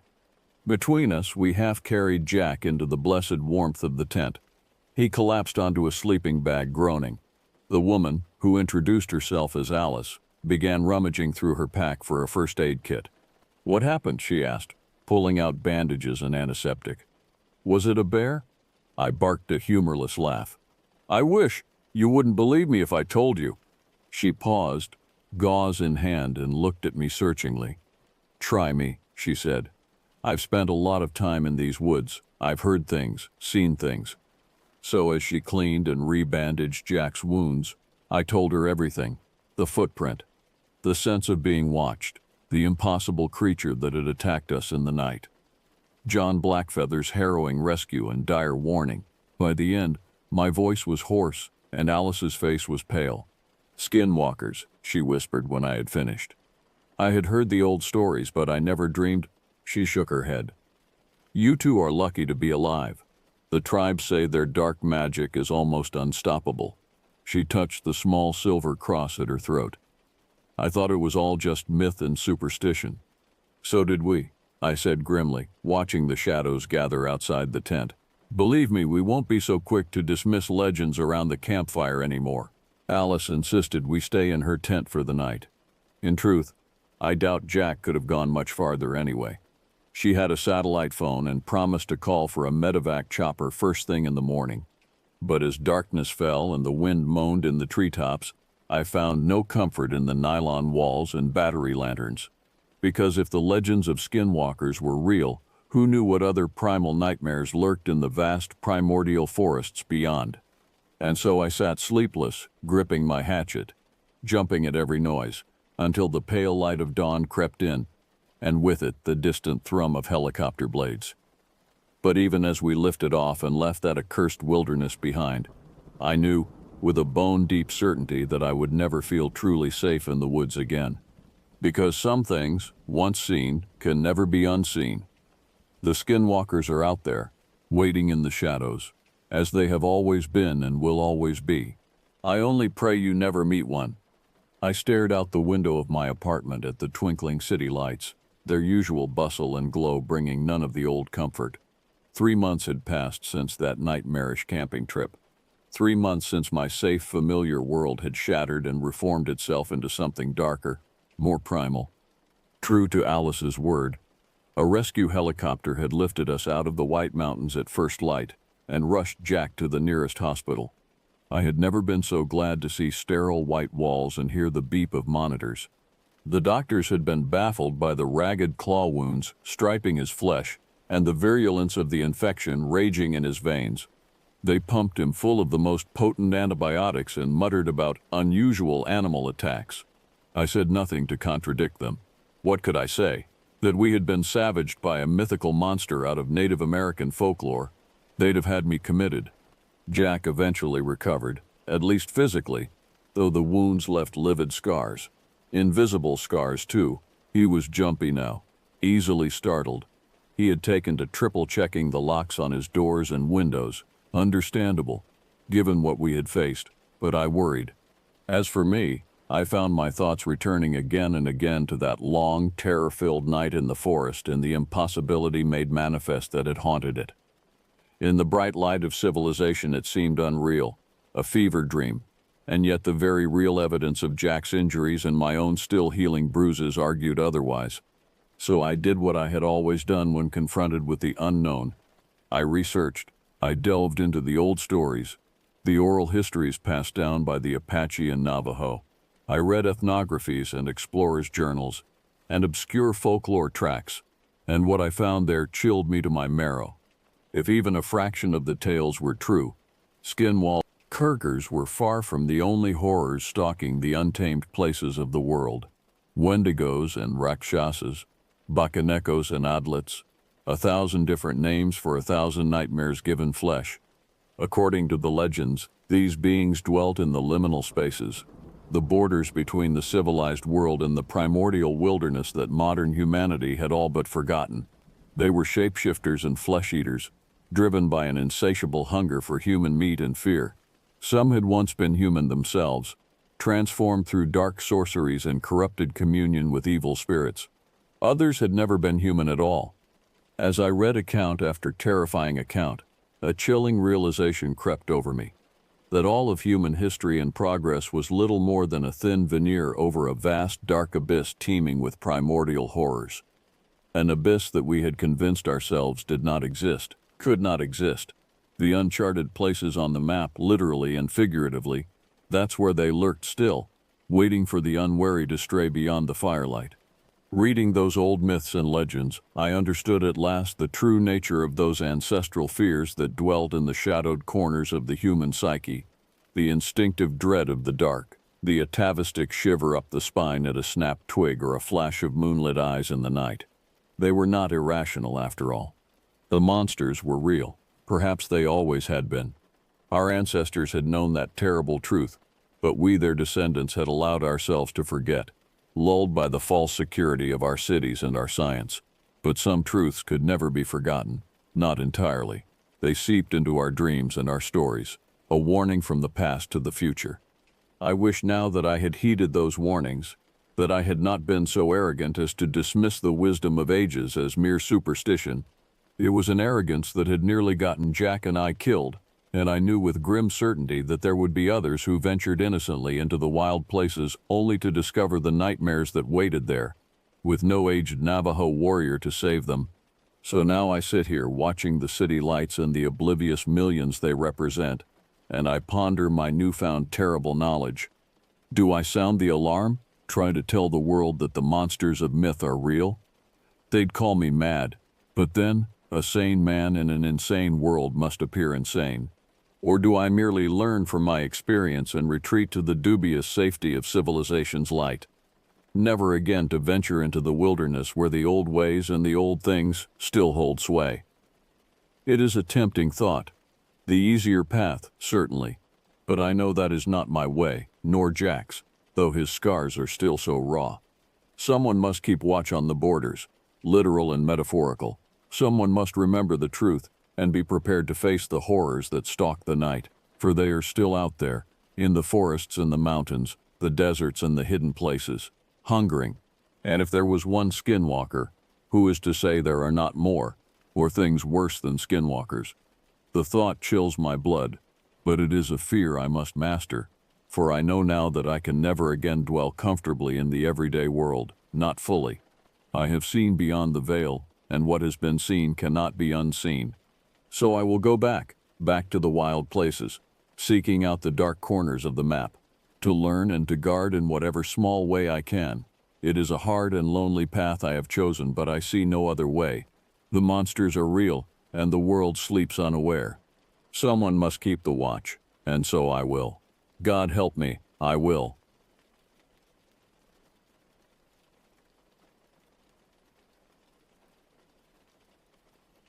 I'm posting this because I need people to know what really happens in the deep wilderness. My supervisor told me to keep quiet, but after what I've seen, I can't stay silent anymore. These are my experiences as a park ranger in the Cascade Wilderness. Names and exact locations have been changed for obvious reasons. 23 years I've been working for the National Park Service. Started as a seasonal interpreter at Yellowstone, worked my way up through various parks until I landed what I thought was my dream assignment, head ranger at the remote Whispering Pines station in the North Cascades. The station sits at the end of a winding dirt road, 47 miles from the nearest town. It's just me, a small visitor center, and my cabin tucked into the tree line. The territory I cover spans roughly 200 square miles of old-growth forest, alpine meadows, and jagged peaks. Most visitors are day hikers, but we get our share of backpackers heading into the backcountry for weeks at a time. My first month was routine. I checked permits, maintained trails, and conducted search and rescue operations for the occasional lost hiker. The isolation didn't bother me. I'd requested this posting specifically to get away from the crowds and politics of the larger parks. I had my books, my radio, and enough supplies to last through the winter months when the road became impassable. It was during my second month that I started noticing the tracks. I first saw them on a Tuesday morning in late September. I was conducting my regular patrol along the Whisper Creek Trail when I spotted impressions in the mud near the creek crossing. At first glance, they looked human, bipedal, about the right spacing for someone walking. But something was off. The tracks were massive, easily 17 inches long and 7 inches wide. The depth suggested something weighing far more than any human. I took photos and measurements, following protocol.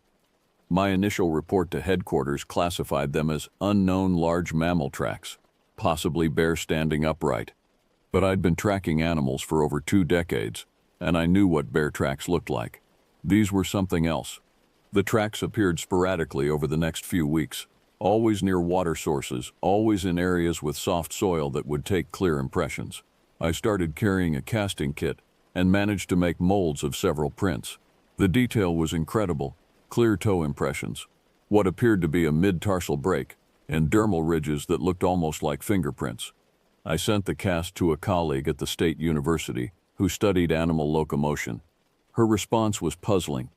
The anatomy is consistent with a large primate, but the scale is impossible for any known North American species.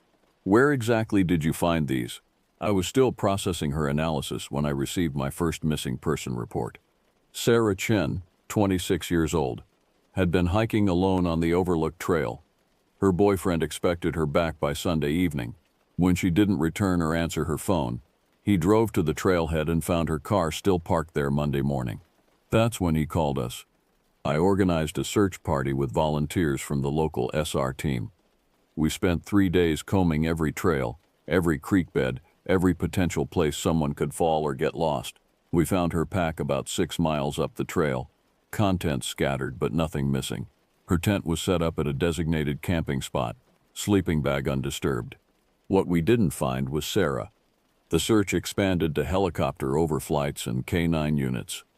The dogs picked up her scent leading away from the campsite, but it stopped abruptly about a quarter-mile into thick forest. Not faded, stopped, as if she'd simply vanished. After a week, we called off the active search. The case remained open, but without any evidence of foul play, there wasn't much else we could do. Sarah joined the growing list of people who'd simply disappeared in the wilderness. It was while I was filing the incident report that I noticed something in my photos from the scene. In the background of one shot showing Sarah's scattered belongings, barely visible in the tree line, was a dark shape, tall, humanoid, but wrong somehow. The proportions were off, too broad in the shoulders, arms hanging too low. I enhanced the image as much as I could with the software available. The shape was blurry, could have been a combination of shadows and trees creating an optical illusion. But when I measured it against known reference points in the photo, whatever it was stood close to 8 feet tall. I didn't include this observation in my official report. That night, lying in my cabin reading a horror novel I'd picked up in town, I heard something moving outside, heavy footsteps circling the building, pausing at windows, testing the door handle. I grabbed my flashlight and service weapon, but when I opened the door, nothing was there. Just enormous footprints in the dirt around my cabin. The incidents started occurring more frequently after Sarah's disappearance. Every few weeks, another hiker would go missing under similar circumstances. Always solo hikers, always experienced outdoors people who knew what they were doing. We'd find their camps, their gear, sometimes their vehicles, but never them. The official explanation was that the wilderness was dangerous, that people underestimated the risks, wildlife attacks, falls, medical emergencies. Any number of things could happen to someone alone in 200 square miles of forest. The statistics supported this. People disappeared in national parks regularly. But I was starting to see a pattern. Each disappearance occurred within a 5-mile radius of areas where I'd found the large tracks. The missing hikers were all relatively small in stature, none over 5'6" or 140 pounds. And in every case, the K9 units lost the scent in the same abrupt manner. I started researching local folklore, digging through old newspaper archives and talking to longtime residents in the nearest town. What I found was decades of similar stories. The indigenous peoples of the region had legends about the Stick Indians, tall, hairy beings that lived in the deep forest and occasionally took people who wandered too far from safety. Early settlers reported encounters with wild men, massive, hair-covered humanoids that walked upright and seemed to possess human-level intelligence. Loggers in the 1940s claimed to have seen family groups of these creatures, describing them as peaceful and less threatened. The reports continued through the decades. Hunters, hikers, Forest Service employees, all describing essentially the same thing. Tall, powerfully built, covered in dark hair, with eyes that seemed disturbingly intelligent. I found one account particularly compelling. A retired park ranger named Jim Morrison had worked this same area in the 1980s. According to a newspaper interview from 1987, he'd encountered one of these creatures while responding to a missing hiker call. I was following the trail up Whisper Creek when I heard this sound, like a human scream but deeper, more primal. I followed it to a small clearing and saw this thing standing over the missing hiker, 8 feet tall, covered in dark brown hair, massive shoulders. When it saw me, it scooped up the hiker like a child and disappeared into the tree line. I never saw either of them again. Morrison had reported the incident officially, but it was dismissed as stress-related hallucination. He took early retirement shortly after. I tried to contact Morrison but learned he'd died 3 years ago. However, his widow still lived in town and she agreed to meet with me. Betty Morrison was in her 70s, sharp as a tack and clearly still bitter about how her husband had been treated. They made him out to be some kind of lunatic, she told me over coffee in her kitchen. But Jim wasn't the type to make things up. He saw what he saw. She disappeared into a back room and returned with a wooden box. Inside were Jim's personal files from his ranger days, reports, photographs, and maps with locations marked in red ink. He kept tracking them even after he retired, she explained. Said someone needed to keep records, even if nobody believed him. The maps were revelatory. Jim had documented over 50 sightings across 3 decades, noting patterns in behavior, seasonal migrations, and what appeared to be territorial boundaries. According to his notes, there were at least 3 family groups operating in the area, with a total population he estimated between 12 and 18 individuals. Most disturbing were his theories about the disappearances. Jim believed the creatures were taking people alive, possibly for reasons we couldn't understand. His files included interviews with indigenous elders who spoke of the Stick Indians' habit of adopting humans into their groups, particularly smaller individuals who might integrate more easily. The ones they take don't die, one elder had told him. They become something else, part of the forest like them. I studied Jim's maps for hours, comparing them to my own tracking data. The correlation was undeniable. Every missing person case in the past 5 years had occurred within areas Jim had marked as high-activity zones. As I drove back to the station, my radio crackled with another missing person report. Mark Stevens, a wildlife photographer from Seattle, had been overdue for 2 days. His rental car had been found at the Overlook Trail parking area, the same trail where Sarah Chen had disappeared. I knew what I'd find before I even started the search. Mark's expensive camera equipment scattered near a creek, his camp set up but unoccupied. And somewhere in the forest around the scene, if I looked carefully enough, those massive tracks. But this time would be different. This time, I was going to follow them. I waited until the official search team called it off before returning to Mark Stevens' campsite alone. 3 days of 20-person search parties had trampled most of the evidence, but I knew where to look. I followed Whisper Creek upstream from Mark's abandoned camp, checking every patch of soft earth for sign. I found what I was looking for about 2 miles up the creek, a clear set of tracks leading away from the water into thick forest. The prints were deep and widely spaced, suggesting something large moving quickly while carrying additional weight. I followed the trail for 3 hours, moving slowly and stopping frequently to listen. The tracks led through terrain that would be nearly impossible for a human to navigate while carrying someone else. Over deadfall, up steep slopes, through dense undergrowth. Whatever made these tracks was incredibly strong and knew this forest intimately. The trail ended at a rocky outcropping that formed a natural shelter, essentially a cave formed by massive boulders. The entrance was hidden behind a curtain of hanging moss and would be nearly invisible unless you knew exactly where to look. I could smell them before I saw them, a musky, animal scent mixed with something else. Something that reminded me of the reptile house at a zoo. I drew my sidearm, knowing it was probably useless against something the size I was tracking, and pushed through the moss curtain. The cave extended much deeper than I'd expected. Daylight from the entrance illuminated only the first 20 feet, but I could hear movement further back in the darkness, soft sounds, footsteps, breathing, and something else I couldn't identify. I clicked on my flashlight and immediately wished I hadn't.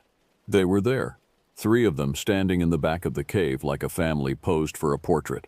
The largest, clearly male, stood nearly 9 feet tall with massive shoulders and arms that hung past his knees. His face was surprisingly human-like, but covered in dark hair, with deep-set eyes that reflected my flashlight beam like an animal's.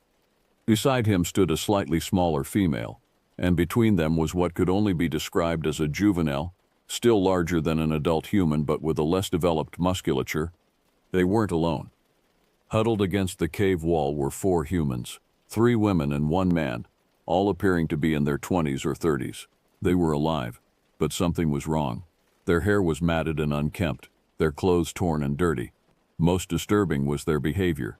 They seemed calm, almost docile, showing no signs of wanting to escape or even acknowledging my presence. One of them was Sarah Chen. I recognized her from the missing person photos, though she'd lost considerable weight. She sat cross-legged on the cave floor, weaving what appeared to be grass into some kind of basket. When my flashlight beam crossed her face, she looked up at me with an expression of mild curiosity, like a child interrupted during play. "Sarah," I called softly. "Sarah Chen, I'm here to help you." She tilted her head slightly, but didn't respond. Behind her, the largest of the creatures made a low rumbling sound. Not threatening, more like a parent gently correcting a child. Sarah immediately returned her attention to her weaving. The male creature stepped forward, moving with surprising grace for something so massive. Up close, I could see details that would haunt me for months afterward. His hands were enormous but distinctly human in structure, with opposable thumbs and what appeared to be fingerprints. His face, while covered in hair, had an unmistakably intelligent expression. He made a series of sounds, grunts, clicks, and low hoots that seemed almost like language. When I didn't respond, he gestured toward the human sitting against the wall, then toward the cave entrance. The meaning was clear. These people belonged to him now, and I should leave. I kept my weapon trained on him while backing slowly toward the entrance. Part of me wanted to try to rescue the captives, but I was outnumbered and outmatched. Whatever these creatures were, they were far stronger than any human, and they clearly considered the missing hikers to be under their protection. As I reached the moss curtain, I heard something that made my blood freeze. One of the humans, a young man I didn't recognize, spoke in a voice barely above a whisper. "Please don't make them angry. We're safe here. They take care of us." I stumbled out of the cave and ran. Not walked, not retreated strategically. Ran like a terrified child through 2 miles of forest until I reached my truck. My hands shook so badly I could barely get the key in the ignition. The drive back to my cabin passed in a blur. I sat at my kitchen table for hours, staring at my case files and trying to process what I'd seen. The missing hikers were alive, but they weren't exactly rescued. Something had been done to them, some kind of conditioning or adaptation that made them compliant, even grateful to their captors. I knew I had to report this, but I also knew what would happen. I'd seen how Jim Morrison had been treated. My career would be over, and the creatures would simply move their operation somewhere else. Instead, I did something that still keeps me awake at night. I falsified my report. I wrote that I'd found evidence of a bear attack at Mark Stevens' campsite and recommended the case be closed. I submitted the same report for Sarah Chen and the others. For 3 weeks, I tried to convince myself I'd made the right choice. The missing people were alive, apparently unharmed, and seemed content with their situation. Who was I to decide what constituted rescue? But I couldn't let it go. I kept returning to that cave, watching from a distance, trying to understand what I'd witnessed. The creatures seemed to operate as a family unit, with the humans integrated into their daily activities. I observed them foraging for food, the humans working alongside their captors with apparent willingness. It was during one of these surveillance sessions that I witnessed something that changed my perspective entirely. A young woman, one I hadn't seen before, was brought to the cave. Unlike the others, she was clearly distressed, struggling against the large male who carried her. Over the course of several days, I watched her gradual transformation. Initially defiant, then confused, then slowly accepting. By the end of the week, she was behaving exactly like the others, calm, compliant, integrated into the group's routine. I realized I was witnessing some form of conditioning, possibly chemical or pheromonal, that made the creatures captives psychologically dependent on them. The missing hikers weren't volunteers. They were victims of a sophisticated form of control I didn't understand. That night, I called my supervisor and requested an immediate transfer. I told him the isolation was getting to me, that I needed to be around people. It wasn't entirely a lie. I'm working at a busy park in California now, surrounded by crowds and civilization. But I still wake up sometimes, remembering those intelligent eyes staring back at me in the darkness. I think about Sarah Chen and the others, wondering if they're still there, still weaving grass baskets and foraging for roots while something that shouldn't exist watches over them like a twisted parental figure. I never filed an official report about what I found in that cave. I told myself it was because nobody would believe me, but that's not entirely true.